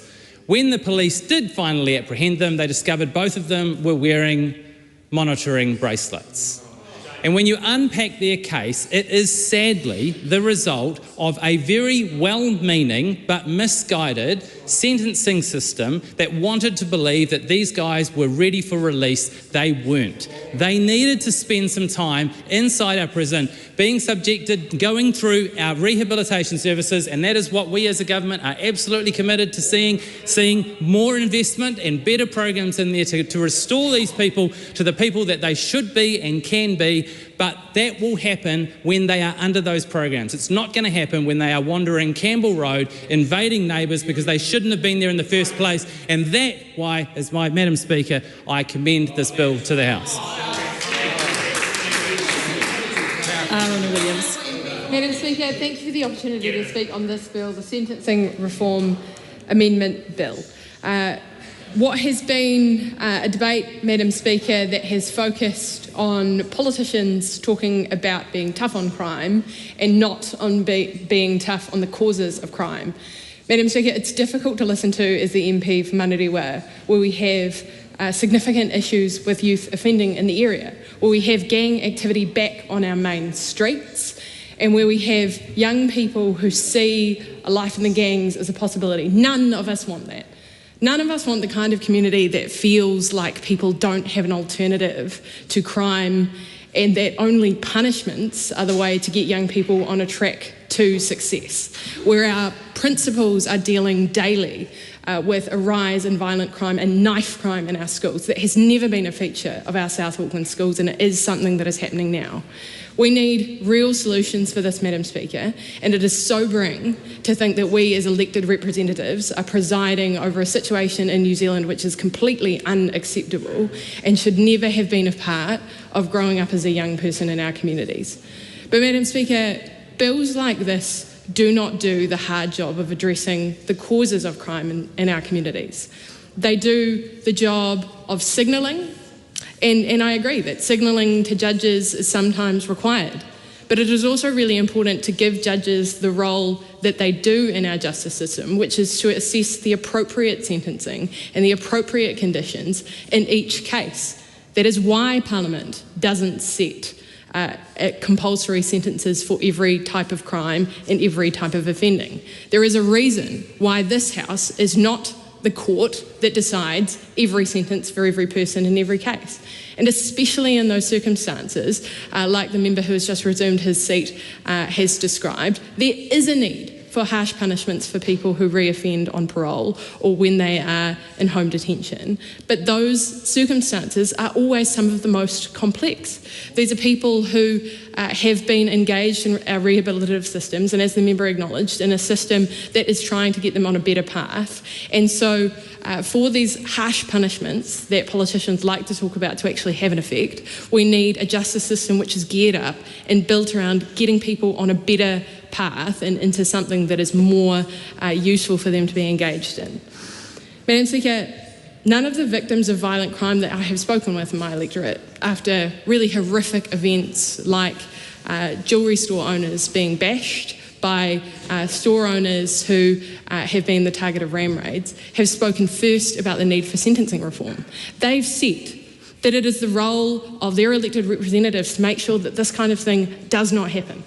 These are people in our communities, you know, the store owners, the jewellery shop owner, who know the people who are committing crimes against them. They will often know the kids' names who come into the store and steal from them. What they want for those young people is for them to be off the street and in work, or if it's not work, in programs that make sure that they're not loitering around the shops and that they actually can get in front of the people that they have been committing the crimes against and apologise to them and figure out something that is better to be able to do. Those shop owners are also the biggest supporters of programs like Clendon Pride's Mango Pare that operates out of the Clendon shops in my electorate of Manariwa, where they're getting kids into something better and have them go and apologise and speak with the people who their crimes affect. Those are useful solutions. They are solutions that people support when it is community-based and when it is well understood. There is a lot of goodwill for that kind of program, and we need to be listening to the victims of violent crime who do want something more from not only the government but both major parties in power.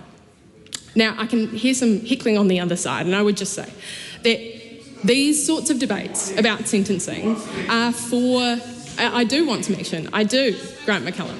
These sorts of debates call for some soberness and some dignity around sentencing and around how our justice system should operate, because, and I'm not laughing, Grant McCallum, it's the national members who are doing so, because we all know that there is political hay to be made out of looking tough in sentencing reform. It is certainly not looking after the victims when the Minister of Justice's own advice says that this is not something that will help victims, that victims will actually be negatively affected by these reforms. And when the member Carl Bates said that he wants to talk directly to victims, he's actually ignoring the fact that all of the research, all of best practice in our lawmaking in this country and in other jurisdictions that have tried reforms like this show that this kind of reform doesn't have a positive outcome for victims because it disincentivises people to come forward and to admit their offending and to begin a process where that they can make good on the harm that they have done. This further pushes people in the system into a position where they are entrenched and where they cannot come to the table and actually admit their offending, which is exactly what those, say, shop owners actually want. They want to deal with this, they want to move past this, they want to see that there is a path for these young people that is an alternative. Now, Madam Speaker, it's been useful for us to contribute to this debate. This is not something the Labor Party supports. It is something that we want to see action on, and so it's on this government to see how this bears out, but if there is a negative impact on victims, then we should be back in this House repealing this law. Members, this debate is interrupted for the dinner break. The House is suspended until 7:30. Thank you.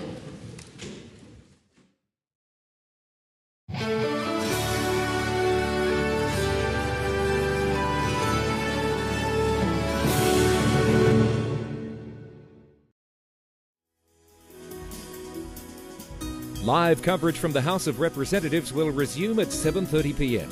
Until then, some of today's earlier proceedings will be repeated.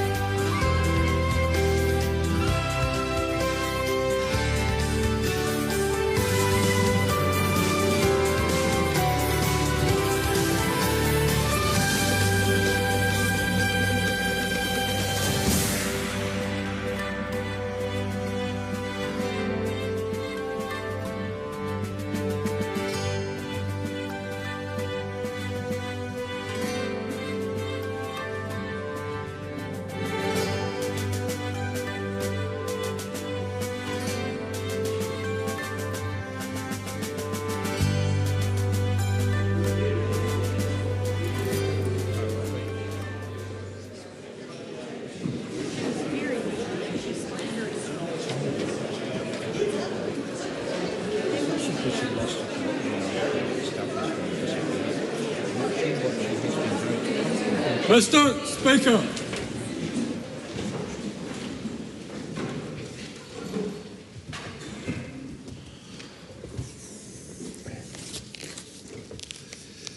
Almighty God, we give thanks for the blessings which have been bestowed on us. Laying aside all personal interests, we acknowledge the King and pray for guidance in our deliberations, that we may conduct the affairs of this House with wisdom, justice, mercy and humility for the welfare and peace of New Zealand. Amen. Members, I regret to inform the House of the death on the 13th of February of Jennifer Ann Ing, a long-serving chamber officer well known to many of us. Jenny served this House as a chamber officer from July of 2000 until her death last week. On behalf of this House, I want to express our sense of loss and sympathy with the relatives of Jenny and her colleagues who continue to support us today.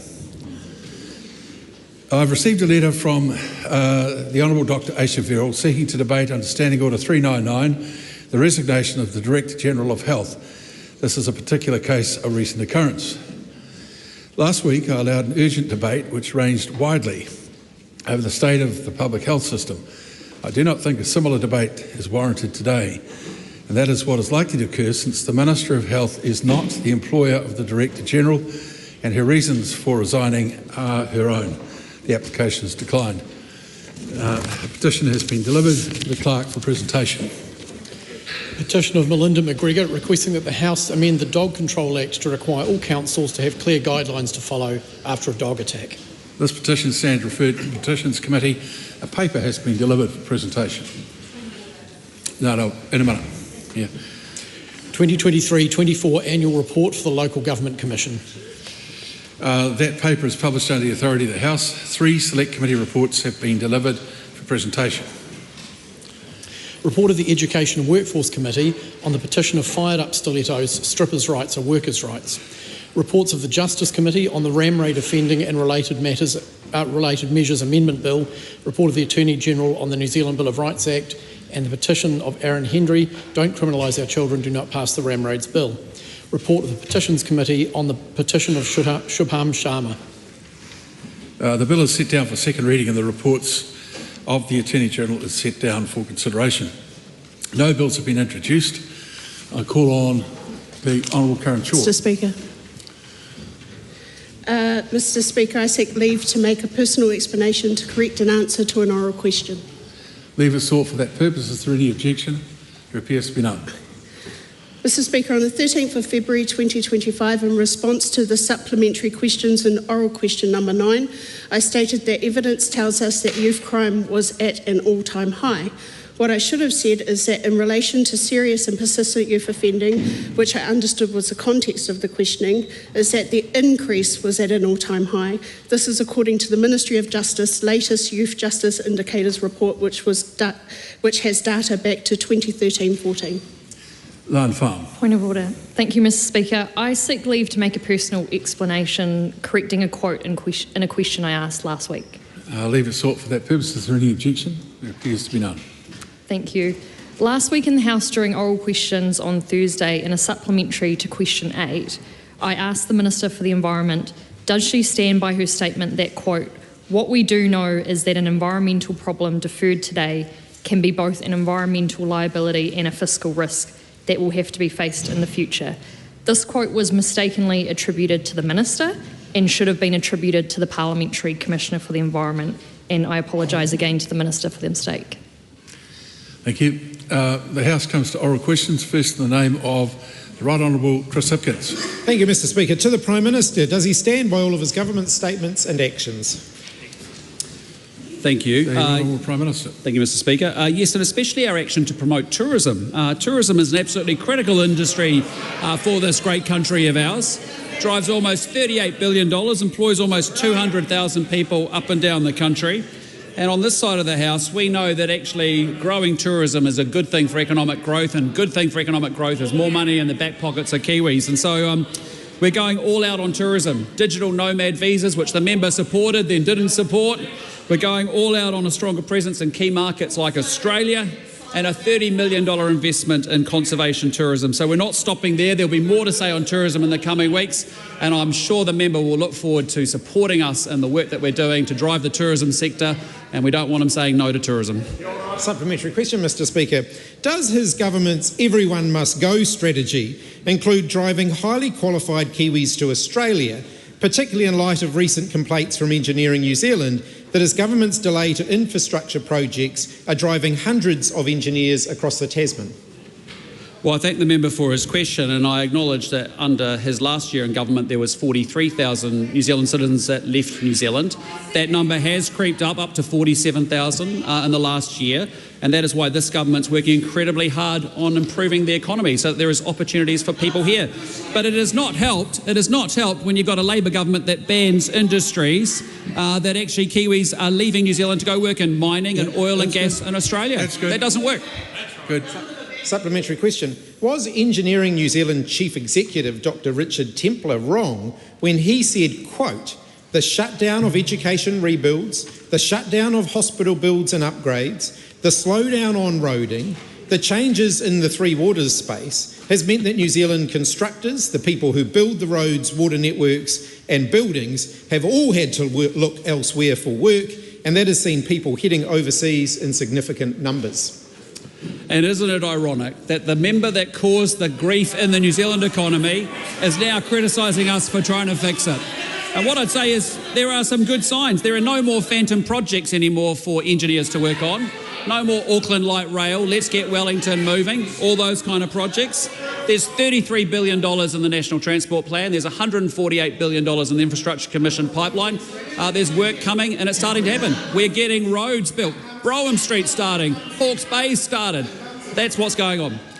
Hon CHRIS HIPKINS. Thank you, Mr. Speaker. Was his everyone must go strategy inspired by the fact that under his government's leadership, the number of people leaving New Zealand has reached a record high, with 128,000 people giving up and simply leaving last year alone? Wow. Well, as I just explained in my first answer, net migration has moved from 43,000 to 47,000 for New Zealand citizens. That is why we are working so incredibly hard on building the economy. But I tell you what it's not helped by. It's not helped by a Labour Party not supporting tax relief for working New Zealanders. It's not supported by a Labour Party not supporting fast-track legislation to keep people in work. That's what's important. The Honourable Chris Bishop. Can the Prime Minister confirm that the latest quarterly infrastructure pipeline report from the Independent Infrastructure Commission confirms $108 billion of funded projects underway and in planning from central government, local government and the private sector, up $8 billion in the last quarter? Yes, I can. And what I can confirm is there's $33 billion in the National Transport Plan as well. There is activity and things happening in this country. We're not going to do phantom projects and post-it notes and talk about mythical things. Question, Mr. Speaker. Does his everyone must go strategy apply to the leadership of the New Zealand health system? And how does an exodus of that valuable expertise improve the health outcomes for Kiwis? Well, I can tell you what this government is doing is we're embracing everything must go, like high inflation, like high interest rates, like wasteful spending, like cycle bridges, like let's get Wellington moving. We're saying everything must go, including like gang members going up, violent crime going up, retail crime going up. And who was the police minister for 5 years? Supplementary question, Mr. Speaker. Does his everyone must go strategy extend to those in emergency housing? And why can't anyone in his government explain where they've gone, given increasing reports of homelessness, with the Downtown Community Ministry reporting a 40% increase in homelessness under his watch? Well, that is rich coming from that member, because that government presided over an absolute shameful record on emergency housing. When we came to government, there was 3,200 households living in motels. Prime Minister, that's absolutely enough. I know that the Prime Minister's questions generally elicit a lot more, you'd say, interjection, but not the constant barrage that's going on. If the opposition wants answers, listen to them. Prime Minister. I'm getting. Do you have another sub? Why does his everyone must go mantra seem to apply to everyone except for David Seymour, who referred a victim of sexual abuse by the ACT Party president to a lawyer rather than the police, intervened in a police murder investigation and drove a Land Rover up the front steps of Parliament, and yet is being rewarded with a promotion to Deputy Prime Minister? Well, I'd just say we took the public approach to the Labour Party at the last election where they said everyone must go. And actually, the member is the only member who hasn't got anywhere else to go.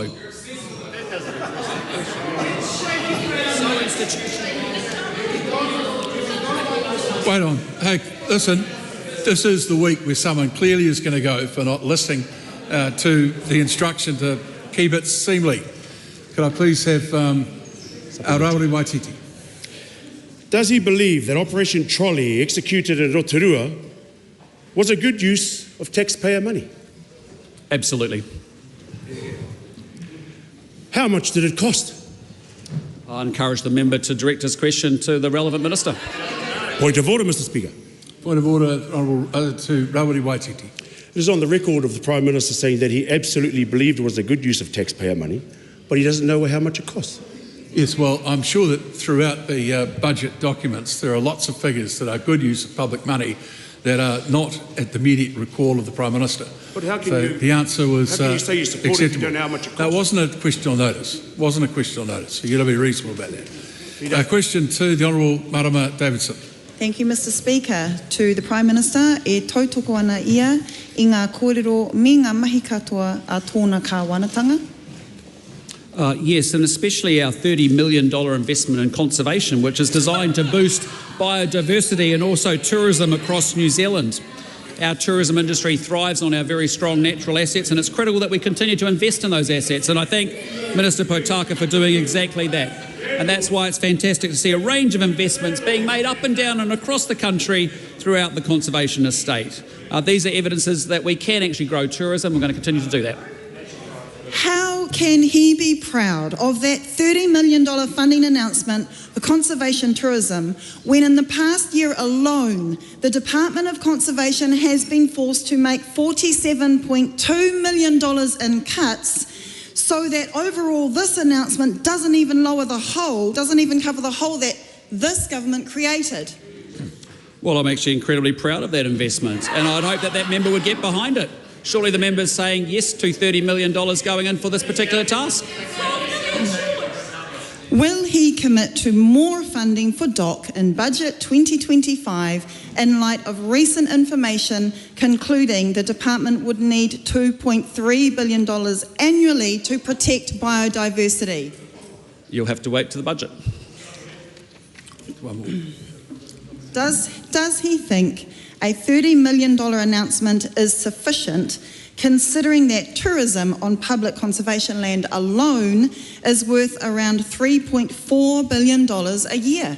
I'm sure there's more that we can do, but it's a great start, and I hope the member would encourage it and be thankful for it. The Honourable David Seymour. Does the Prime Minister agree with the member that spending more money is a goal in itself, or does he alternately believe that the government's objective is to get greater value out of spending less money, just as every firm, farm and families had to for the last few years? That's exactly right. It's all about value for money, and that's what we're doing. Why is he comfortable with his government only investing a mere 0.88% of the value of tourism on conservation land at the same time as it is enabling more mining in Aotearoa? Well, I reject those two things and those two legs to that question, but what I'd just say in respect to the investment in the conservation area, I'm proud of our investment. We've done a good job making sure we open up a new great walk, the Hump Ridge track. That's fantastic.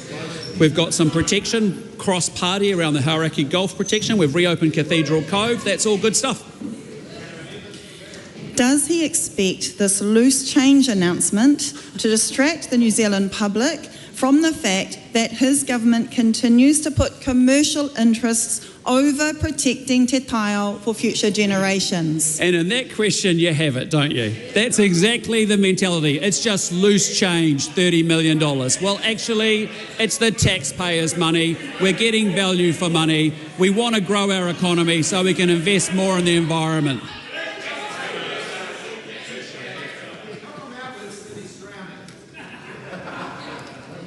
Mr. Speaker.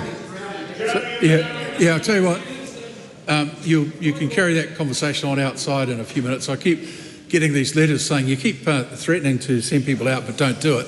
It's because of my good nature, but it's really at its end. Paulo Garcia. Thank you, Mr. Speaker. My question is to the Minister of Finance. What recent reports has she seen on the economy? Mr. Speaker. The Honourable Nicola Willis. I've seen two recent releases from the BNZ and Business New Zealand, the Performance of Manufacturing Index and the Performance of Services Index. In terms of manufacturing, the index lifted sharply in January to its highest level since September 2022. And while, of course, individual manufacturers will have their own set of circumstances, manufacturing on the whole is now expanding after 22 months of contraction. The BNZ describes this as, quote, a positive start to 2025 with the manufacturing sector shifting out of reverse and into first gear. What did the Performance of Services Index show? Mr. Speaker, the Performance of Services Index also moved into expansionary territory after an extended period of contraction. That means the services sector, the largest part of our economy as a whole, is growing, although modestly. Both the manufacturing and services sector results are consistent with a pickup in economic activity at the beginning of 2025, supporting Kiwi jobs and incomes. What other recent economic reports has she seen? Well, Mr. Speaker, I've seen a report from Westpac that says that dairy incomes look set to hit record highs in nominal and perhaps real terms. This is good news for supporting New Zealanders' jobs and incomes. Go the farmers. Yesterday, Statistics New Zealand released its latest international travel stats, and this showed that there was a 12% increase in overseas visitors to New Zealand in the last year, the highest number since COVID. We want more tourists coming to New Zealand, opening their wallets, spending money in local businesses, supporting Kiwi jobs and growing Kiwis' incomes. When is the next major economic release? Mr. Speaker, tomorrow the Reserve Bank releases its quarterly monetary policy statement. The MPS will include the bank's view of the global and domestic economy, its latest forecasts, and the Monetary Policy Committee's decision on the official cash rate. Decisions about the OCR are, of course, for the committee, but the market and most economists are expecting a reduction in the OCR of 50 basis points. That would take the OCR down to 3.75%, supporting lower retail interest rates, which in turn support a growing economy, jobs and incomes for New Zealanders. Jobs and growth. Laura McClure, question 4. Thank you, Mr. Speaker. To the Minister for Workplace Relations and Safety, what announcements has she made about restoring balance in employment relations? Mr. Speaker, The Honourable Brooke Van Velden. I've announced a plan to reintroduce pay deductions for partial strikes. This will be discussed at Select Committee this week. This government has committed to this change because we need to restore balance to the rights and consequences of collective bargaining.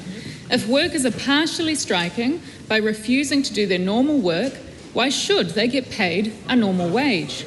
I'm also restoring balance to personal grievances by removing entitlements to remedies in situations where the employee is found to have contributed to the personal grievance.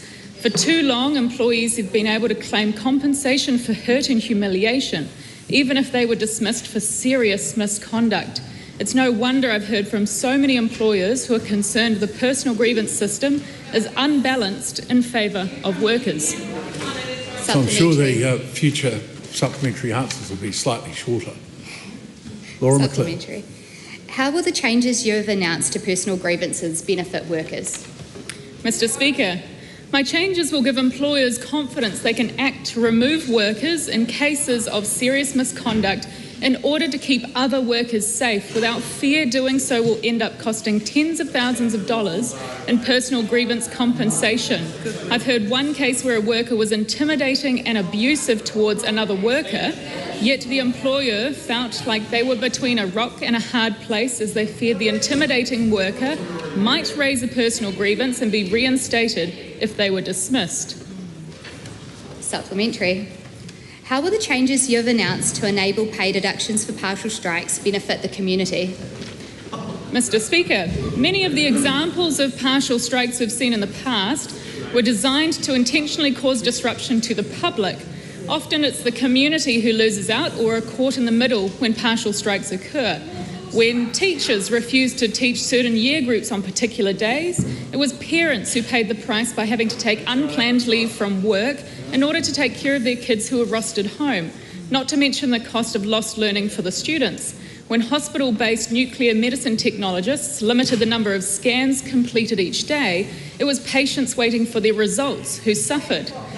If communities and employers bear the negative consequences of partial strike action, it's only fair that employees do too.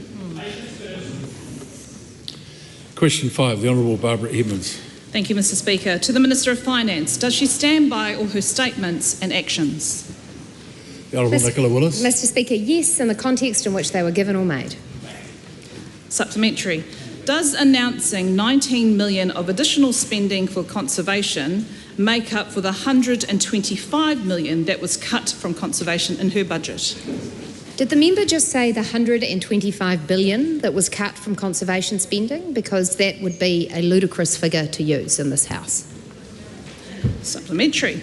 Does announcing 500,000 of additional spending for tourism marketing make up for the 20 million that was cut from the Marketing New Zealand as a Tourist Destination Fund at Budget 2024?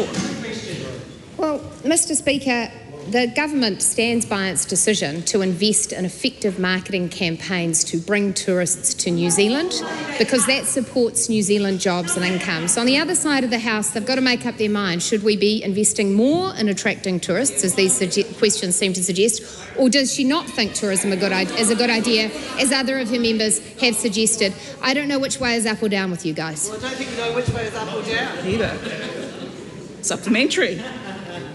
How does cutting 24 million from the New Zealand Cycle Trails, Great Rides and Tourism Recovery Fund help promote New Zealand as a tourism destination?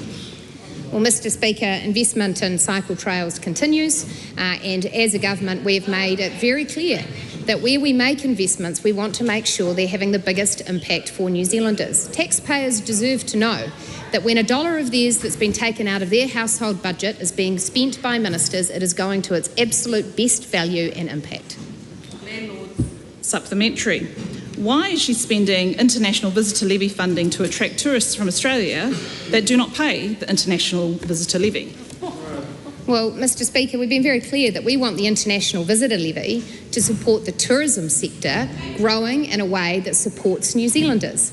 And so it's our view that right now getting tourism numbers up is important. It's important for every New Zealand community who has restaurants, cafes or tourism operators that need more people coming through their doors. It's important for all those people who would like a job but can't get one because those businesses haven't got the tourism numbers coming through the door. And it's important for businesses in the future who we want to see investing in these industries and paying their employees more. We stand by our decision to support tourism growth.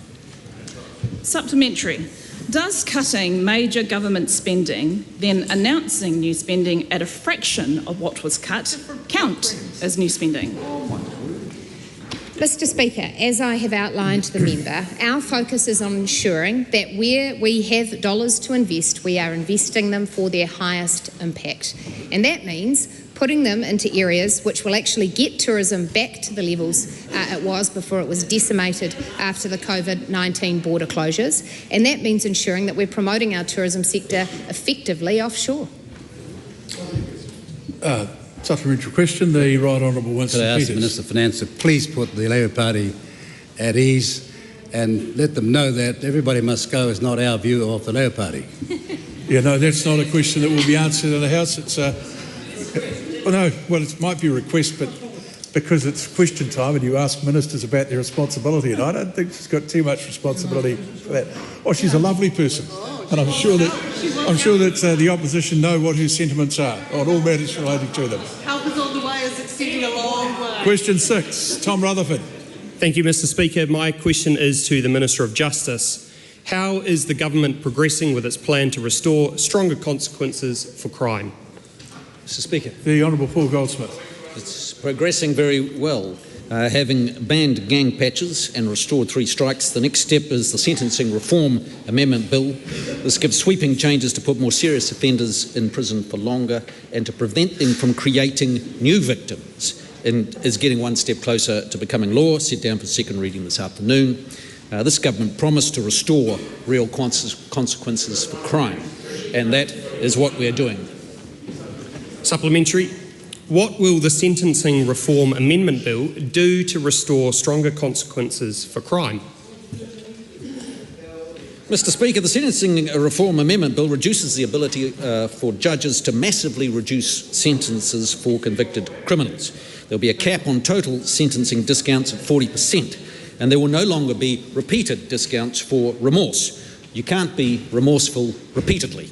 The bill also makes a number of other changes, including the addition of a range of new aggravating factors, such as for adults who offend in crimes alongside young people, such as in ram raids. Supplementary. why is it important to restore stronger consequences for crime?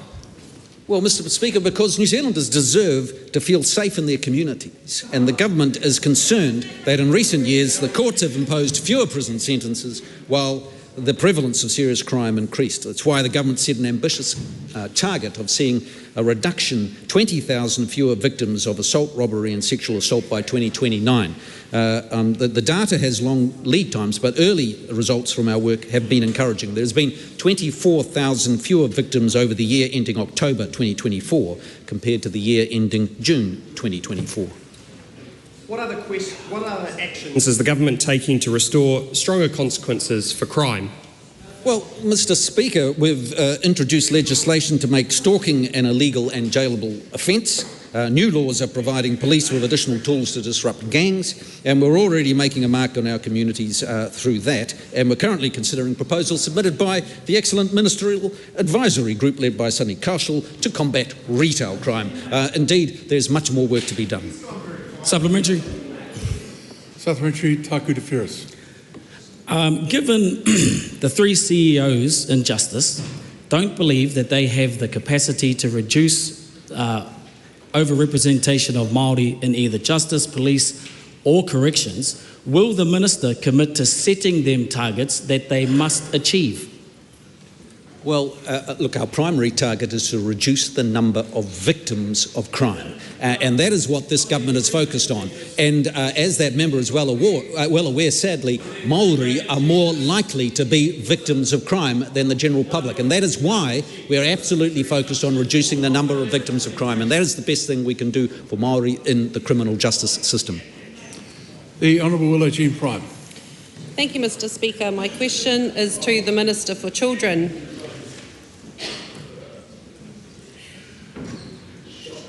Does she stand by all her statements and actions in relation to serious youth offenders and the military-style academies? Mr. Speaker. The Honourable Karen Shaw. Yes, in the context in which they were made at the time. I especially stand by my actions to provide funding of $30.6 million over 4 years to continue the fast-track youth offending program and extend the program to 14 to 17-year-olds, which will contribute to the government's Target 3 of a 15% reduction in the total number of children and young people with serious and persistent offending behaviour. Supplementary. What are her measures of success for the entire 12-month military-style academy pilot? Mr. Speaker, my measure of its success is around making sure that our communities are safe, and we are also putting in place opportunities for young people to be the best version of themselves. What they do with that is ultimately up to them. Supplementary. Does she agree with the Children's Commissioner who said, in terms of what works, that it is not putting young people into youth justice institutions for longer periods of time, and if not, why not? Mr. Speaker, I think we have to take a reality check here. These young people right now, currently, under the current legislation, are ending up in youth justice facilities. They are repeat serious youth offenders who to qualify to be part of the MSA program must have committed 2 crimes with a sentence of 10 years or more. They will end up in a youth justice facility anyway. What I am doing is making sure that when that does happen, we're asking the questions of what can we do better for these young people. Supplementary. How does the government know already that, as the Prime Minister said yesterday, having longer length residential facility time would actually be more useful? Mr. Speaker, what I can say is, from the first report back, it showed that there was a positive response of the in-residents where young people were expressing that it was helpful for them. This may be an option moving forward. That's why the legislation allows flexibility to be able to make this program work for them. Supplementary. Is she and the Prime Minister withholding information about their pilot until they have passed the legislation, and then it will be too late, it will already be in law, to lock young people up for longer? Mr Speaker, I refer back to a previous answer. These young people were going to end up in a youth justice facility anyway. What we are doing is making sure that we are asking the right questions and putting the right support in place, not only for those young people, but for their whānau and in the community so that they can be the best versions of themselves. Question 8. The House will just come to order. Question 8, Jamie Ō-Rākau. Thank you, Mr Speaker. To the Minister for Regional Development, what recent announcements has he made regarding steps the government is taking to support regional development? The Honourable Shane Jones. In line with the pro-growth agenda of our government, I recently had the pleasure of opening a new motorway interchange building on 20 years of long-term planning, infrastructure development, and I want to acknowledge Quayside Holdings and in particular Sir Paul Adams, who over 23 years ago had a vision to grow that part of New Zealand, and with the $18 million that was allocated several years ago, it was a pleasure with Tapuika, the tangata whenua, to open the infrastructure. Supplementary. Why was the government's Why was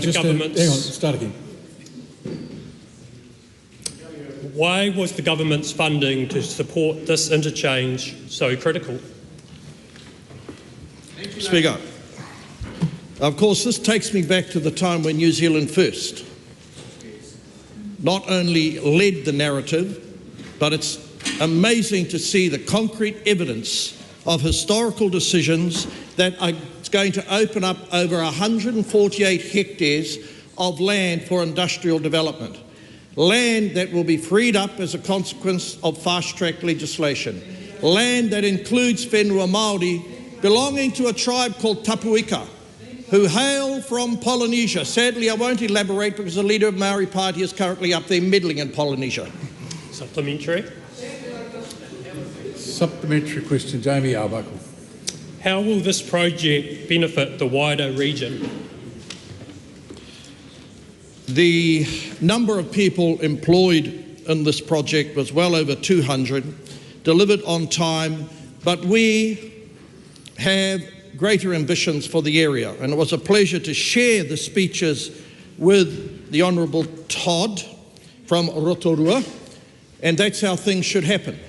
It shouldn't be just the glory of the matua, but spread it around to the people who have actually supported my narrative day after day and not tried to shoot down fast track, not tried to shoot down the application of common sense in infrastructure development. Supplementary. Yes, we'll have the question, but the answer might just sort of dodge the protestations of humility that the rest of the House already understands. What other steps is the government taking to support regional economic development? Speaker, it's important that the House note that the value of the fishing industry is well over $1.6 billion.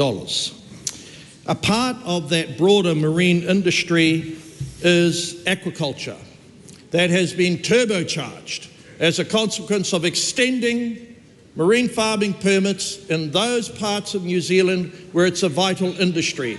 So it comes to me as very bleak news, and I will look into it this afternoon, that the Marlborough District Council is meddling and trying to impose their view of the law on marine farming. Marine farming represents the interests of mothers and fathers and households, and we're not going to tolerate bureaucrats in that particular council repeating the perfidy of what they did with seabed and fossil.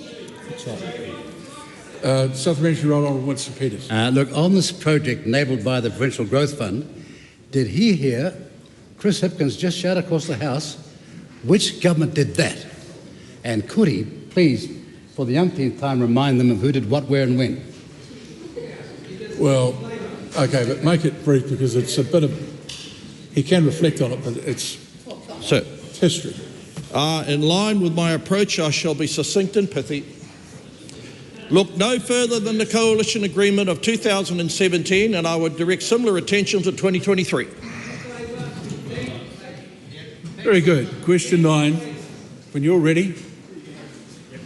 Question 9, Carl Bates. Thank you, Mr. Speaker. My question is to the Minister for Tourism and Hospitality and asks, what recent announcements has she made about increasing visitor numbers to New Zealand? The Honourable Louise Upston. Mr. Speaker, on Sunday the Prime Minister and I announced a new campaign with Tourism New Zealand, encouraging Australians to pick New Zealand for their next holiday. Tourism is a crucial part of our government's focus on economic growth, and this campaign is the first investment in our Tourism Boost package to bring international visitor numbers back to pre-COVID numbers. More visitors mean more full tables in restaurants, more bookings for local accommodation, more jobs across the country, and an overall stronger economy. A Kiwi holiday isn't just great for visitors, it's great for New Zealand. And we're letting our Aussie mates know that we're ready and waiting to welcome them now. Supplementary. How will targeting Australians improve overall visitor numbers? Mr. Speaker, just this week, new stats show a 12% increase. Just this week, new stats show a 12% increase in international visitor arrivals compared to December 2023. That's an 85% recovery of international visitor arrivals compared to 2019. Visitor numbers from Australia are currently at about 90% compared to 2019, so we know there's more room to grow. Around 4 million Australians are already actively considering a holiday in New Zealand, and this campaign will build on this momentum and encourage more of our Aussie neighbours to book now and come on over. Supplementary. What benefits does she expect to see as a result of this campaign? Mr. Speaker, the benefits of growing these visitor numbers will reach beyond our cities and into our regions. 93% of New Zealanders see benefits from increased tourism, and it isn't just the tourism dollars. They know as soon as someone lands on our shores, they start paying GST. Every time a tourist comes to New Zealand and spends money at a local shop, buys dinner at a local cafe, it's good for jobs, it's good for growth, and it's good for the incomes of New Zealand families. When tourism grows, so does our economy. Supplementary. What feedback has she received on this announcement? Mr. Speaker, the feedback has been fantastic. Everybody is talking about it. Hospitality New Zealand is excited to get more people enjoying New Zealand hospitality and the pivotal role that it plays in supporting the government's economic growth agenda. New Zealand Airports Association has said this is a critical first step in growing tourism and ensuring its benefits are distributed across the economy.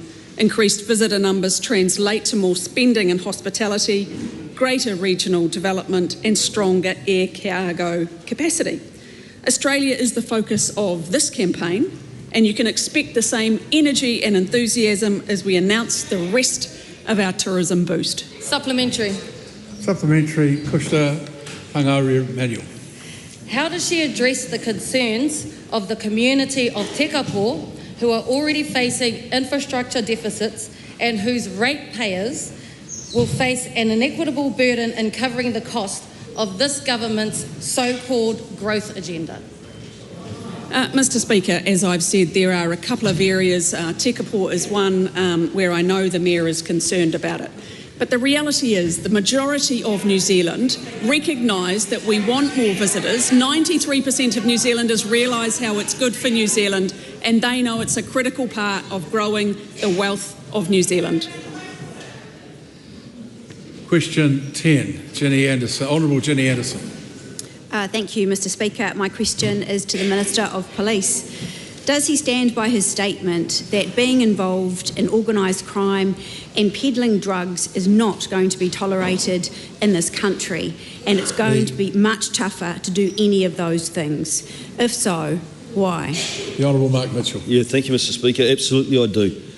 We heard from political parties and commentators that the gang legislation wouldn't work and that gangs were too strong and wouldn't comply. Gang apologists came forward wringing their hands over gang members' rights. This government is focused on victims' rights. The gang legislation has been enforced for nearly 3 months and has changed the way gangs are policed in New Zealand. Police now control our streets, not the gangs. We have seen entire chapters of gangs dismantled by police, public gatherings policed in a way where law-abiding members of the public have their rights protected, gang members blocked from entering our country, and record drug seizures through combined efforts across government. There is more work to be done, but I was pleased to note in recent reporting last year, for the first time since 2018, we have seen an annual drop in violent crime. Good. Okay, we'll just have, we'll go for the concise answers. They're generally the best. Somebody with the questions. Honourable Jenny Henderson. Is he concerned that gangs are controlling streets in Auckland, given there has been an increase of over 9,000 grams of methamphetamine consumed a week, a surge of 129% in just 1 year? No, I'm not concerned at all about the gangs controlling the streets in Auckland, because the police are doing an outstanding job in policing the gangs in Auckland, and that's certainly the feedback that I get. And I want to acknowledge my Associate Minister of Police and the Minister for Customs. We're working very closely together on a strategy around stopping and preventing the supply chain of methamphetamine coming into our country through her transnational crime strategy. And I'd have to say that our Commissioner is in Australia as I speak, working with the commissioners over there to make sure that we reinforce our borders even more. Does he think it makes New Zealanders feel safer to know that Police's National Drug Wastewater Testing Program for Q3 in 2024 shows methamphetamine use skyrocketing to its highest recorded level in New Zealand's history? Well, I don't know whether that's dealers dumping methamphetamine or not. We know that we've got a problem in this country with methamphetamine. We know that it's a wrecking ball through people's lives in every part of society.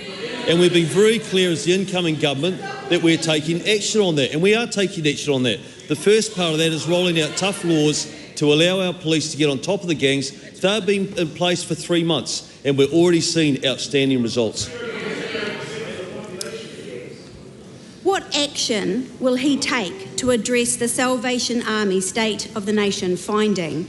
Police wastewater testing showed that meth consumption surged to 32.4 kilos per week in Q4 of 2024, more than doubling the average of the previous 4 quarters, and incurring a weekly social harm of $34 million, while charges and convictions for illicit drugs have continued to plateau.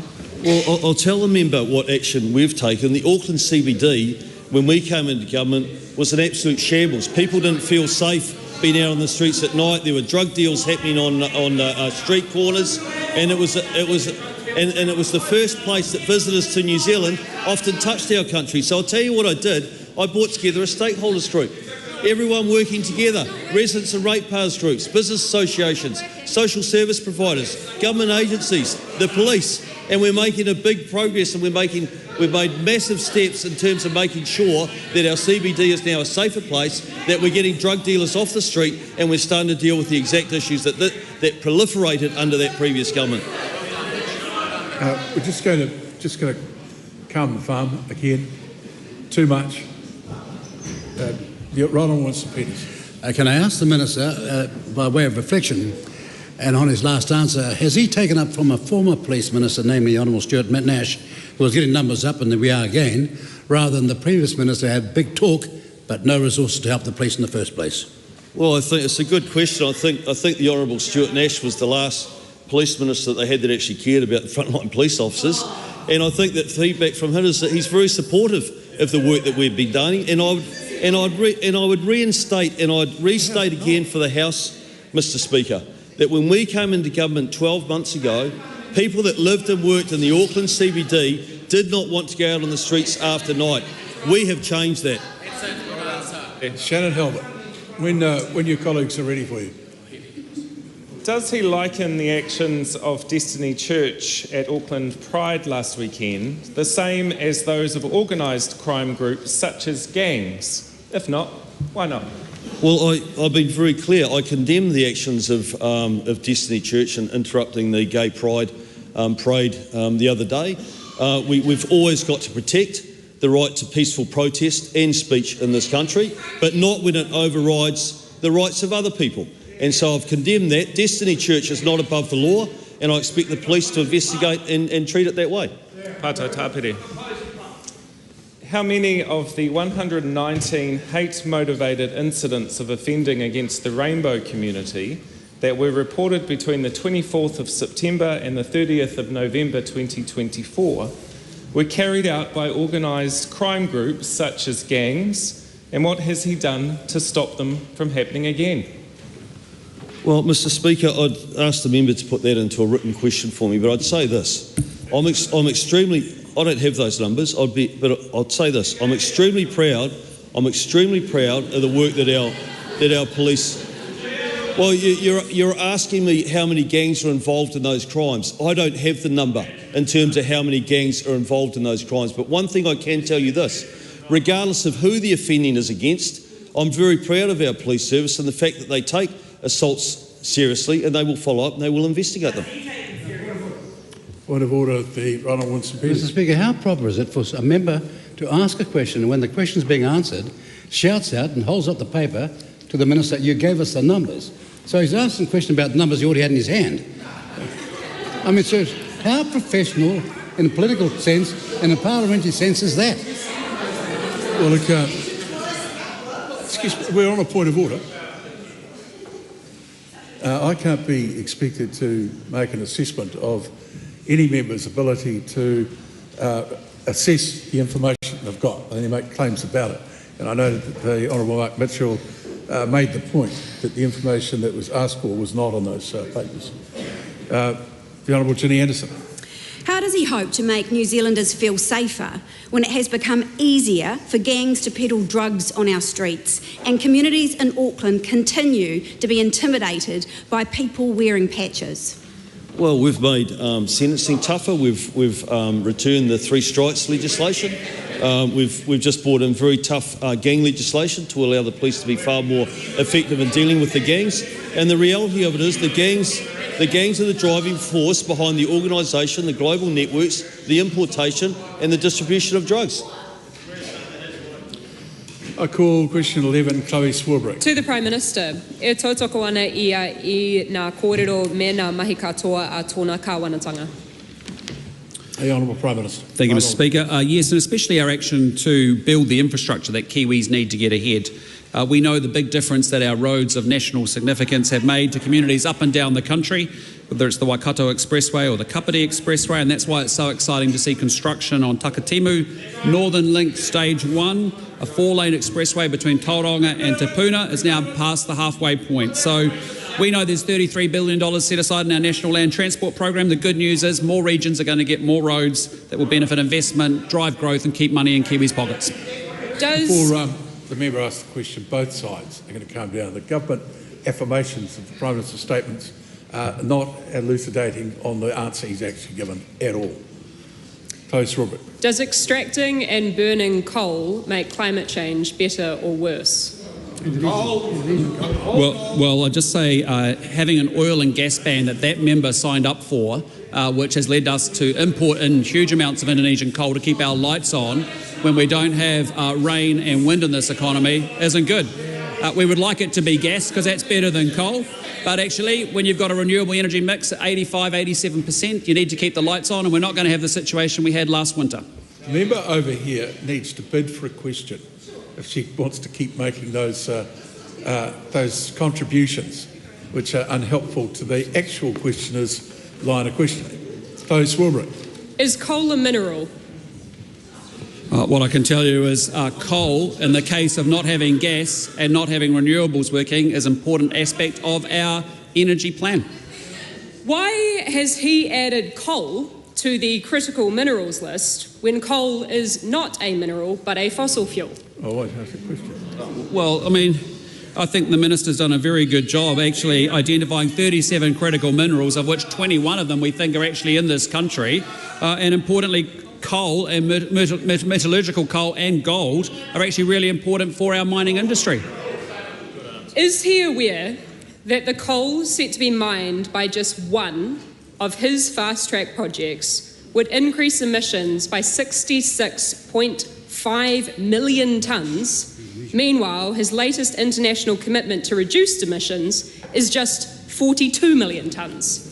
Well, I'll just say to that member, the bumper sticker of the Labor Greens government of ending the oil and gas ban led to wholesale electricity prices of $1,500 last winter. That actually puts huge pressure on businesses and people lose their jobs on the back of that. So actually a consistent, good energy policy that actually helps grow our economy, doubles the amount of renewables we have in it, but keeps our lights on with affordable, abundant electricity is exactly what we're doing in this government. The Honourable Shane Jones. To the Prime Minister, can the Prime Minister confirm, as a consequence of the cancellation in the oil and gas industry, that up to over $1 million worth of coal will be imported from Indonesia to enable people to actually enjoy energy security this year? Absolutely, and again, it wouldn't need to be that way if the previous government had a proper energy policy instead of a bumper sticker. Why does the Prime Minister think that Rod Carr, former chair of the Climate Change Commission, in his final hearing before this Parliament said that those who promote the combustion of fossil fuels are, quote, committing crimes against humanity, end quote? God riddance to him. I mean, this is an outrageous conversation we're actually having here because this country needs to grow. We need to have economic growth. Are the Greens not for economic growth? I mean, what's the position? You have to grow an economy, you need to have energy to do it, and we need to make sure we make it affordable, abundant, and we're not having $1,500 wholesale electricity prices next year, period. Supplementary. Supplementary. I think the balance of this question is going to be heard. Sorry, there's quite a bit of noise in the galleries. Can we just keep the conversations down up in the galleries? We'll hear the rest of this question in total silence, apart from the person asking a question and the person answering. The Honourable David Seymour. Can the Minister confirm that parliamentary activities, including the member for Auckland Central commuting to work by aeroplane every week, contributes to climate change? No, he has no responsibility for the travel plans of any other members of Parliament. Question number 12, Katie Nimmin. Yes. Just wait. At some point, people might get the message that they need to be quiet. It's taking a long time. Katie Nimmin. My question is to the Minister of Conservation and asks what recent announcements has he made about conservation? It's Mauro, it's funny. I'll tell you what, that wouldn't have happened if the member wasn't so intent on having a conversation across the House. The Honourable Tama Potaka. Te Maunga, it's whare. Inanahi yesterday announced $30 million investment from the International Visitor Conservation and Tourism Levy to fund more than a dozen projects to boost biodiversity, kanorautanga and manuhiri infrastructure and tourism. Tourism is a key critical economic driver, and nature alongside culture are our biggest draw cards for international tourists. Around 50% of tourists manuhiri cite as their primary reason for coming here, and about 50% of international tourists visit our iconic national parks. Supplementary. What are the benefits for biodiversity? It's Maunga, it's whare. We are investing $19 million into protecting biodiversity by reducing the spread of pests, predators and weeds. This includes stopping the spread of wallabies in renowned and spectacular places like the Aotearoa Lakes District, and managing deer and goat populations, especially nanny goats, in national parks and visitor areas like the Kaimanawa Range to allow nature to thrive. Targeted predator control to protect native species, especially the critically endangered tuturiatu or southern dotterel birds in Ō-Rākau National Park, and stopping and removing wilding pines from our majestic landscapes like the Mackenzie country. Supplementary. What are the benefits for tourism? Te Maunga, it's whare. Tourism is a critical part of this government's focus on economic growth and supports nearly 200,000 jobs and, might I say, 15,000 jobs in Māori tourism businesses. Yeah. Improving tourism infrastructure is good for the economy, helping export receipts and mahi. To manage pressures at our most popular visitor sites, the government is investing $11 million, including upgrades to huts in Aoraki Mount Cook, Rangitoto Island, nā pona e toru a Peretu, and Motutapu Island to Motutapu a Taikehu. Safety upgrades to various cable structures, including suspension and swing bridges. We'll build those and get through them. And investment at Goat Island, Te Hāwari a Maki, to improve beach access, car parking and reflect the area's significant cultural heritage. Mukhonak will be pleased. These investments will help a top-notch manuhiri experience at some of our most popular visitor sites. Supplementary. What are the benefits for international visitors? Te māngai te whare, many. Our manuhiri infrastructure is not keeping pace with growing tourist numbers or providing the experiences expected at world-renowned sites like Ō-Rākau and Tongariro. Investments in improving visitor or manuhiri experiences benefit international tourists and all New Zealanders now and into the future for their health and safety, their recreation and their wairua. Kia ora tātou.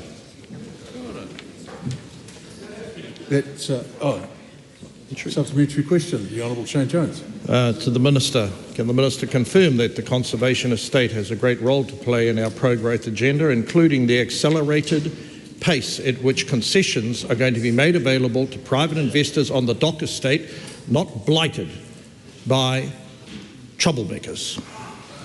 E te māngai te whare.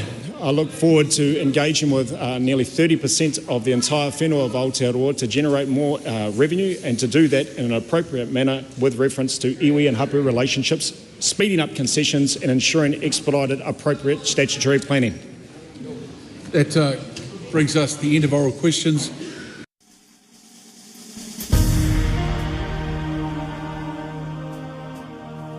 Live coverage from the House of Representatives will resume at 7:30 p.m. An uncorrected transcript of today's oral questions is available at www.parliament.nz.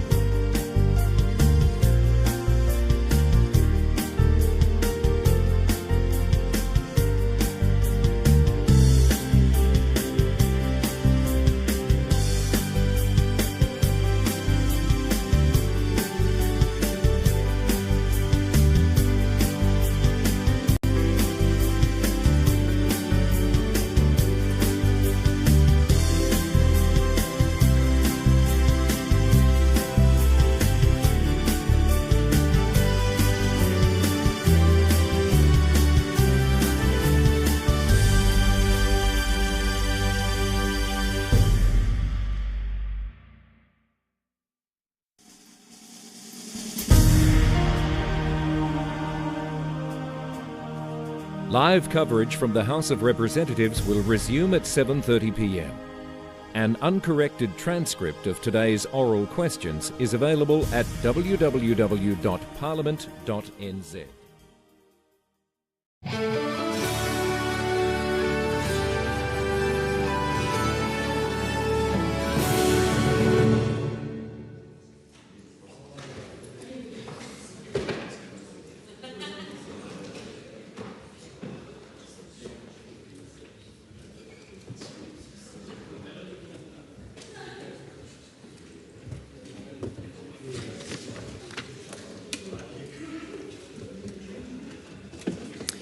Members, when we broke for the dinner break, we were up to the second reading of the Sentencing Reform Amendment Bill. We were up to call number 12, the National Party call.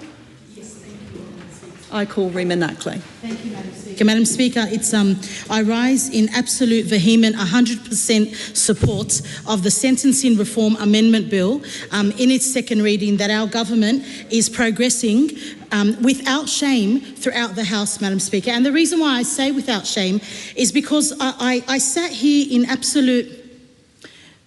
I was flabbergasted with what I was hearing from the other side of the House. And it flabbergasts me because I say this often. I truly believe people on the other side of the House are good people, decent people. But I can't believe sometimes the worldview that is shared with us. And one of this worldview is that this bill, what it does is it's not about victims, as one of our Green members said. It's not about, this bill is not about victims, he said. It is about punishing people further. Really, Madam Speaker, do you think that's what it's about? Does the Speaker think that's what it's about? Absolutely, we want to punish people further. And there's a reason why we want to punish people further. Because my neighbours in Takanini were telling me over and over and over again that there seems to be no more consequences for violent crime, for all types of crime. And I said to them, we will bring back consequences when we get back in there. And this bill, the Sentencing Reform Amendment Bill, is one of the ways that we are bringing back consequences for crime, holding people accountable. But if I reflect, Madam Speaker, on some of the submissions that were given during the submission stage, another point of horror and almost disgust for me, Madam Speaker, was when I asked a solicitor that is the co-chair of the Defence Lawyers Association of New Zealand. I asked her, what do we say, and she was speaking against the bill, what do we say to an 11-year-old girl that was very violently sexually abused and the perpetrator was given home detention, Madam Speaker? Home detention. You know what this person said? She answered, Ms. Elizabeth Hall, she said, we say that the justice system is designed to look at the interests of all parties and that the harm that has been suffered to you, the young girl, is recognised. Do you think the mother wants to know that the harm is recognised or something done about it? Or the perpetrator being given something more than home detention because he was given 75% discount because of this reason and this reason and this reason? It is shameful. It's shameful what we've done to this young girl, this 11-year-old girl whose life is effectively ruined because of that perpetrator. He has home detention. It's shameful and it's disgusting, and that's why I commend this bill to the House. The question is that the amendments recommended by the Justice Committee by majority be agreed to. Those of that opinion will say aye. Aye. To the contrary, no. No. The ayes have it. A party vote is called for, Mr Clark. New Zealand National, 49 votes in favour. New Zealand Labour, 34 votes opposed. Green Party of Aotearoa, New Zealand, 15 votes opposed. ACT New Zealand, 11 votes in favour. New Zealand First, 8 votes in favour. Te Pāti Māori, 6 votes opposed.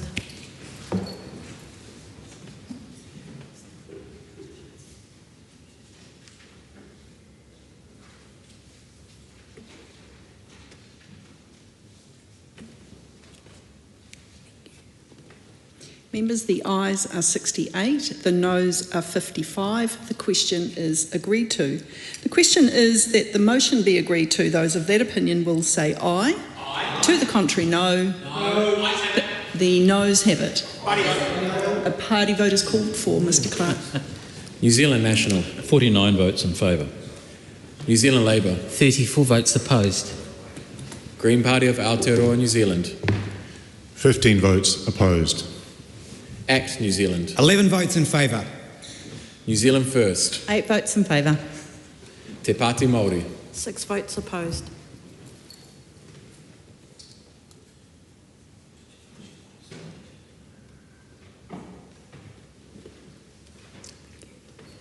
Members, the ayes are 68, the noes are 55. The question is agreed to.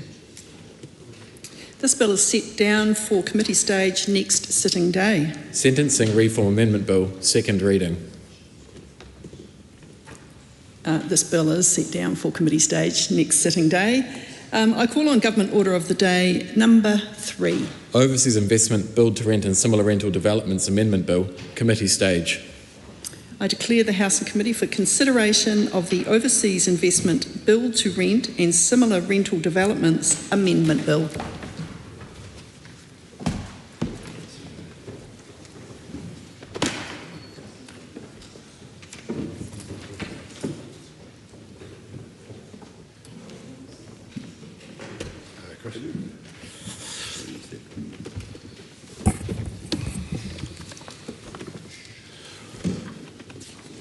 Members, the House is in committee on the Overseas Investment, Build to Rent and Similar Rental Developments Amendment Bill.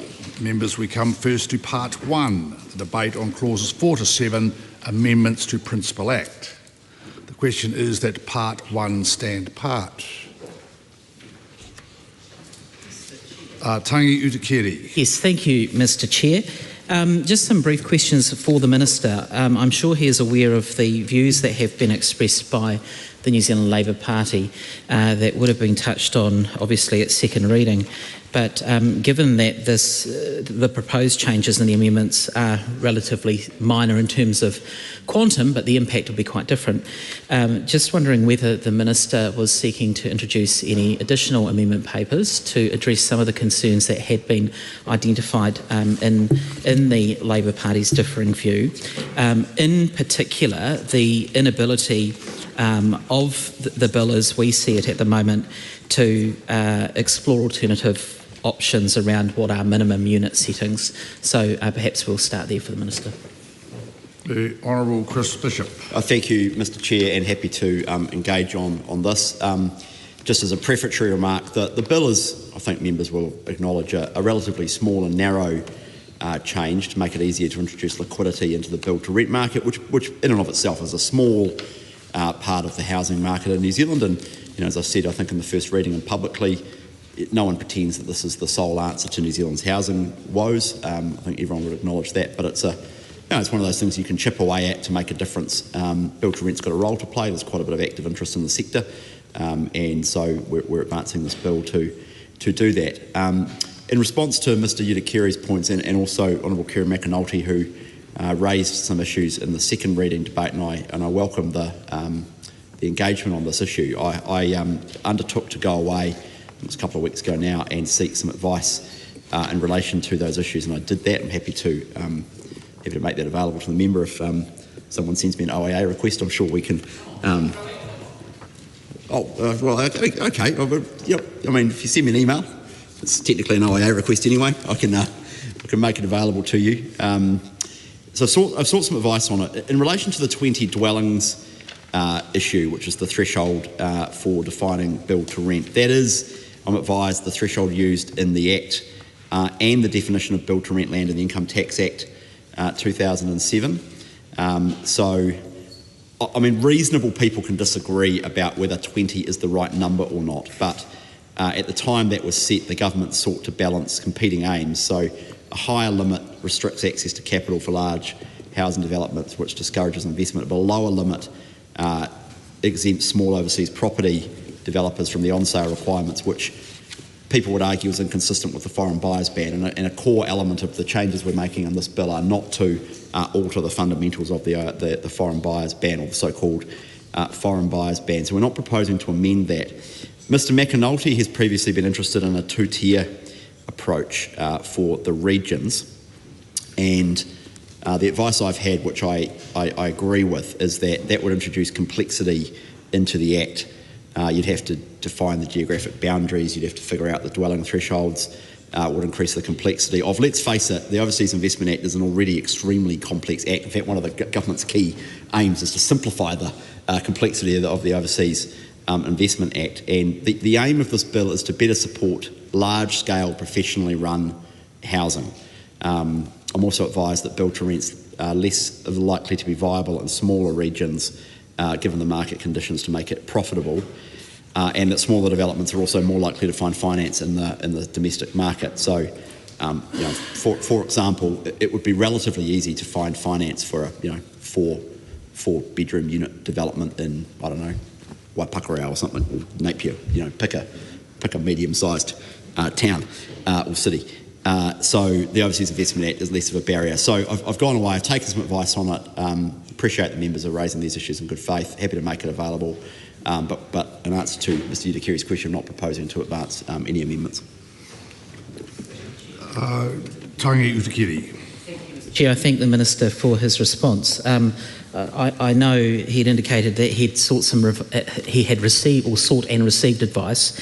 It would be helpful if the Minister was prepared to perhaps make that available rather than rely on the OIA for it, given that it was raised by members opposite, in particular the Honourable Kieran McAnulty. So I invite the Minister to maybe think about proactively releasing that information. I thank him for his comments around the 20 unit being the appropriate setting or not, and the indication from the Minister is that there's no intention to perhaps change that.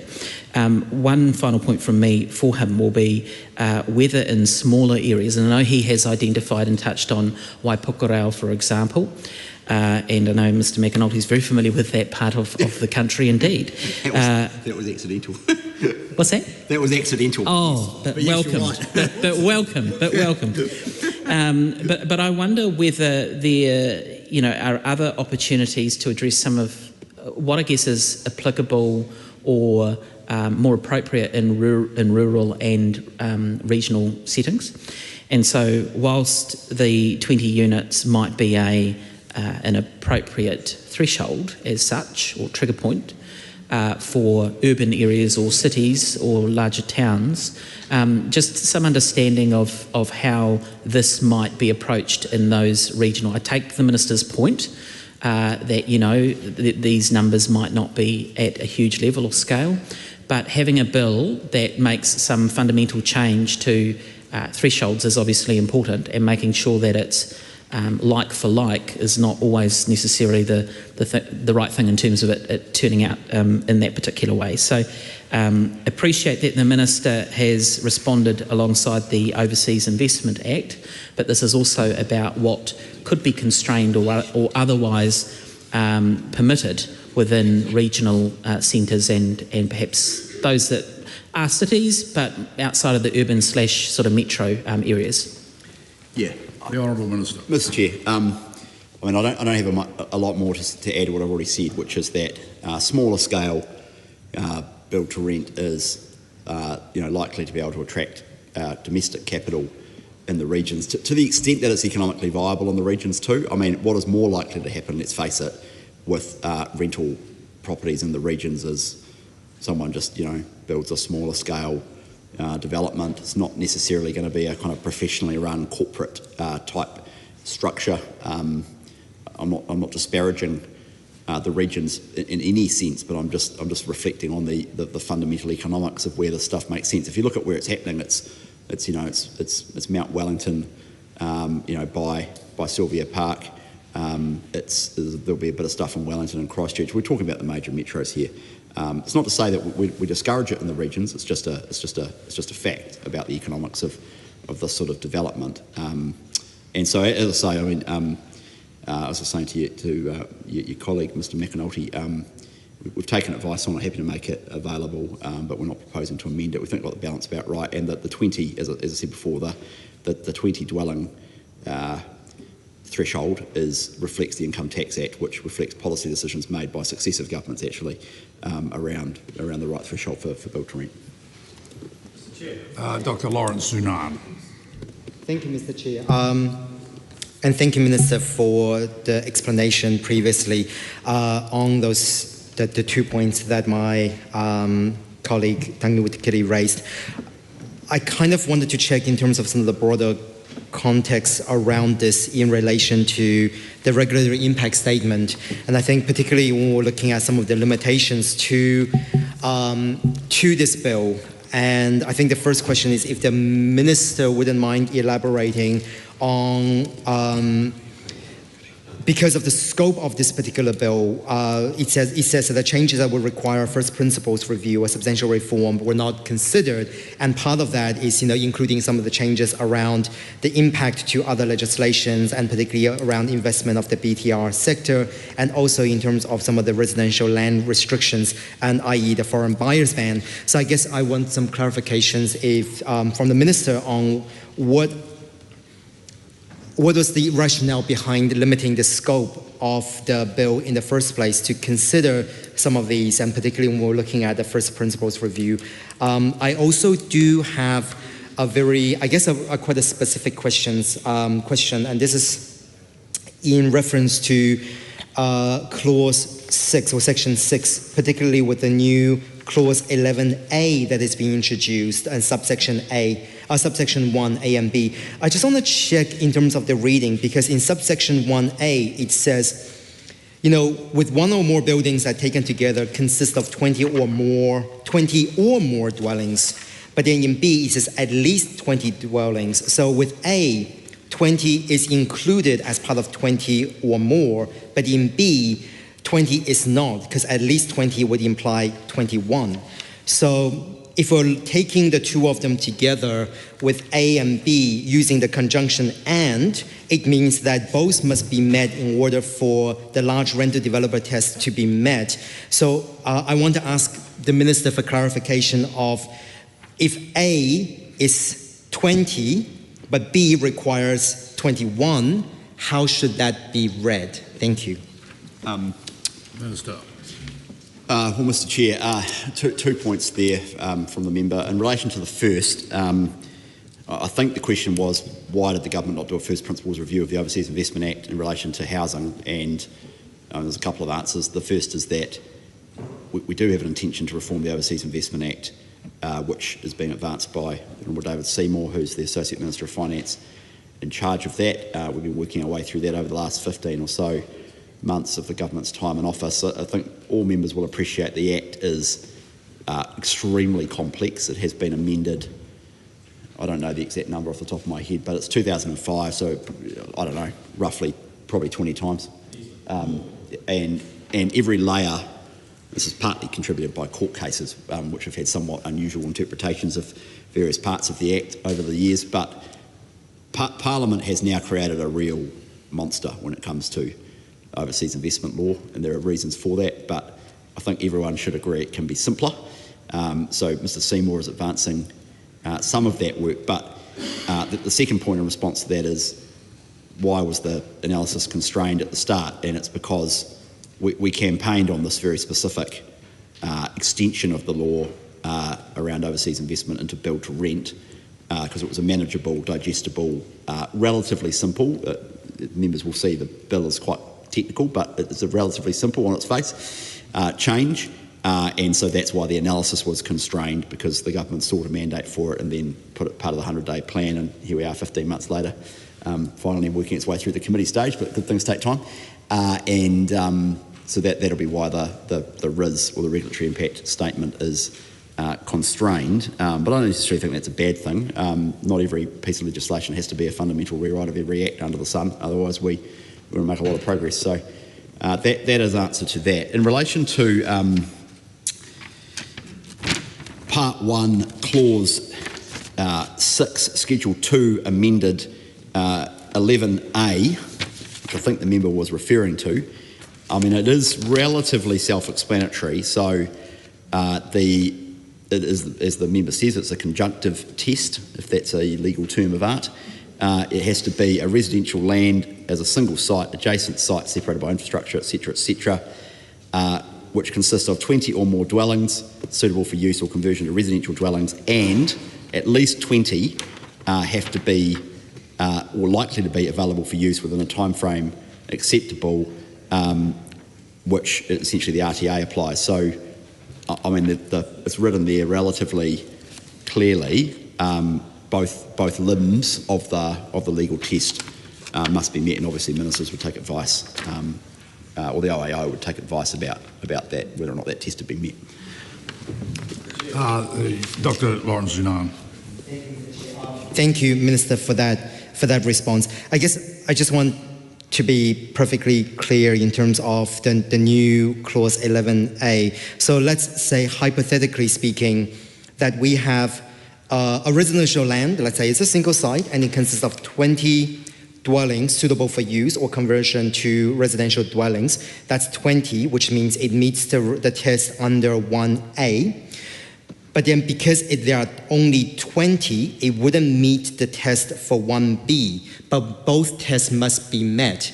The reason for that is because for you to meet the test of 1B, you need at least 20, which means that you need a minimum of 21. So it's 21 or more is how you would read at least. So if a context is that there are only 20 dwellings, it will meet test 1A, but not 1B. Am I correct, or is there an alternative reading of at least? Thank you. Well, I don't. Maybe I'm missing something. And I didn't go to. I mean, I did pretty well at school C English, so I don't quite understand what the member's saying. So I mean, it's 20 or more, which is the same as at least 20. So, yeah. So I think that deals with that. Right. No, true. Thank you. The Honourable Kieran McAnulty. Very much. Now, while the Minister's cracking himself up at his own jokes, I'll ask a few more questions.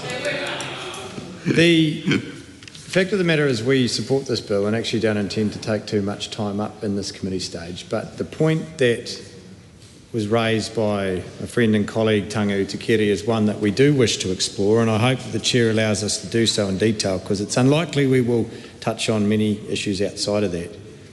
I heard the Minister's response to Mr Utikere's questions and his brief summary subsequent to that, but I'm not sure that that actually touches on the core issue there. We were given two explanations there, Mr Chair. We were told that there's been advice. It'd be useful to have that here so that we could actually understand it. This is the stage at which Parliament actually gets the opportunity to dive into something. And given the Minister indicated that he would go and look at this issue, he indicated that it was a fair point that we raised at the second reading. If we really want to understand the reasons why it's not being explored by the government, it would be useful to actually have that advice available now rather than seek it out through an IA, which I think was the response.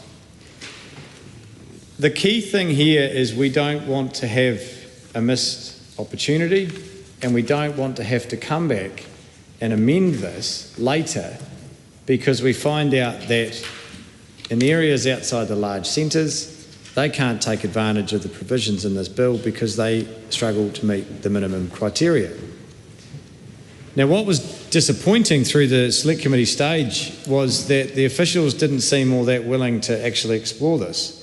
They'd found a solution as per the instructions from the government, and they actually, to be honest, they weren't that keen to look into it. And despite the fact that actually members of the committee on both sides could see what it was that we were trying to explore. And here it is in a nutshell. Meeting the 20-unit minimum in the cities is probably not going to be an option. In fact, in places like Auckland, 20 units will probably be a proportion of the total number of units, so that just won't be a problem. But where I live, any developer that comes along and proposes 12 units is a big developer. But they don't meet this. And if the logic behind this change is that through feedback from the sector that they will struggle to on-sell their development unless overseas investment is utilised, and therefore without doing so they would be less keen to put money and invest in the development or indeed build these units in the first place, that surely that logic would apply in the cities as much as elsewhere. And is this government really telling Parliament that it wants build to rent to become a significant part of our housing portfolio in this country, but only in Auckland, Hamilton, Tauranga, Wellington and Christchurch. Now, I just don't accept that. Because if build to rent is going to be a part of this country's attempt to solve the housing crisis, surely that's as relevant elsewhere. And at the moment, I am not convinced that areas outside the large cities would benefit from what the government is proposing in this bill. And frankly, I thought the response from the Minister, although good on him for addressing it, I thought it was a little bit dismissive. We don't get into details. We should understand this. I get it. This is consistent with what previous governments have done. But the reason we've got an amendment bill is because what previous governments have done in trying to establish build to rent as a separately recognised asset class is that it wasn't there before, it was brought in, now we're amending it because it didn't quite touch the mark. Why are we saying that because it's done previously, therefore we're content? I just struggle to understand the logic. The Honourable Minister.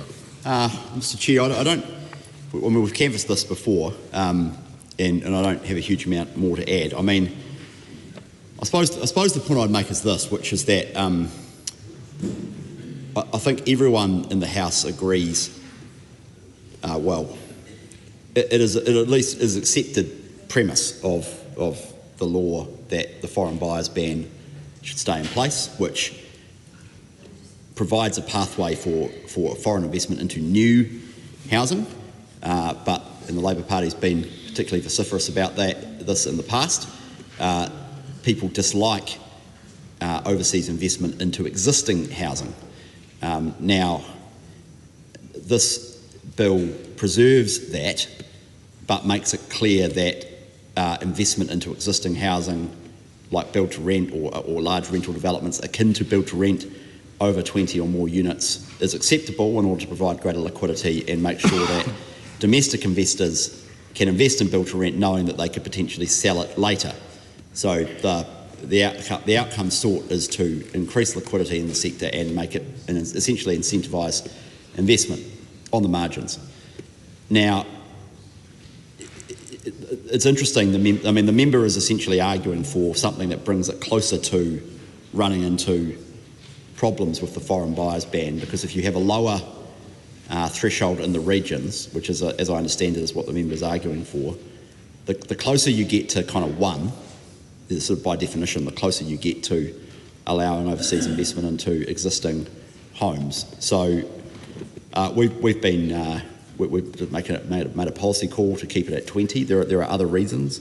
There would, as I said before, there'd be increased complexity for the official's advice is relatively limited benefit.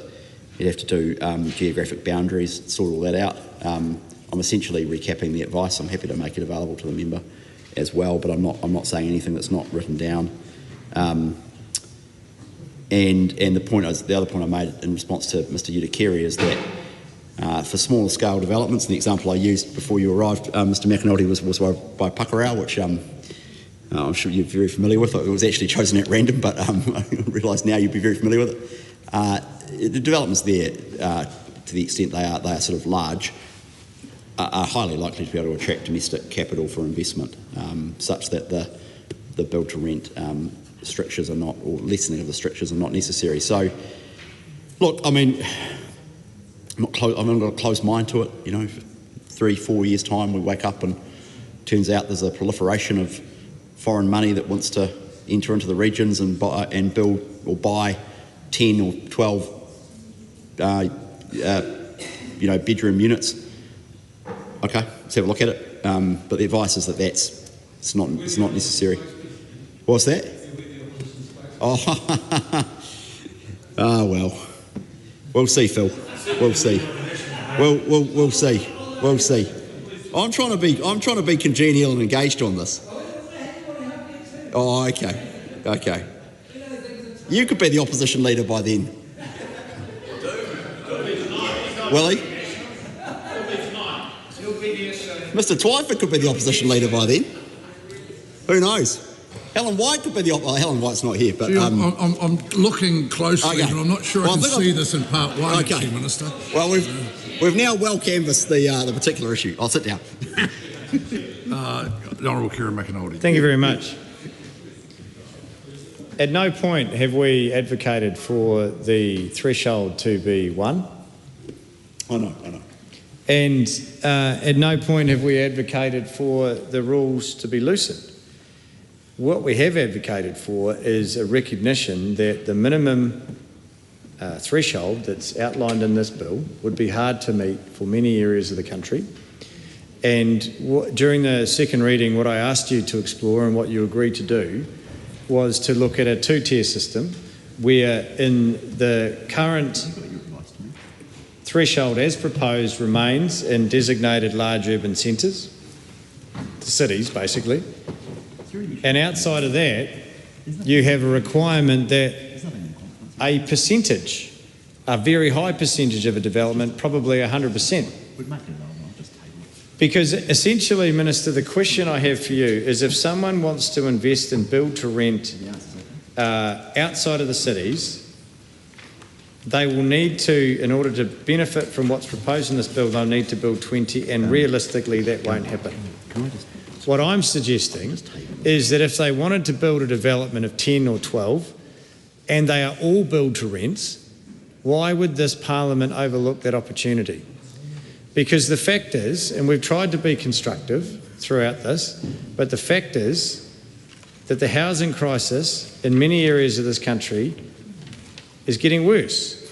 And surely we need to look at, you've mentioned Waipak, places like Wairarapa, but any regional areas, homelessness is growing and people are struggling to find affordable rents.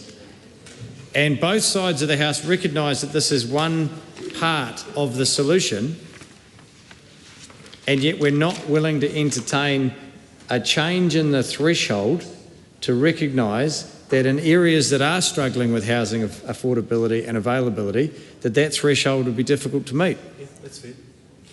And actually, in fairness, Minister, you did say you would look into it, and I'm not convinced that it actually has been. Because the answers that you've given to our questions haven't actually addressed the original proposal. Keep the threshold as it is for the cities and look at the requirement that if, say, 100% of the development, let's say it's above 8, so you've got 8 to 20, 9, 10, 11, 12, etc. All of those options, if all of them were build to rent, a recognised asset class now, I guarantee that there would be more build-to-rent developments built because they would benefit from this. We accept the rationale. We accept that it doesn't extend or loosen the ban on foreign investment, that this is a specific niche change, if you like, to encourage this particular asset class to be built. And yet we're not willing to go the whole hog. So we were dismissed at select committee stage by the officials. I genuinely expected to come here and be able to thrash that out, and I'm a bit disappointed that it isn't. Well, the Honourable Minister. Mr Chair, I mean, I could have just turned up here and ignored your second reading speech, not sought any advice, not turned up here willing to engage on the issue. I've done that in good faith. Most ministers don't actually go away and listen to the opposition and seek further advice on something, by the way. Well, that's true, and you know it. So I'm happy to table the advice, which I've now become available, so that deals with the OAA. At the end of my remark, I will seek leave to table it so the member can have a copy of it, but as I say, it largely reflects all the stuff I've already said in the last 20 minutes or so. The member makes a not unreasonable point, but the advice I've had, which I agree with, is that the additional complexity that the member's proposed amendment would introduce into the Act would outweigh the benefits gained from it.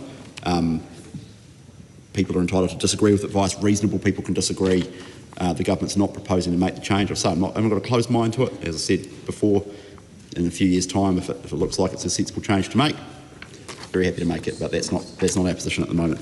Mr Chair, sorry, I seek leave to table Treasury Report dated 5 February 2025 titled Overseas Investment Build to Rent and Similar Rental Developments Amendment Bill Minimum Dwelling Threshold. Leave is sought for that purpose. Is there any objection? There is none. Dr. Lawrence Sunan. Thank you, Mr. Chair. I want to first thank the Minister for entertaining me with my previous question. That was my mistake. Thank you. I fully acknowledge that. I actually have a question regarding some of the risks, and I would really like to hear of this proposal and the exemption, and I really want to hear the Minister's clarifications on how to mitigate some of that risk. So this is particularly, I'm looking at the regulatory impact statement starting with paragraph 58. I guess the first risk that we're seeing is the exemption must be provided prior to, for example, if the criteria is going to, if the investment is likely to meet the criteria before it goes ahead. So I guess in the case of being able to monitor and being able to track when the exemption was placed, and then the investors is using the exemption, or the investor is truly investing what they said they would invest, how does the Minister planning on monitoring that? Because again, presumably that once you give an exemption, you can't really take it back. The second part of the question is around, again, in terms of some of our international obligations with the exemption, and particularly when we're looking at some of the obligations under our free trade agreement, and when we're looking at the context of a ratchet clause within our existing free trade agreement, where basically, you can't reinstate a requirement after you have provided an exemption, because once you provide the exemption, it becomes locked in. So how would then the Minister mitigate the risk that we cannot remove the exemption in the future without breaching the ratchet clause in our free trade agreements? Mr. Chair, I think the member is confusing what was recommended by the Treasury, or at least considered by the Treasury as part of the policy development process, with what actually is in the amendment bill. So all of the things the member is talking about were discussed as part of the policy development process but rejected by Cabinet, and we ended up going for a very narrow extension or a very narrow change to the overseas investment regime when it comes to build to rent. And so all of the existing things that the OIO does around checking apply, but the things around ratchet clauses and stuff like that were ruled out and are not part of this consideration. Mr. Chair. The question is, just in time, the Honourable Julianne Genta. Thank you, Mr. Chair. I actually had a couple of questions for the Minister, and hopefully he'll indulge me. I wondered if he could tell us how many applications there have been under the Benefit to New Zealand test for the sale of large-scale rental developments to overseas investors, and how many of those, if any, were declined. So the question is, have there been any applications under the Benefit to New Zealand test for the sale of large-scale rental developments to overseas investors? And if so, how many were declined? And I guess following on from that question, it would just be good to understand why the illiquidity of assets in the criteria for the Benefit to New Zealand test is not enough. So that is my question. I can keep going. In relation to the first question, we're doing some digging, but I don't have the numbers to hand, so I don't know right now. Is the short answer. In relation to the second point, that there are reasonable disagreements about this, but there is enough feedback from the market that the test is too constrained at the moment, hence why we're proposing to change it. And essentially the amendment we are putting through has been narrowly scoped and actually put forward, and there was consultation with the sector around this in order to try and get the right outcome. I'm no legal expert when it comes to the Overseas Investment Act. I don't think many New Zealanders are, other than highly paid lawyers, but the Act is extremely complex, and the advice we've received is that this simplifies the Act when it comes to large-scale overseas investment into existing build-to-rent, such that it increases liquidity. Julianne Genta.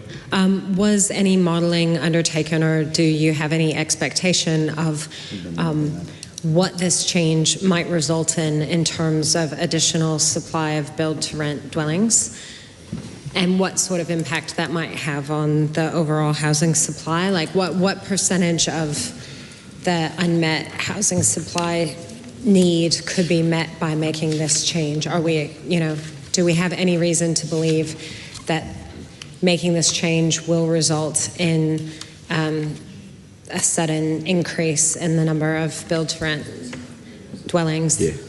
Mr. Chair, I mean, it's a reasonable point. The answer is we don't have any. Property councils. Yeah, we don't have any Treasury modelling, but I'm advised that there is some Property Council modelling, which shows this is back in 2021 under the previous government when they were also pushing for this change. If there were favourable policy settings, the number of built-to-rent dwellings could expand to 25,000 within a decade. By way of comparison, I think we have around 2,000 built-to-rent units at present in the country. So, that's a sizable increase. As I said at the start of my remarks, is it going to solve the housing crisis in New Zealand? No. Will it put downward pressure on rents on the margins? Yes. So I don't pretend this is a silver bullet, but it's a useful change. There are some people out there quite bullish about build-to-rent, and you'll also find people who are pretty downbeat about it, as you would in any market. And ultimately, people will take a punt, and if it works, they'll make a quid, and if it doesn't, then they bear the consequence of that. So this is about freeing it up and making it easier to do that. And, I don't have anything more to add to it. Honourable Julianne Genter. Thank you, Mr. Chair. I also wanted to know, obviously the policy intent of this is to ensure that the exemption for foreign investment into new housing for build-to-rent purposes is sufficient but is there a possibility, and did officials consider whether domestic build-to-rent developers might end up just selling existing supply to overseas investors, and that ultimately it doesn't really have a big impact on new housing, I guess, and how will that be monitored, and will these changes be monitored? Is there an ability to look at it and decide, make sure that it's having the intended outcomes after the change has been made, and make amendments in the future? Yeah, I mean, Mr. Chair, that is one of the aims of the bill, is that making it clear that domestic developers can sell later to overseas buyers, but it doesn't affect, as I engaged with Mr. McAnulty about, it doesn't engage the foreign buyers ban because you're dealing with large-scale housing developments. So that is one of the aims, is to bring in greater liquidity into the sector, and there's nothing to stop overseas investment into new housing now, for example. So there's the increased housing test, which you can't come along and buy a house, but you can come along and buy land to build some new houses, and everyone sort of seems okay with that. And so what this does is essentially allow buying existing housing as long as it's built to rent, such that it increases liquidity, and it will incentivise domestic investment into built to rent on the margins. So that's sort of the aim of it. The question is that part one now stand part. All those in favour say aye. Aye. To the contrary, no. The ayes have it. Party vote is called for. Please conduct a party vote. New Zealand National, 49 votes in favour. New Zealand Labour, 34 votes in favour. Green Party of Aotearoa, New Zealand, 15 votes opposed. ACT New Zealand, 11 votes in favour. New Zealand First, 8 in favour. Te Pāti Māori, 6 votes opposed.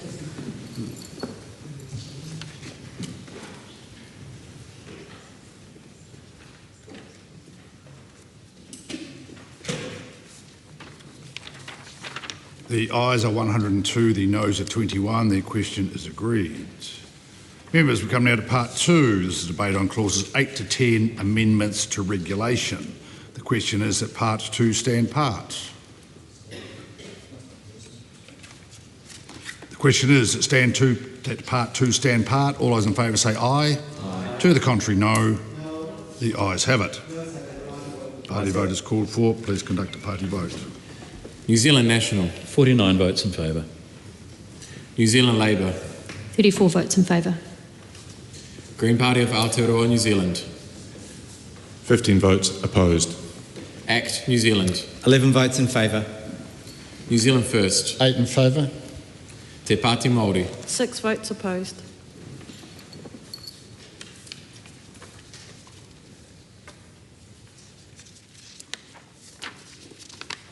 The ayes are 102, the noes are 21. The question is agreed. Members, we come now to our final debate, clauses 1 to 3. This is debate on clauses 1 to 3, Title, Commencement and Principal Act. The question is that clause, just in time, Dr. Lawrence Zunan. Mr. Chair, I just have a really short question for the Minister. The Minister, you mentioned something before about something being implemented in 3 months. I didn't quite catch that because I'm just referring to the commencement date. So when this comes in effect after royal assent, does the Minister already have people already expressed an interest in this and is able to then apply for this immediately, or there's going to be a period of transition? Mr. Chair, I think I might have said in relation to 3-4 years, maybe in relation to Mr. McAnulty's point about coming back to it if we needed to. I don't think I said 3 months. I stand corrected if I'm wrong.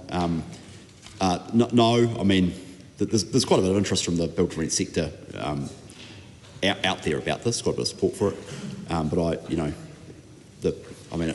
There has to be a commencement date, and the bill was first introduced in. From memory, December 23 might have ended up in February. It's been through quite a long process. People know it's coming. The act's got to come into effect at some point, and day after it receives royal assent as good as any. So that's what it is. The question is that clause 1 stand part. All those in favour say aye. To the contrary, no. The ayes have it. Party vote is called for. Please conduct a party vote. New Zealand National, 49 votes in favour. New Zealand Labour, 34 votes in favour. Green Party of Aotearoa, New Zealand. 15 votes opposed. ACT, New Zealand. 11 in favour. New Zealand First. 8 in favour. Te Pāti Māori.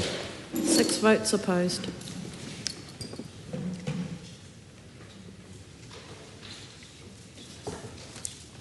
The ayes are 102, the noes are 21. The question is agreed. The question is that clause 2 stand part. All those in favour say aye. To the contrary, no. The ayes have it. Party vote is called for. Please conduct the party vote. New Zealand National, 49 votes in favour. New Zealand Labour, 34 votes in favour. Green Party of Aotearoa, New Zealand. 15 votes opposed. ACT, New Zealand. 11 votes in favour. New Zealand First. 8 in favour. Te Pāti Māori. 6 votes opposed.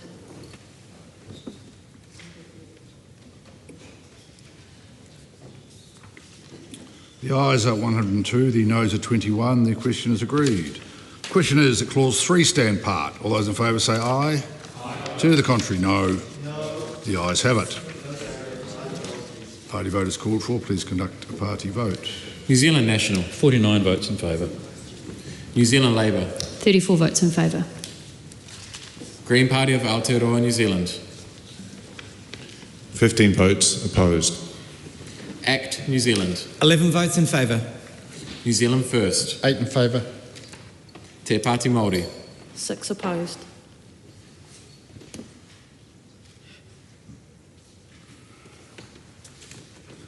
The ayes are 102, the noes are 21. The question is agreed. I'll report this bill without amendment.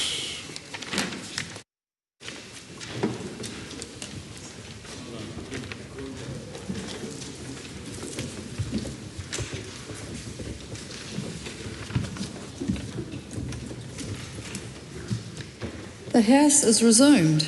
Madam Speaker, the committee has considered the Overseas Investment, Build to Rent and Similar Rental Developments Amendment Bill and reports it without amendment. Madam Speaker, I move the report be adopted. The question is that the report be adopted. Those of that opinion will say aye. To the contrary, no. The question is agreed. The bill is set down for third reading next sitting day. I call on Government Order of the Day number 4. Interrupted debate on the second reading of the Arms, Shooting Clubs, Shooting Ranges and Other Matters Amendment Bill. So, members, when we were last on the bill, we were up to call number 7. It's a National Party call. I call Carl Bates. Thank you, Madam Speaker, and for the opportunity to speak on this bill this evening. Madam Speaker, I thought it might be valuable just resetting where we are in this debate. There is a difference between pistol ranges, Madam Speaker, and non-pistol ranges, and we hear a lot of hyperbole about this piece of legislation from the opposition through the discussion, and I think that understanding of the difference between the two types of ranges is critical to the changes that are being put forward in the House today, and I think the clock just needs to kick off as well there, Mr. Speaker. I wouldn't want to take more time than required in this discussion. The Justice Committee, Mr. Speaker, heard from a range of submitters who were all focused on safety. And I think when we talk about this change in legislation, Mr. Speaker, often safety is thrown as a massive statement that seems to capture or imply that you can't change legislation for the better and still keep safety at the centre of it. These changes will make it easier for firearm owners and shooters to participate in their sport in a safe and regulated environment. And I think that is key, Mr. Speaker, a safe and regulated environment. It makes sense to have stricter rules for pistols because they're a smaller type of gun, Mr. Speaker. Hunting is also an important recreational and social pastime in this country. It's important that those that wish to go and hunt and bring home their own meals or for pest control are able to do that in a safe and appropriately regulated environment.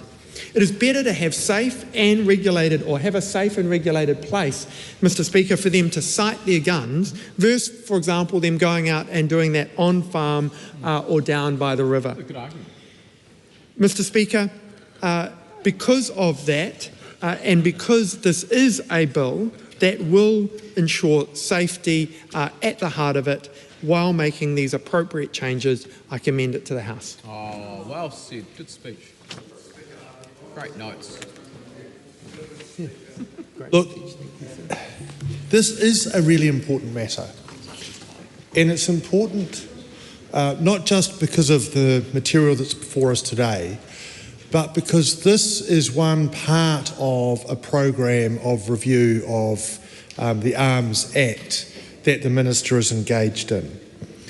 And it concerns me that there's a sense of polarisation here, that if you think that these reforms are bad, you in some way vilify gun owners. And I want to make it absolutely clear that I don't.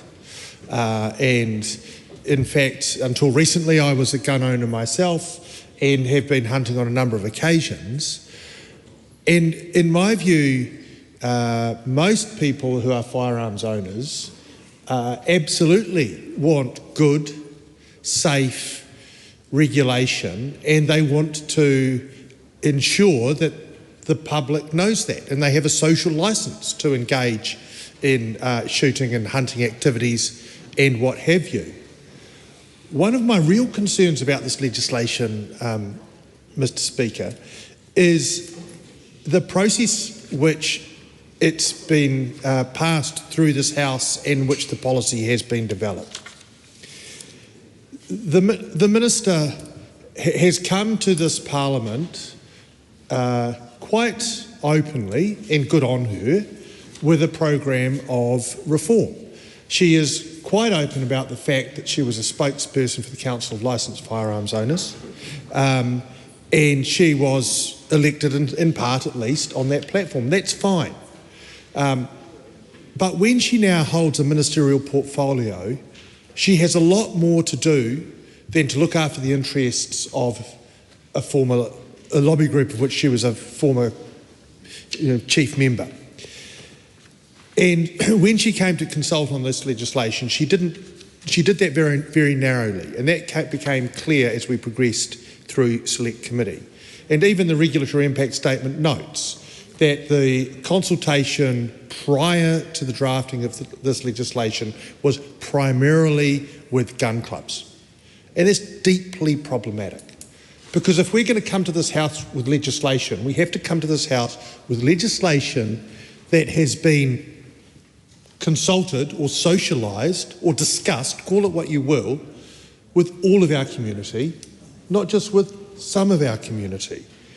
And so that's deeply problematic. And it was a real concern that at Select Committee, sure, we had a number of operators of gun ranges and so on, and gun sporting enthusiasts who vehemently promoted and supported the bill, and good on them. I can understand what most people want less rules rather than more.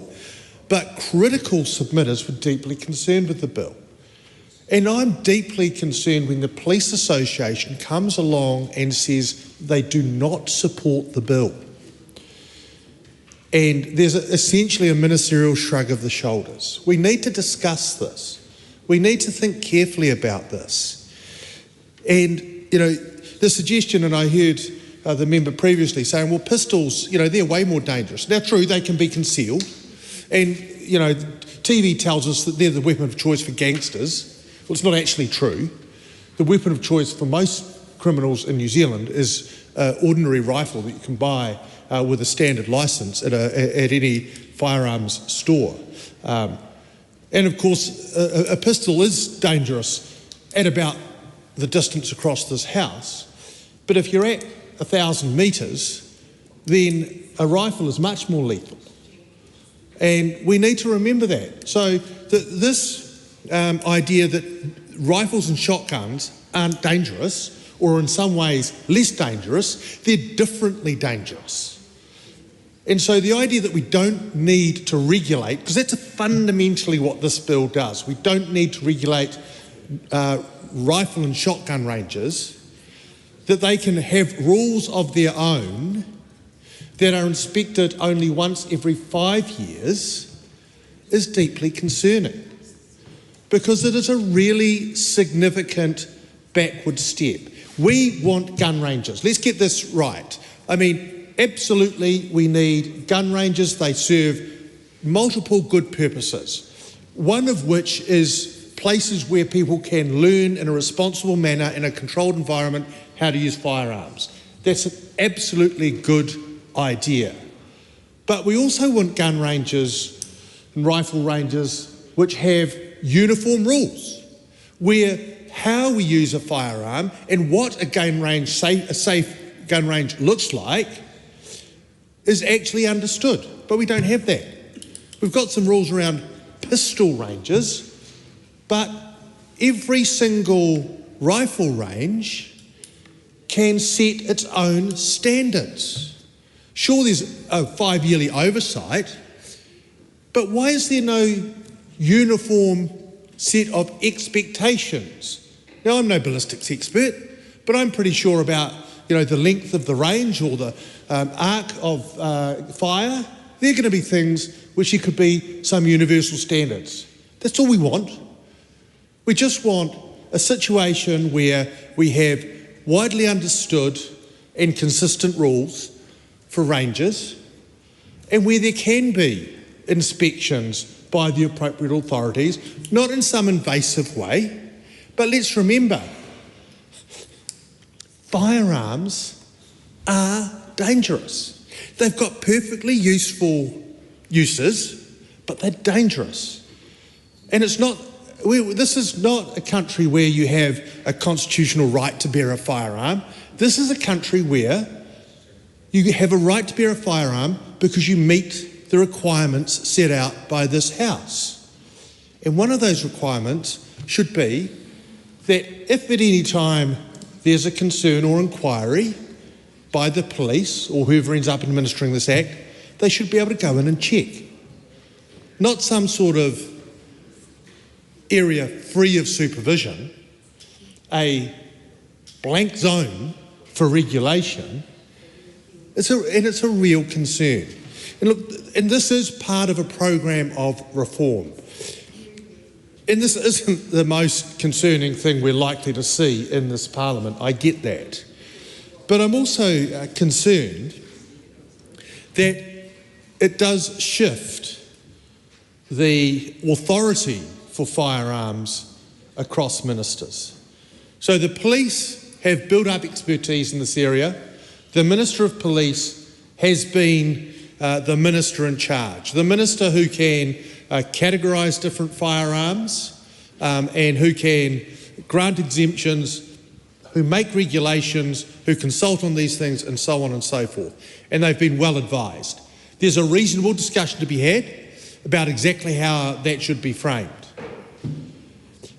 But why we are moving the administration of the Arms Act from an operational entity, the police, who deal with firearms every day, who have tangible expertise in this area, to the Ministry of Justice, which is a policy ministry, essentially moving it from experts in firearms to a government-run think tank on justice, is beyond me. And I'm deeply concerned that the real reason that that's happening is because the Associate Minister of Justice has a single track of reform, that where we're going with this is predetermined. Don't get me wrong, I'm really happy for a review of the Arms Act. I am sure we can improve it. But if that is no more than cover for a liberalisation of gun laws and a retreat, a rolling back to where we were before March 15 in Christchurch, I find that deeply, deeply concerning. So I think it's very important that when we come to this next reform that is being consulted on as we speak, we consult widely and we approach the question with an open mind. I want to engage with this not on a party political way, because we've come across this in a bipartisan way before and we need to do it again. But let's remember what's at stake, because guns in the wrong hands can cause immense harm. They can be tools for good, but in the wrong place at the wrong time, they can cause immense harm. So let's get this right. Rema Nakle. Mr Speaker, I'll be adding my kōrero to the second reading of the Arms, Shooting Clubs, Shooting Ranges and Other Matters Amendment Bill. And after the member opposite just finished his contribution, I'm still wondering when we're going to be seeing the opening of the Webb's Wine Bar. So, Mr Speaker, just to reiterate, because we did start the contributions on this bill last week, the purpose of the bill is in essence to reduce unnecessary regulatory burdens on shooting clubs and ranges. And why are we doing this, Mr Speaker? We're doing it because back in 2020, legislative changes took place and they added significant regulatory burdens on clubs and ranges. And these are just people that just want to practice their sport, have a good time in a safe and not too burdensome environment. And I understand we have to take care and have measures in place for safety. And what I really appreciate about the Honourable James Meagher, our current chair of the Justice Select Committee, one of the busiest committees in the House as we speak, is the fact that when he spoke on this bill last week, he recognised that he really thinks a lot of the members haven't even read through the bill. And he emphasised how the new Section 38X, when he talks about inspections of shooting clubs and shooting ranges, there's also another subsection 2 which says, yes, okay, it's once every 5 years, unless there is a change of circumstances that may affect its safety, its safety. So we really need to read through the whole bill before we open up our wine bar, Mr. Speaker, and I commend this bill to the House. And just before I call the next speaker, I'm sure any wine bar opened by Mr. Webb would have some very good reds in it. Mr. Speaker. Reuben Davidson. Thank you, Mr. Speaker. I stand to take a call on the Arms, Shooting Clubs, Shooting Ranges and Other Matters Amendment Bill. And I stand to oppose the bill and to strongly oppose this bill because next month it will be 6 years since the tragic events of 2019 in Christchurch. And I and everybody in Christchurch and across Aotearoa can never forget how we felt, what we learnt, and what we did in response to those actions, what we did right here in this House, because we recognised that we should be here to make communities safer. This bill takes steps to undo that. It takes steps to remove the safeguards put in place to make communities safer. And it threatens the respect that was shown by the then government to the families and communities who suffered such imaginable loss almost 6 years ago in Christchurch.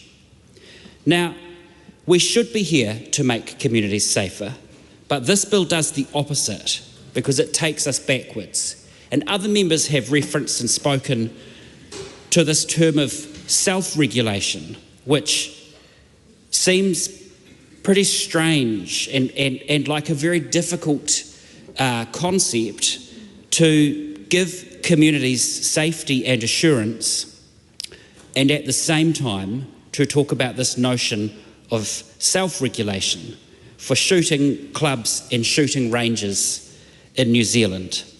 This bill has multiple loopholes that will endanger communities and also place at risk law-abiding gun users. There's nothing in this bill that sets out to stop a club or a range opening in a community next door to your home or in an area where it's simply not appropriate. If we're here to make communities safer, then these are not the actions of a responsible government that cares about keeping people safe. There are a number of other issues with the process associated with this bill. If we're here to make communities safer, then the rushed consultation that went with this bill does not do that. The number of submissions received was not that high, but the skew of submissions was immensely high.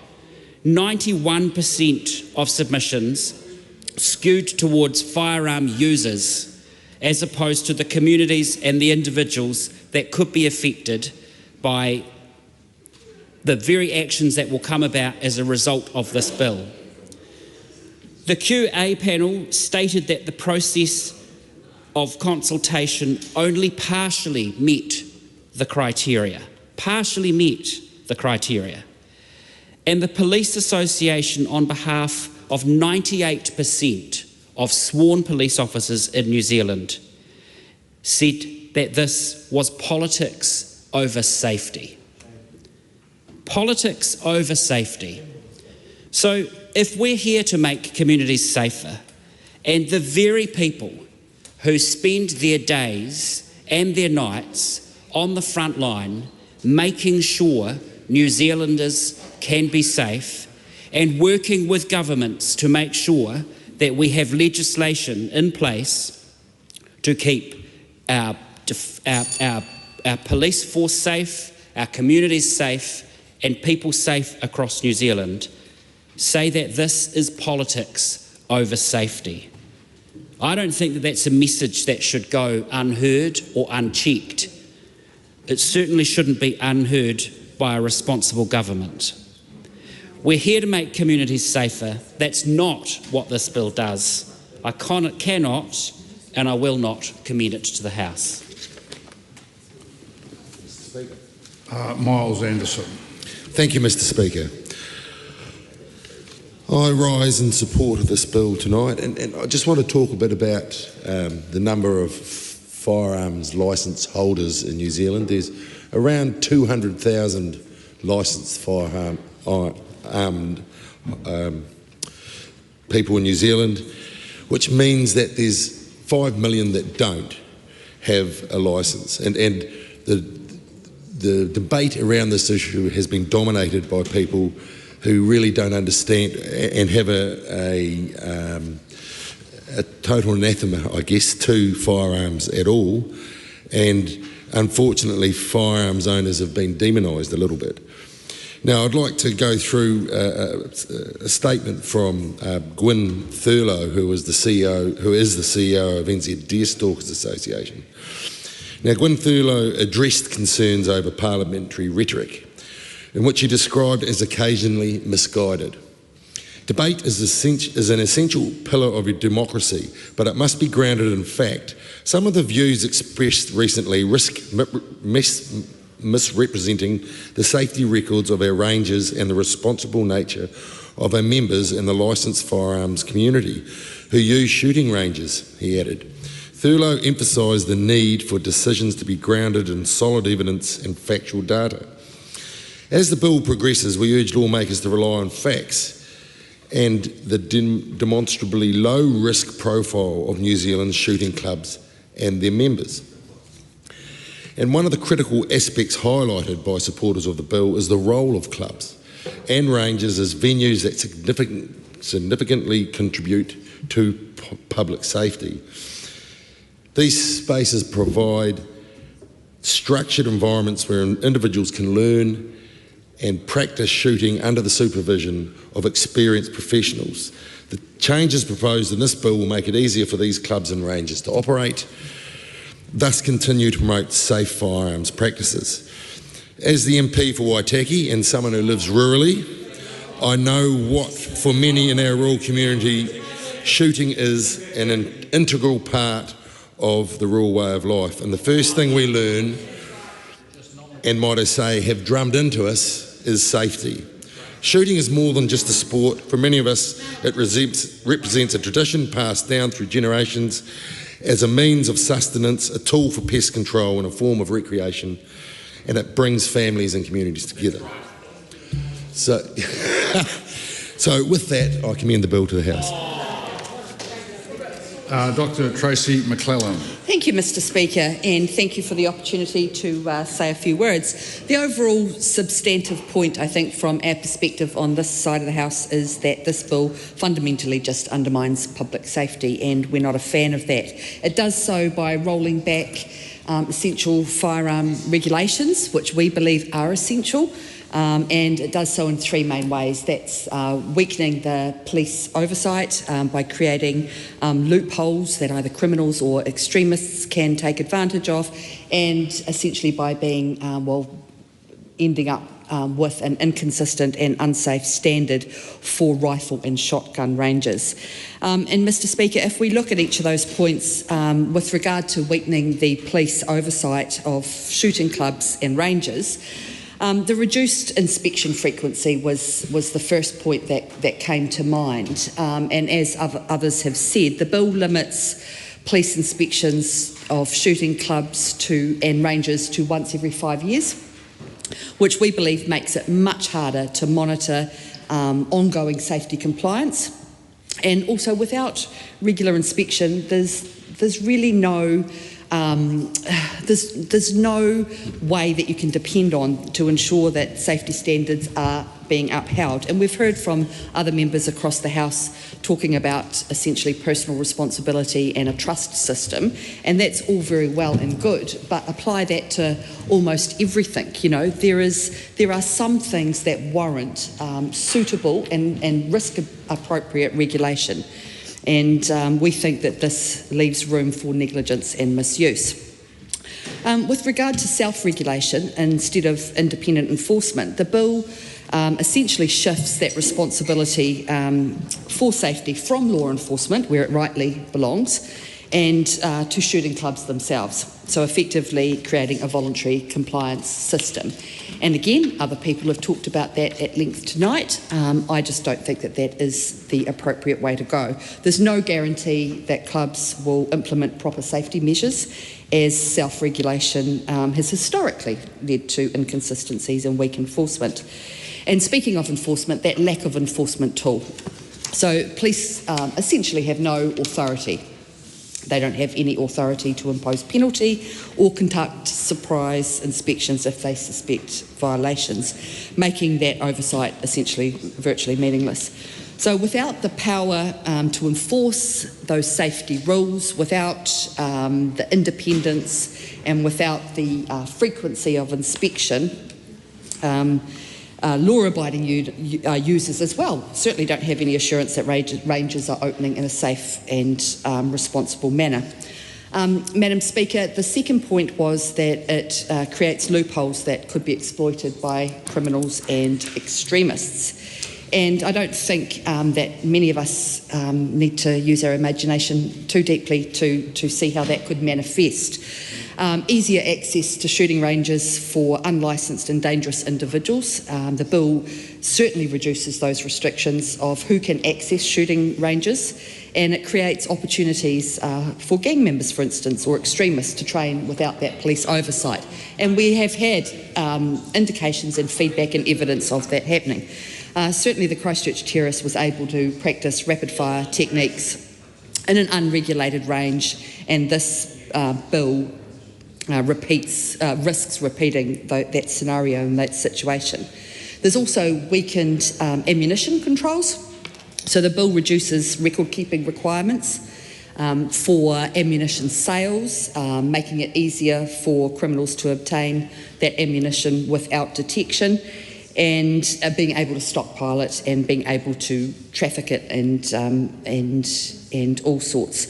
So unregulated pop-up shooting ranges was another point that came up, and I think was relatively well traversed in previous contributions. But the bill essentially allows temporary shooting ranges to operate without certification, and as long as only 2 events are held per year. So that doesn't necessarily, I don't think, within the confines of a regulatory framework provide much safety and much strength of conviction, I suppose, for lack of a better term, that within those provisos of those 2 events, that everything is running according to plan. And the third point, Madam Speaker, is the inconsistent and safe standards. So the lack of a national safety standard for rifle and shotgun ranges. The bill removes the requirement for non-pistol ranges to follow national ballistic safety guidelines, making those standards, as my colleague, the Honourable Dr. Duncan Webb said, really inconsistent between those types of activities. Rifles and shotguns have long-range firing capabilities. So weak regulations, or any type of weak regulation, increases the risk of accidents and increases the risk of stray bullets causing harm. And also it undermines the firearm registry. So the bill weakens those record-keeping requirements, which could be used as a stepping stone, and I don't think that it's inconceivable that that could happen, to removing certain firearms from the firearms registry altogether, and that is actually something that we should all be relatively mindful of. Police have stated that 70% of firearms seized from criminals are standard hunting rifles and shotguns, meaning, reducing oversight of those, whilst, the vast majority of times they may be used by law-abiding people who are responsible, but that nevertheless is the case. And reducing oversight of these weapons is, by definition, absolutely dangerous. So ignoring expert advice on safety data, I think the regulatory impact statement found no evidence that the current regulations are causing problems at all, or forcing shooting clubs to close. And that is often stated as the impetus for these measures, but that just simply doesn't stack up. So consultation on the bill was heavily biased towards firearm users, ignoring broader public safety concerns and the recommendations from various other experts. So in conclusion, Madam Speaker, we think on this side of the House that the bill prioritises the interests of gun owners over public safety, and we're not a fan of that. We think it undermines police enforcement, which is rightly where that should sit, creating loopholes, or potentially creating loopholes for people who seek to exploit those loopholes by the very definition of their existence. And the government should focus on strengthening, not dismantling, firearms regulations to ensure that we're all protected from gun violence and just good old-fashioned preventable harm. Why would we not be seeking to do that where possible? Madam Speaker, certainly over the last few months, the market stalls and the like that I've been attending where we've had our petitions out, this one is the one where people will walk and come over. This is the one that catches their eye, that will bring them to the table and have those conversations. And it may be particularly salient in Christchurch, but certainly of all the conversations I've had, which are many in the Christchurch region, people are really keen not to go backwards with regard to firearm safety and firearm regulation, and rolling back these protections in the way that this bill does certainly does that, and it hasn't gone down well in my neck of the woods. Tom Rutherford. Thank you very much, Madam Speaker. Second readings are a really good opportunity to reflect on the work that was undertaken by the Justice Select Committee in this case, and the work that they did hearing the public submissions and then the amendments that they have made to the legislation. And I've had a read through the departmental report, and it said the committee on this piece of legislation received 558 submissions. 39 people supported their submissions through making oral submissions to the Select Committee. Overall, 304 people submitted in support of the legislation and 86 were opposed. And one of the things that really caught my eye were, as my colleague Miles Anderson said in his contribution before, there is a small amount of people in New Zealand who are registered gun and firearm owners. And many who supported the bill were from that community. Those that actually are directly impacted by this legislation and the impact it has on them. They submitted clubs and ranges are venues which support public safety, and they welcome changes that would make it easier for these places to operate. Madam Speaker, there's a number of fantastic amendments proposed by the Select Committee, supported by the member in charge of the legislation, and I look forward to those being enacted and for us to have a further discussion on this in the third reading, so I commend it to the House. The question is that the amendments recommended by the Justice Committee by majority be agreed to. Those of that opinion will say aye. Aye. To the contrary, no. The question is agreed. The question is that the motion be agreed to. Those of that opinion will say aye. Aye. To the contrary, no. The ayes have it. A party vote has been called for. Would the clerk please conduct a party vote? New Zealand National. 49 votes in favour. New Zealand Labour. 34 votes opposed. Green Party of Aotearoa, New Zealand. Te kauma rima ngā poti whakahe.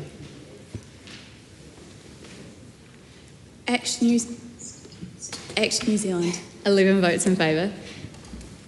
New Zealand First. 8 in favour. Te Pāti Māori. 6 votes opposed.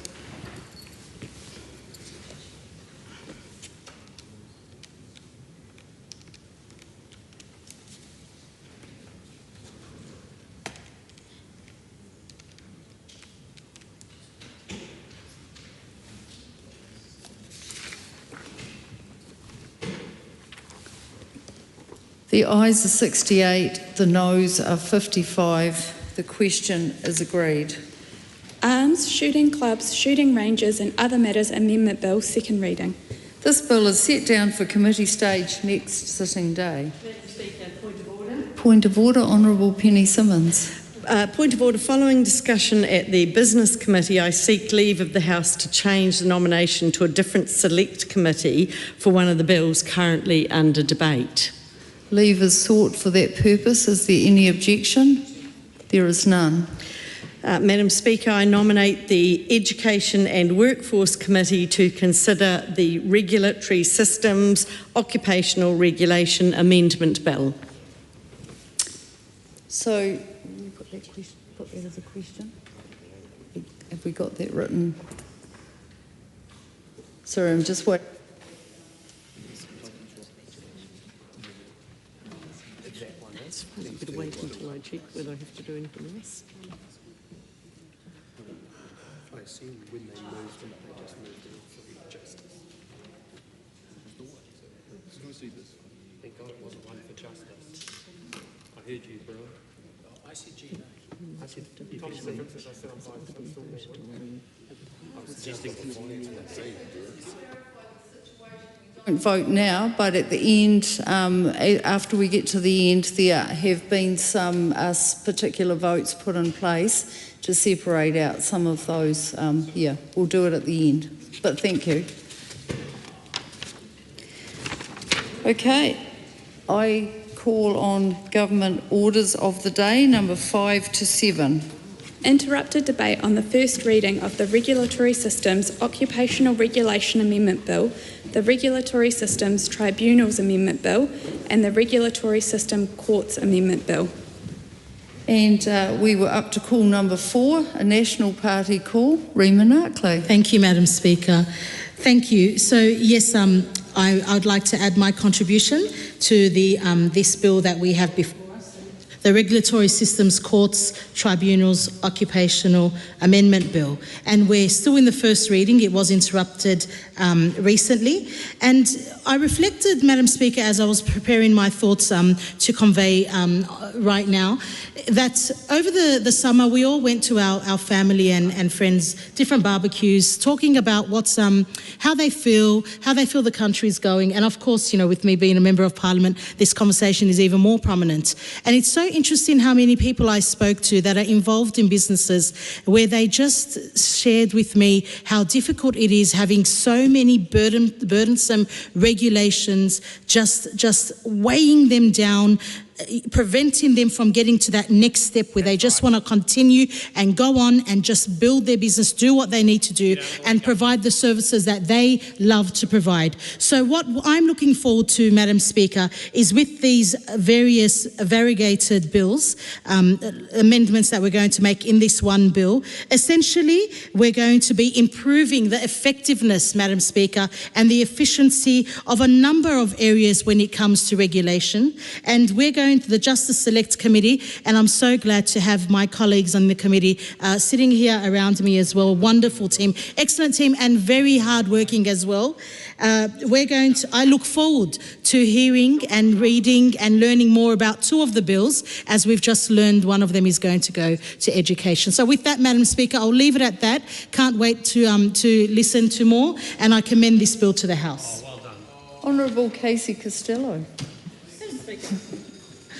I rise on behalf of New Zealand First to speak in favour of the Regulatory Systems Occupational Regulation Amendment Bill, the Regulatory Systems Tribunals Amendment Bill, and the Regulatory Systems Courts Amendment Bill.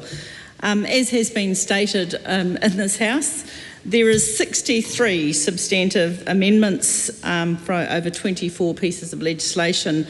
So trying to summarise all of these points into one summation in the few minutes I have would be difficult. But I think that the strong theme, and has been mentioned, is about the strengthening the quality of our regulation, improving court timeliness and enhancing our access to the judicial system. So I think in summary we talk generally in the occupational regulation about conveyancy regimes. Oh, just a moment, we'll just check and make sure. Okay, thank you. Carry on. Sorry, Madam Speaker. So the occupational regulation, about the conveyancy regimes, the real estate regimes, and even the Prostitution Reform Act. Again, within the tribunals legislation, it's the access to justice, simplifying the appointment process for tribunals and resolving inconsistencies through this process. And finally, within the courts systems, we are looking about efficiencies and operational impact to the courts. So collectively, we are talking in this legislation about improving efficiencies, about creating some better outcomes for the public. And when we talk about anything to do with improving the access to justice, I think it is an important priority for this House. But generally, if we are going to get things moving as an economy, we also have to get things moving in all of our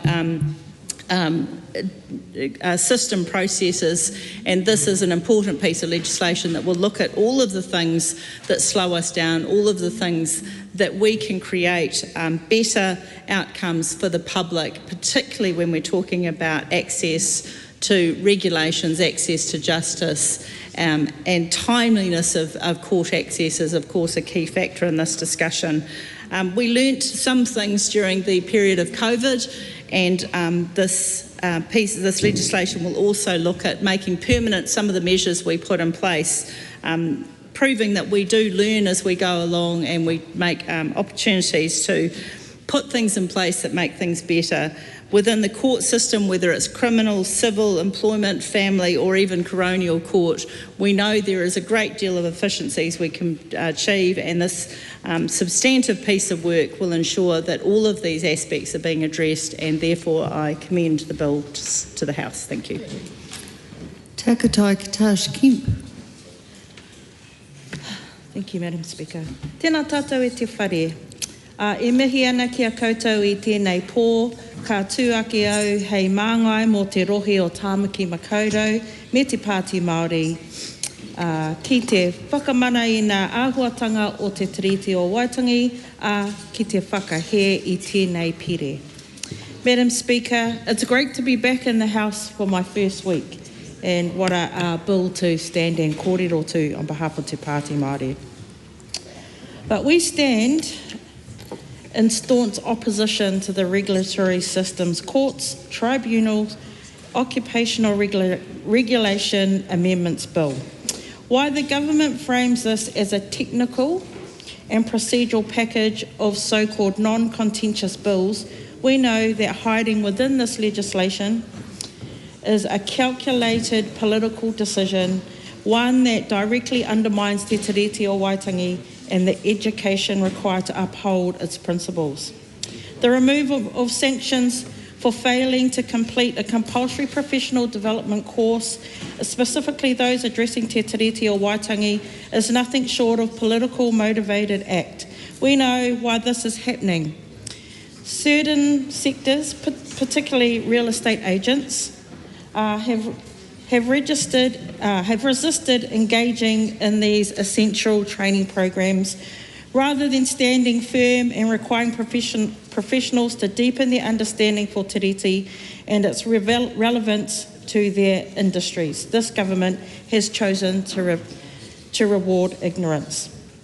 It is the type of ignorance being enabled that results in only 13% of New Zealanders having read the Māori text of te tiriti o Waitangi, according to a 2023 Horizons research poll. Madam Speaker, te tiriti o Waitangi is not optional. It is not a box to be ticked, nor an inconvenience to be negotiated away. It is the foundation of our nation's constitutional framework, and any erosion and education around it is a direct attack on the principles of mana o rete, true partnership and equity between tangata whenua and tangata tiriti. Madam Speaker, te Pāti Māori stands on the kaupapa of mana motuhake. We oppose this bill because it strips away yet another mechanism that upholds Māori rights and ensures that those in positions of power and influence are held accountable to our foundational document. We will not allow this government to quietly undermine te tiriti while pretending that this is merely a tidy up of regulations. We see this for what it is. Ka tū tahi mātou, ka tū pakari mātou, ki te tiaki I te mana motuhake o tō tātou tiriti. Huri noa I te whare, tēnā koutou, tēnā koutou, tēnā tātou katoa. Tom Rutherford. Thank you very much, Madam Speaker. Three simple changes, the Regulatory Systems Courts, Tribunals and Occupational Amendment Bill. These bills, as my colleague Rima Markley said earlier, will improve the effectiveness and efficiency of the courts and tribunals, occupational regulation and criminal law, particularly focusing on anti-money laundering and countering financing of terrorism. I wanted to talk on one point on each three of the bills. Firstly, the Regulatory Courts Amendment Bill. This will streamline court processes, reducing delays and improving the overall efficiency of the judicial system. The Regulatory System Tribunals Amendment Bill. This will remove barriers to accessing justice, making it easier for individuals to bring their cases before tribunals. And for the Occupational Regulation Amendment Bill, this will strengthen the ability of occupational regulators to protect consumers, ensuring their services are performed with reasonable care and skill.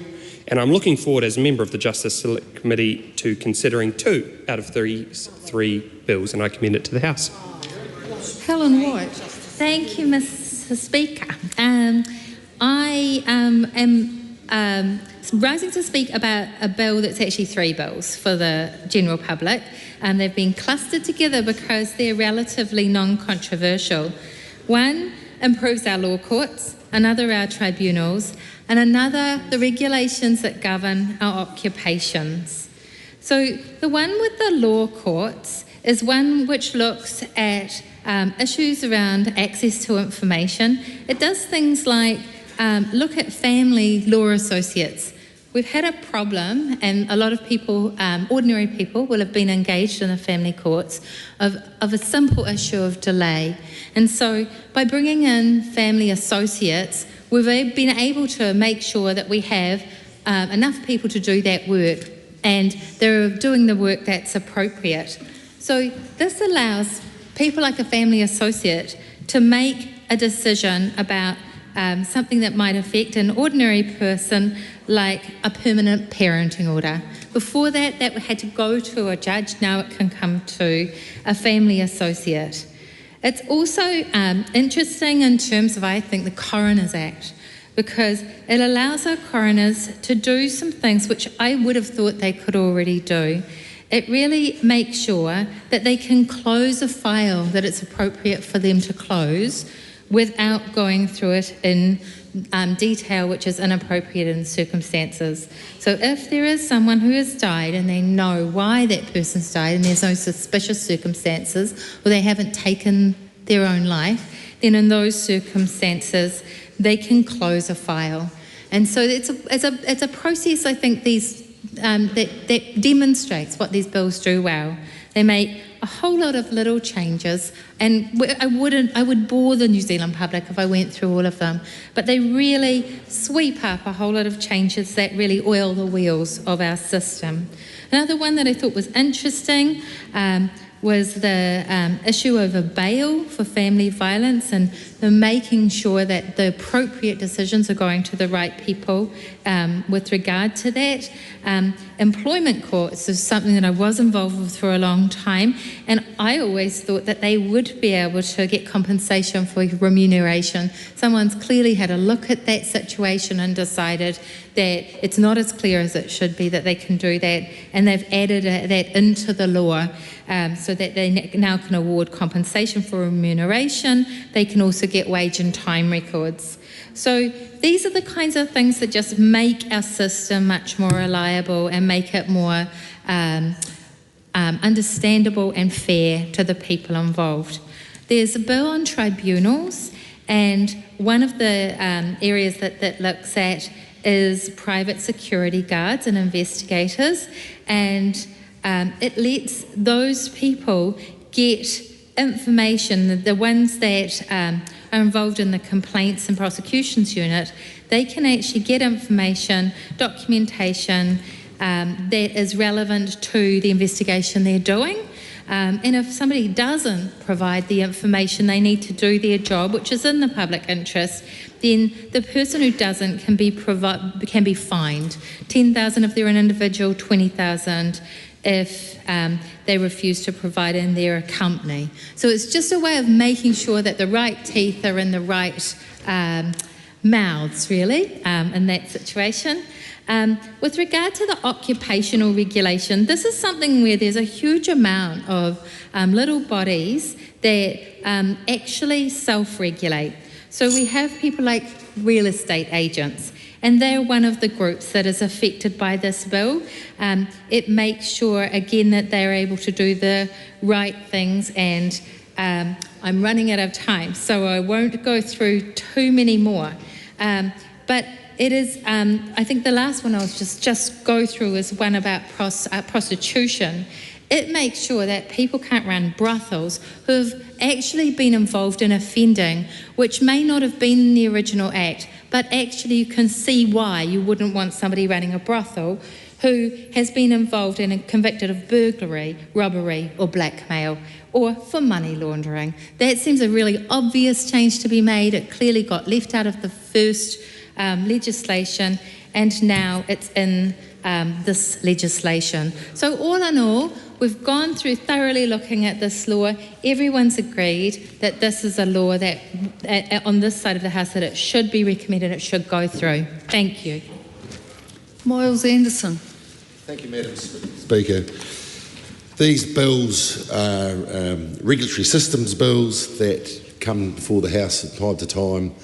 And I suppose we're looking to streamline the process for these bills, remove redundant clauses, and I guess make the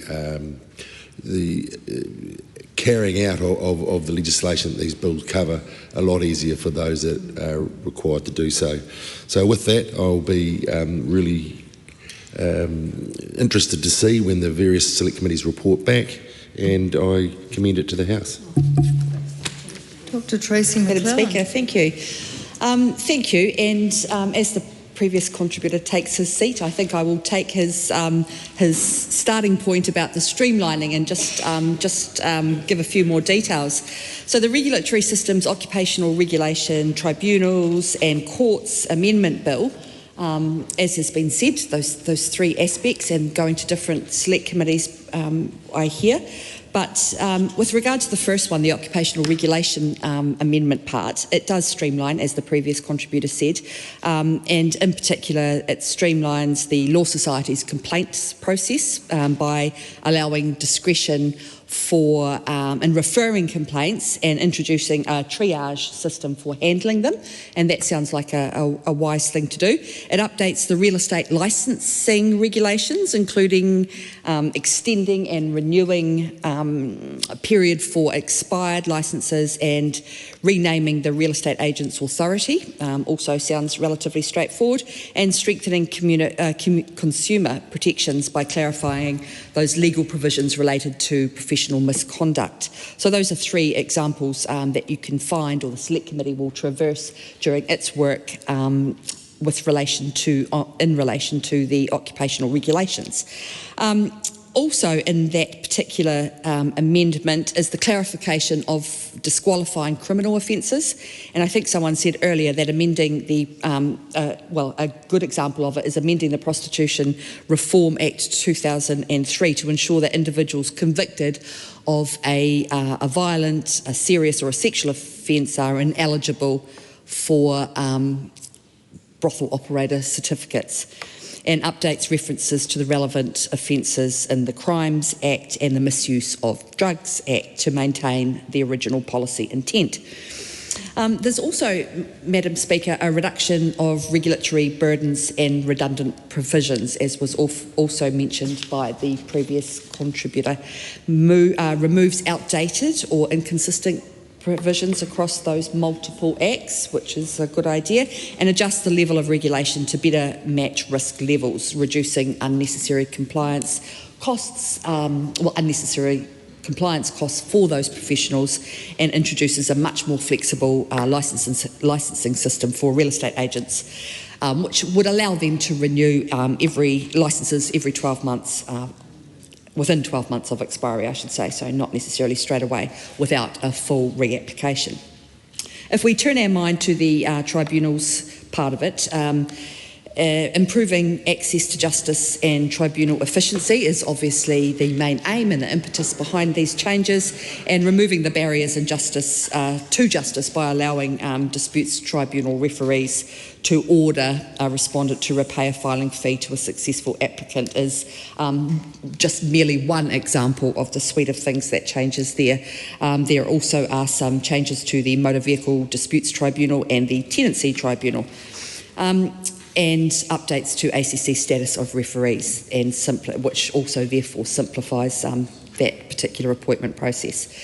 Madam Speaker, there's also, what also happens by virtue of these changes is that there is some enhancement of the Private Security Personnel and Private Investigators Act, the PSPPI Act, which clarifies that the above, the PSPPI Act, can accept complaints about unlicensed security workers, which is something that we've heard from industry over the last wee while, and it strengthens the complaints investigation and prosecution unit as well. The last one, as alluded to, is the Regulatory Systems Court Amendment Bill, and this seeks to essentially just increase courts' timeliness and its efficiency, which is always a good thing, and there's certainly a lot more work that is required in that area to bring that up to scratch, but this is a piece of work that will make a start. So it makes procedural improvements to reduce delays in those court processes and aligns various laws to increase the consistency in how court-related matters are handled throughout. So, Madam Speaker, without going through the full list of all of the different things that are in this bill, I recommend it to the House, and I look forward to hearing back from the Select Committee about any things that they find through their process and any recommendations or changes that are made. Thank you. Madam Speaker. Cal Bates. Thanks for the opportunity to close out this debate. Madam Speaker, often we hear from the opposition that they just want us to spend more money. But Madam Speaker, often government is about lots of actions that together enable this country to get back on track. And so there's a couple in this bill that I thought I'd touch on. By clarifying the roles and jurisdiction of judicial officers, the bill ensures the court proceedings are more straightforward and less prone to administrative errors. Madam Speaker, a positive improvement in the way we spend taxpayers' money. By making the court system more efficient, the bill helps to improve access to justice for all New Zealanders. Madam Speaker, it's bills like this that, while maybe slightly mundane, do things in the way we spend money to deliver on what this government promises, getting this country back on track. Madam Speaker, I commend this bill to the House. Okay, so I would advise the House to listen carefully, because the voting on this bill is going to work a little differently, and we have 6 votes that we need to take. So a party has indicated that they do not wish to vote the same way on the first reading for all 3 of the associated bills, so I will put the question on each separately. The question is that the Regulatory Systems Occupational Regulation Amendment Bill be now read a first time. Those of that opinion will say aye. Aye. To the contrary, no. The question is agreed. Are you calling for a party vote? Okay, I'll allow you this time. Be a little quicker next time. Thank you. Party vote has been called for, please, Clerk. New Zealand National. 49 votes in favour. New Zealand Labour. 34 votes in favour. Green Party of Aotearoa, New Zealand. Te kaumāori mā ngā poti whakahe. ACT New Zealand. 11 votes in favour. New Zealand First. 8 votes in favour. Te Pāti Māori. 6 votes opposed.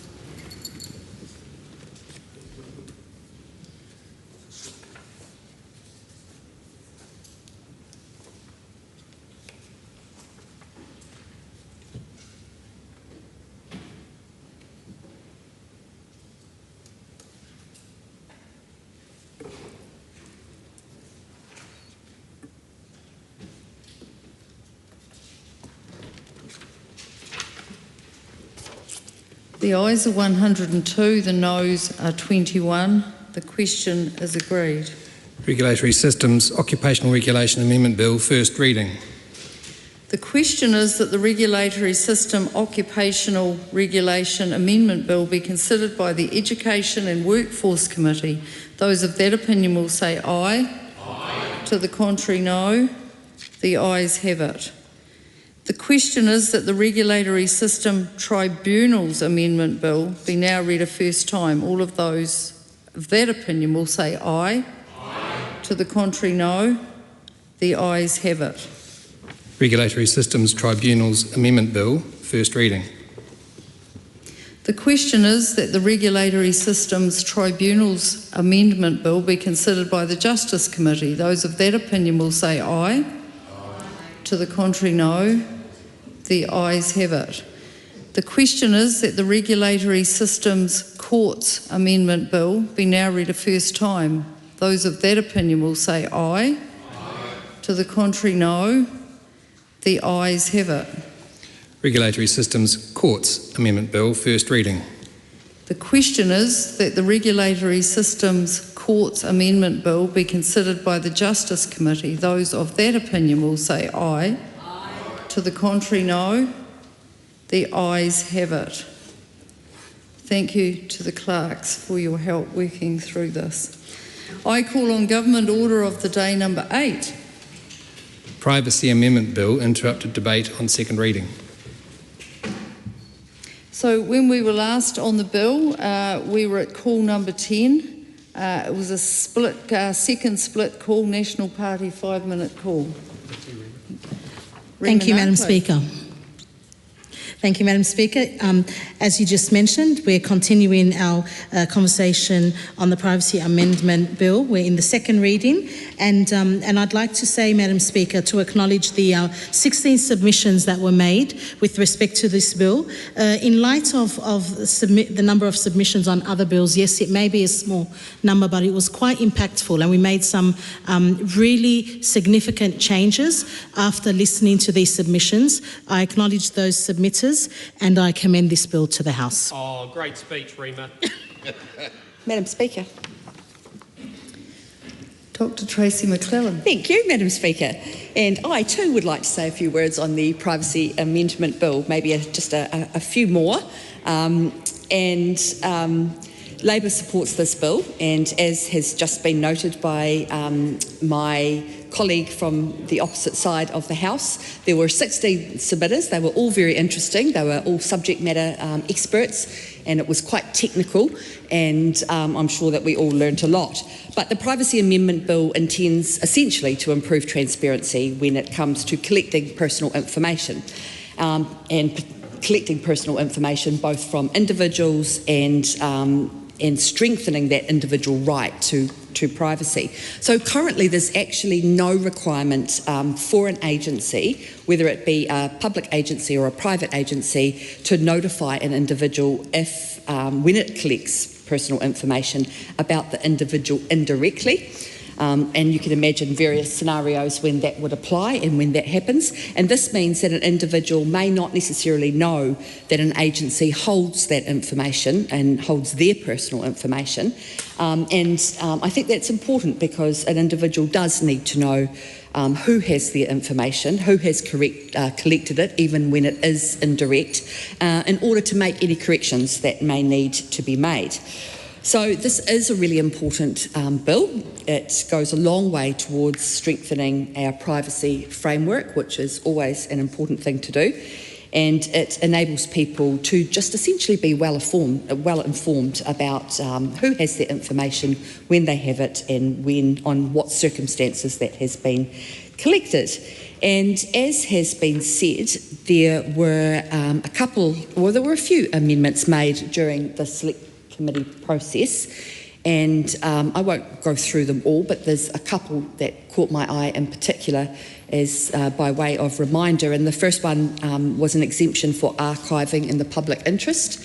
And as I said, several of the submitters who made really, really informative submissions were professionals who this is what they do, and so they know this area inside and out, and they know the loopholes, and they know all of the means by which things could inadvertently be caught up. So there were some exceptions, an exception for archiving in the public interest. So as introduced, the bill includes an exception to IPP 3A, for example. It is not necessary for an agency to comply with the requirement if the agency believes on reasonable grounds that non-compliance would in fact not prejudice the interests of the individuals concerned, or the information is publicly available, or actually even if compliance is not reasonably practical in that circumstance.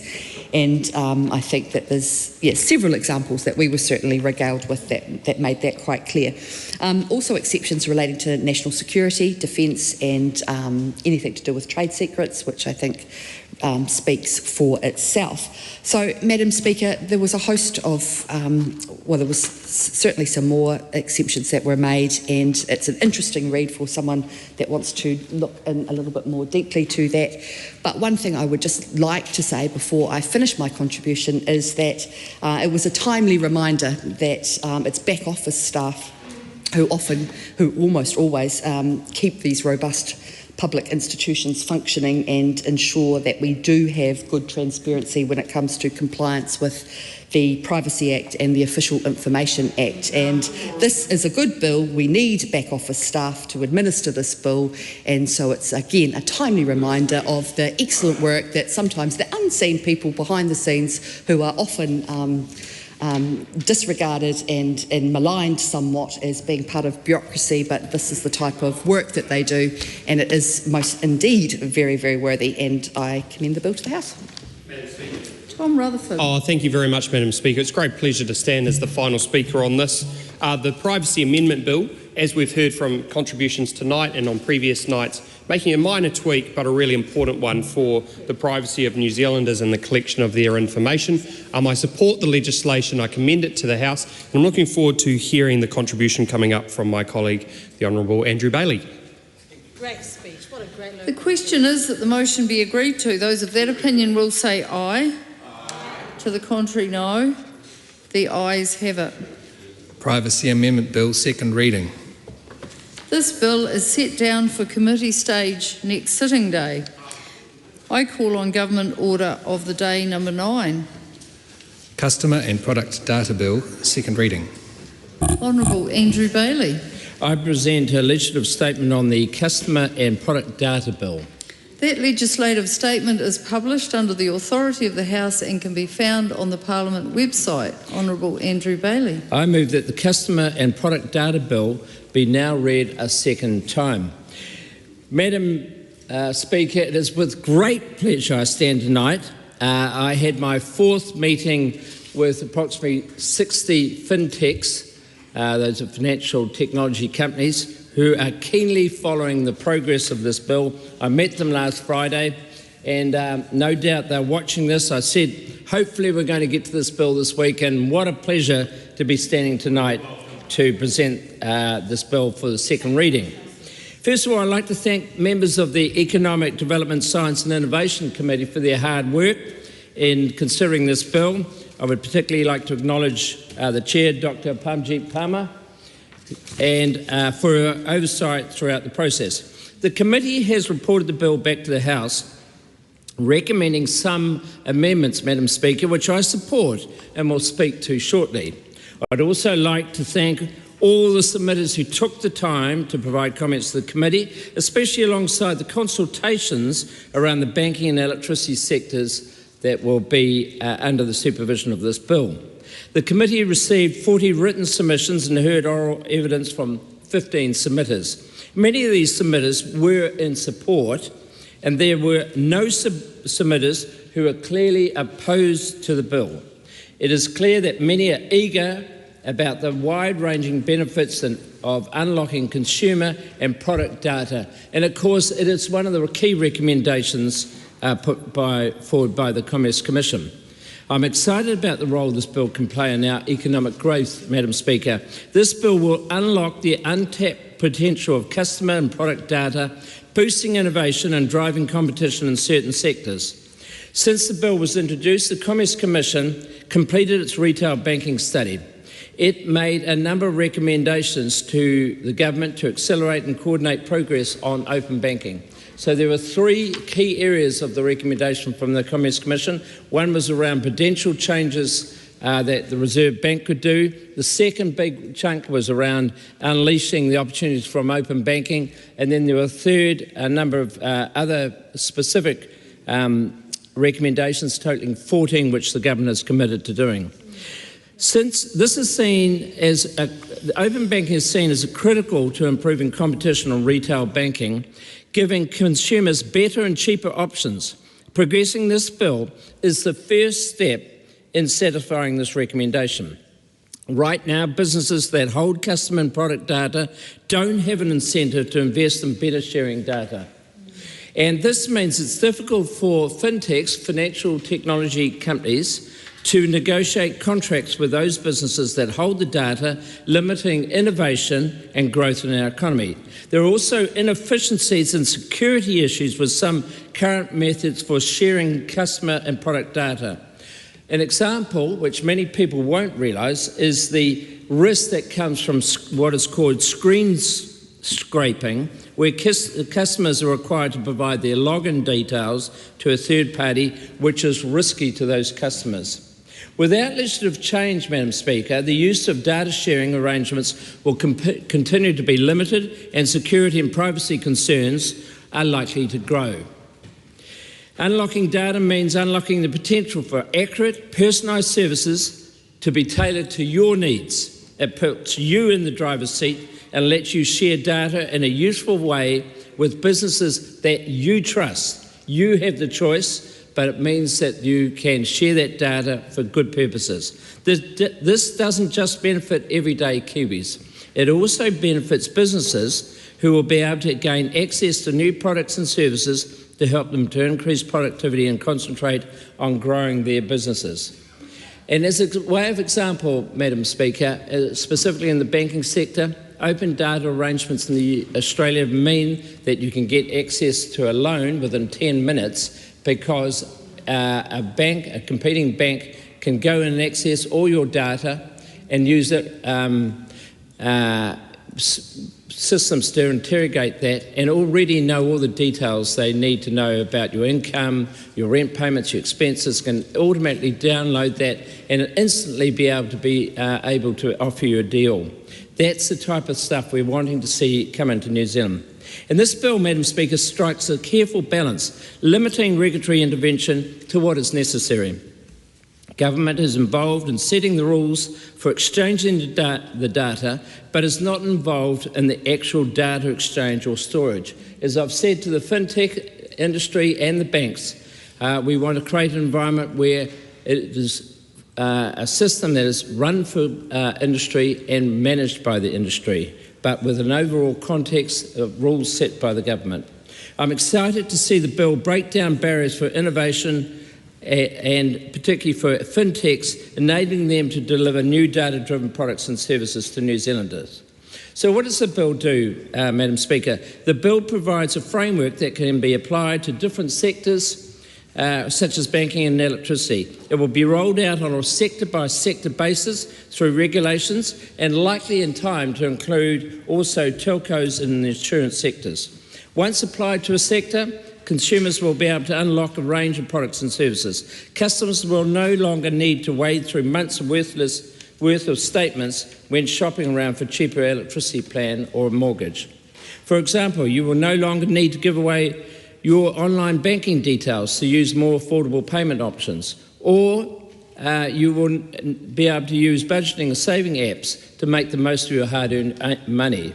The bill provides a safe environment in which customers, including both individuals and businesses, can get the most out of their data.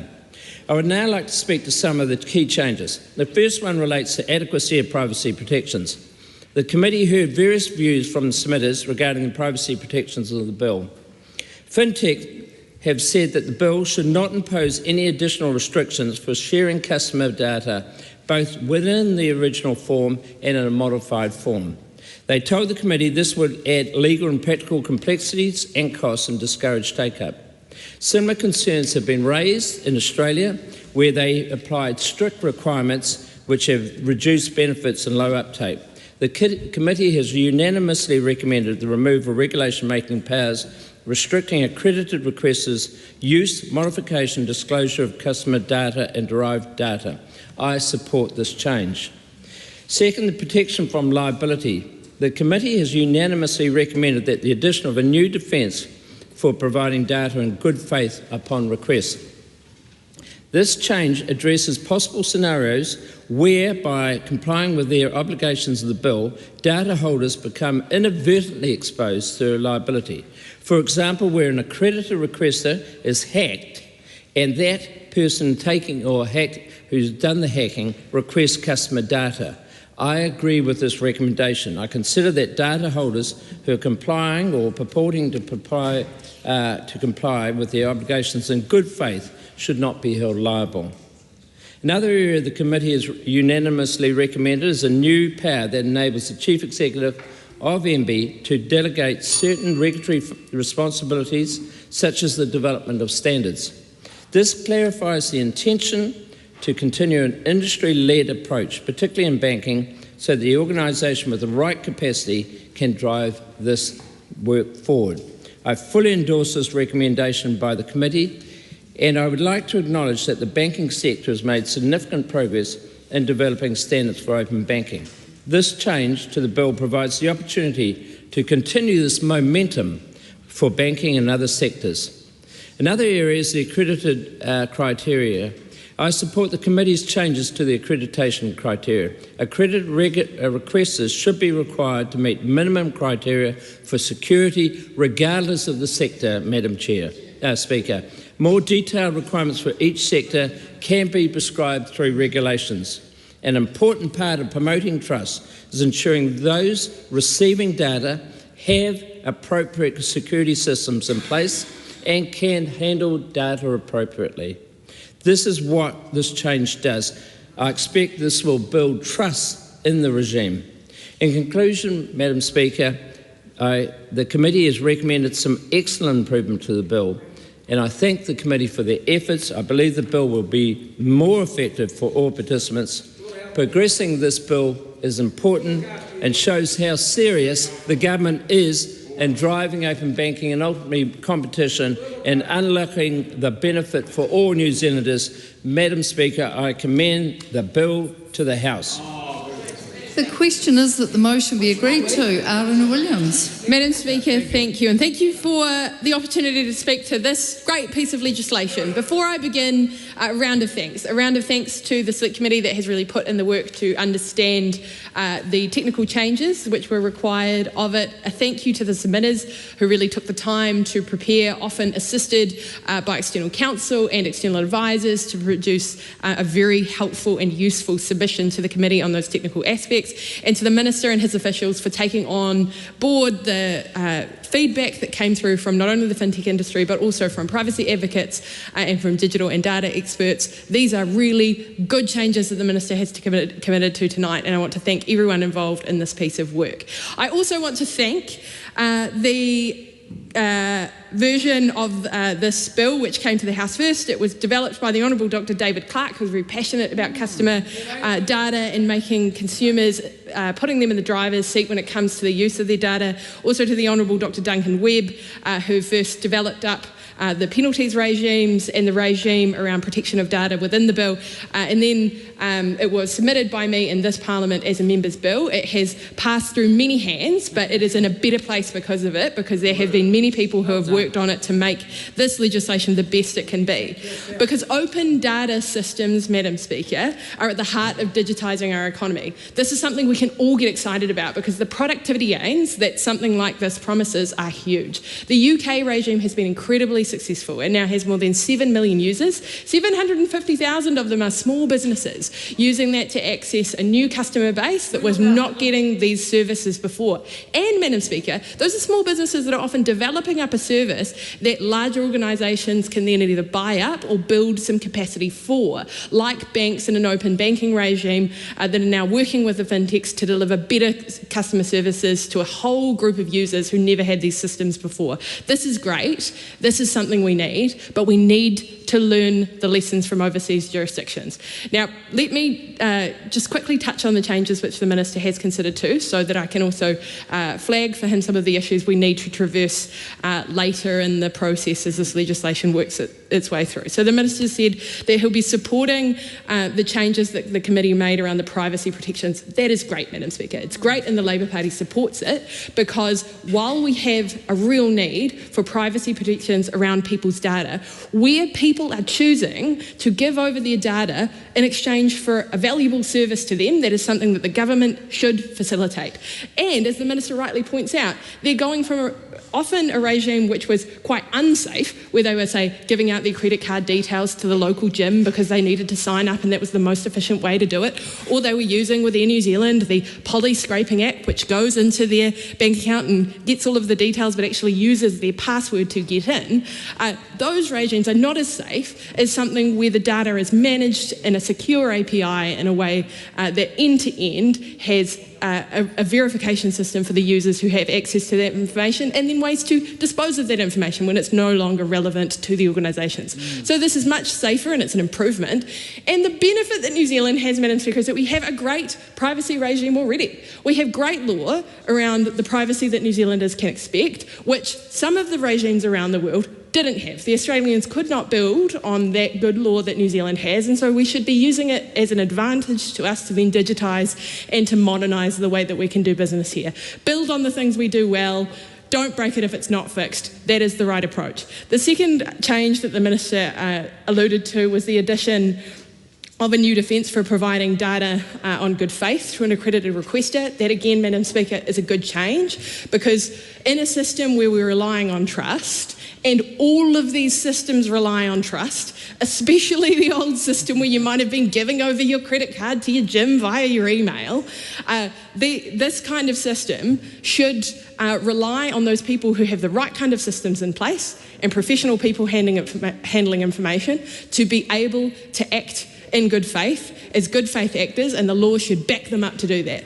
Government is saying here to industry, we back you to get the right systems in place and then to trade in a way where you can believe that other people are good actors, and put in protections so that bad actors cannot access the information in a way. But if there is some small chance that they will get through the barriers that you have created, the sensible cyber protections that you have in place, then we will back you to make right, but we will not create sanctions which punish you and disincentivise good innovation in this area. So that's a good change. The third change we need to understand a little bit more, and we just need to reassure New Zealanders that there is the right kind of incentives in our broader network of decision makers here so that everyone's getting a fair crack at this good go. And I'm thinking here about in the situation where the Chief Executive of MB has the power to delegate decision-making power, standard-setting power, the administrative and the governance arrangements around that need to be robust so that big players and little players have faith in the system.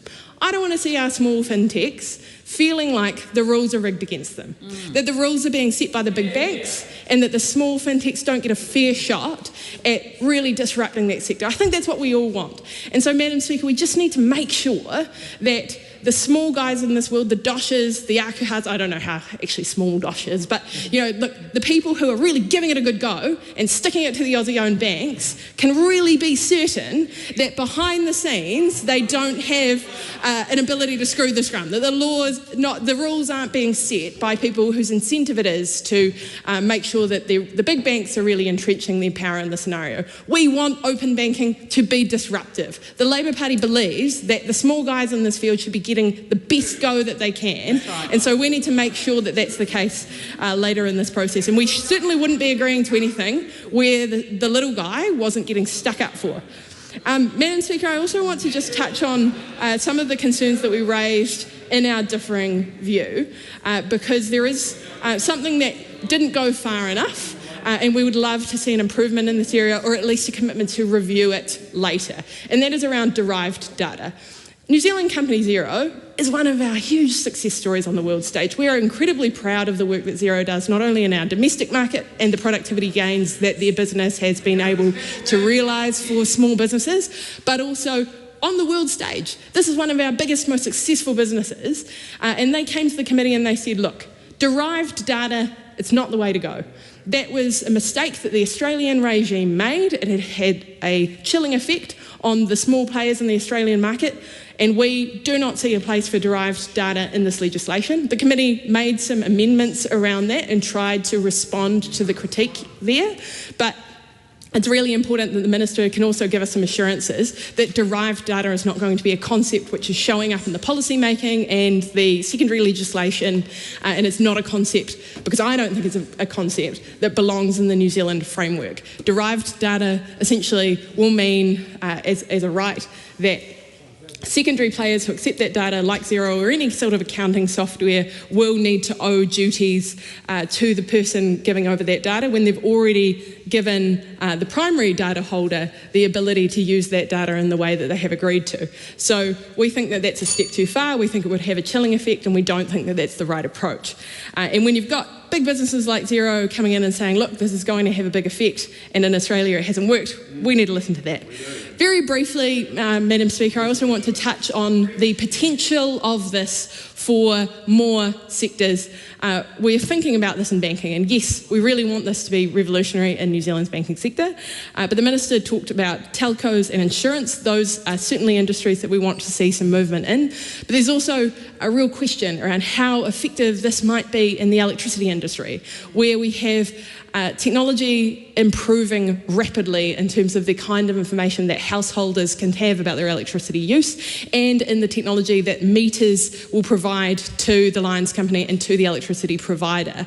There's a real need here to move with the times and say that if the data that is collected not only by smart appliances but also by smart meters could be available to the consumer, and that would be a consumer data piece of information that they might have rights over, then what are the gains that consumers can feel? How do we make sure that consumers aren't paying too much for their electricity and that they're getting the best deal, but also that New Zealand's grid is as efficient as it possibly could be, because we can use that data in a way to maximise efficiency over the use in households and in businesses. Madam Speaker, there's a huge benefit here for New Zealand to use consumer data rights and to enable consumers to choose to use it for the benefit of not only their own family and their own households, but of their community as well. This is so exciting for the way that our economy is going. We are going to be a world leader in this, following on from a few jurisdictions, but there are not many with these kind of rights, and we need to really build this out into as many sectors as we possibly can, and to create the right incentives for small businesses to innovate in this space. I'm really excited about it, Madam Speaker. Thank you.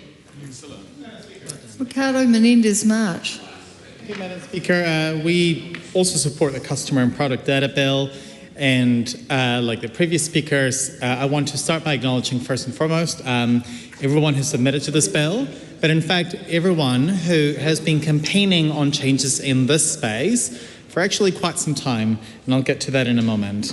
But I also wanted to reflect on the member prior to me, Aotearoa Williams' speech, because to me, I think this is one of those bills where we do have an opportunity to build cross-party consensus on achieving outcomes that are good for people, and I do think it's a shame to have a speech that I actually think is inviting the government to be constructive, to be met with still barracking and actually heckles. But at the end of the day, I think what we can do here in the space is get the best outcome for consumers, in this case, people who actually require the services of, for example, the banking industry, an industry that has been under the spotlight for quite some time. If you look at the history of this bill, we can note that this bill started basically in 2020. And I also do want to acknowledge the Honourable David Clark and the Honourable Duncan Webb for the work that they've done since then to actually get a draft ready. And I also commend the member who spoke prior to me, Aotearoa Williams, for taking this on as a member's bill. I do think members' bills are opportunities to pick up work that previous governments could have undertaken. But I remember last term actually the fact that we had quite a few events that were attended in a cross-party way of people calling for things like open banking, right? So this is one of those issues that actually has had long-standing campaigning and support for. And what this bill will do, in many ways, will set up a regime to ensure that the intention is that consumers' data will be adequately protected, but then the regime will ensure that actually consumers can understand and people across our communities can understand which entity is offering them a better deal, whether it's a gem, whether it's bank, whether it's in the electricity sector. And I think this will be important to continue putting scrutiny in some of the industries that I do think have not actually given a fair deal to many of members of our communities. When this bill was initially being discussed, we were discussing issues around the profits that the bank sector were making. And many people at the time were talking about the difficulties of actually understanding which banks will offer them a deal that will enable them to actually have more money in their pockets. And for families that are struggling to get by on a week-to-week basis, actually being able to have a regime that allows them to basically share the data with another provider and then to actually understand in a much more crystal clear way how much they will gain from another provider will incentivize some of those companies to actually up their game, and rather than raking in massive profits, actually then potentially reinvest some of that into offering better deals to our communities. So I do commend the Minister for addressing also some of the concerns that arose at the Select Committee stage. We also support the comments from the Minister in relationship to what he's indicated in regards to privacy protection. The comments around derived data do leave us concerned as well, because at the end of the day, particularly when we're aligning ourselves with other regimes like in Australia, for example, or the UK, I think we should learn from what didn't work so well in other regimes. I think in many ways I have, in my time here, what I have noticed is that we're more prone to aligning ourselves with, say, for example, what Australia and the UK are doing. Sometimes we do choose to innovate, but when it comes to the provisions in regards to derived data, there are some really good examples in Australia as to why actually we need to look at the what hasn't worked in Australia to ensure that we don't actually end up setting people back in that regard. I also want to sort of touch on the fact that the submitters who presented on this bill also came with incredible technical knowledge. And I know that many of them would have been drawing on international comparisons, which is why I think those additional provisions that were recommended by previous speakers, I think, still stand, because at the end of the day, this is actually honouring particularly the smaller players that have sent a message that while the regime is welcomed, and I know that Consumer New Zealand, for example, has been quite welcoming of this regime, still note that the balance isn't 100% struck there yet. So we do look forward to the Committee of the Whole House stage to support amendments that look to address some of the concerns raised at the committee stage. I also finally want to touch about the fact that when it comes to the way that we'll engage with consumer data, I do encourage the government to continue doing work, and no doubt I hope this will be in the Minister's agenda, to also look in a future-looking kind of way what kind of new scams could arise as a result of this regime. We know that the way that our different demographics engage with this kind of regimes will change, and therefore I do think communications campaigns that help reach to, for example, our senior citizens, ethnically diverse communities, will be really important to the success of this bill, because at the end of the day, when we set new regimes like this one, the communication to our communities on how they work is what helps pin the success of this kind of consumer product data bill. So, for example, I note that actually a lot of the time our English second language communities, when they're engaging with services to get a good deal, they actually may struggle to actually understand how is it that they can engage with a regime that allows for data sharing. And so this is why I hope there is some cross ministerial work, particularly for the agencies that help deal with our ethnic communities, to ensure that actually the information that is contained in this bill is communicated to the public more broadly, and that is something that we hope to unpack around how the Minister foresees the implementation of this bill at a community level, right? Because otherwise, we'll see disparities around who's actually reaping the rewards of something that we do think has merit. We have supported this bill at first reading, and so far we feel comfortable supporting this, even though we do think it could be strengthened. But I think at the end of the day, how the government thinks this could be implemented, and I don't support simply leaving it to the market to assume that the companies themselves will end up communicating to our broad range of demographics what this actually means for consumers. We have seen already in the past feedback, particularly in the banking sector actually, that different demographics, part of the issues that have arisen from not having an open banking regime also come with the fact that actually for many communities, and I include disabled people here, engaging with many industries to get a good deal is really, really challenging, and the information that can be accessed by them isn't readily available. So particularly, for example, when we think about the privacy provisions and data protection provisions, this is where those additional implementation tools will be critical to ensure that there aren't inequities created as a result of this bill. But from an economic inequities point of view, we do recognize the benefits that this bill will bring. At the end of the day, having a regime that will allow people to understand for example, whether the bank that they're with is actually giving them the best deal possible, will reap economic inequities rewards. In saying that, I do encourage the government to look beyond this bill about what else they can do to ensure that people are getting a good deal when it comes to banking, when it comes to other types of services, including in the electricity sector. Because I think this bill, while it does modernize and digitizes our economy, cannot be treated as a silver bullet to a cost of living, and I would go even broader to say an inequality crisis. So we look forward to what the comprehensive reforms will be in relationship to the sectors that we have outlined. But other than that, we hope to be able to continue supporting this bill, and we look forward to the Minister presenting changes that will further strengthen this bill. And with that, I commend this bill to the House. This debate is interrupted and set down for resumption next sitting day. Just before the House adjourns this evening, I think it's very appropriate that we've lost this week a wonderful woman called Jenny Ng, and she has given service to this House for 25 years. Many of us knew her, many of the people before us would have known her, and also want to pass our condolences on to the House team and all those people who work in here. So I'd ask everyone please to stand for a minute's silence.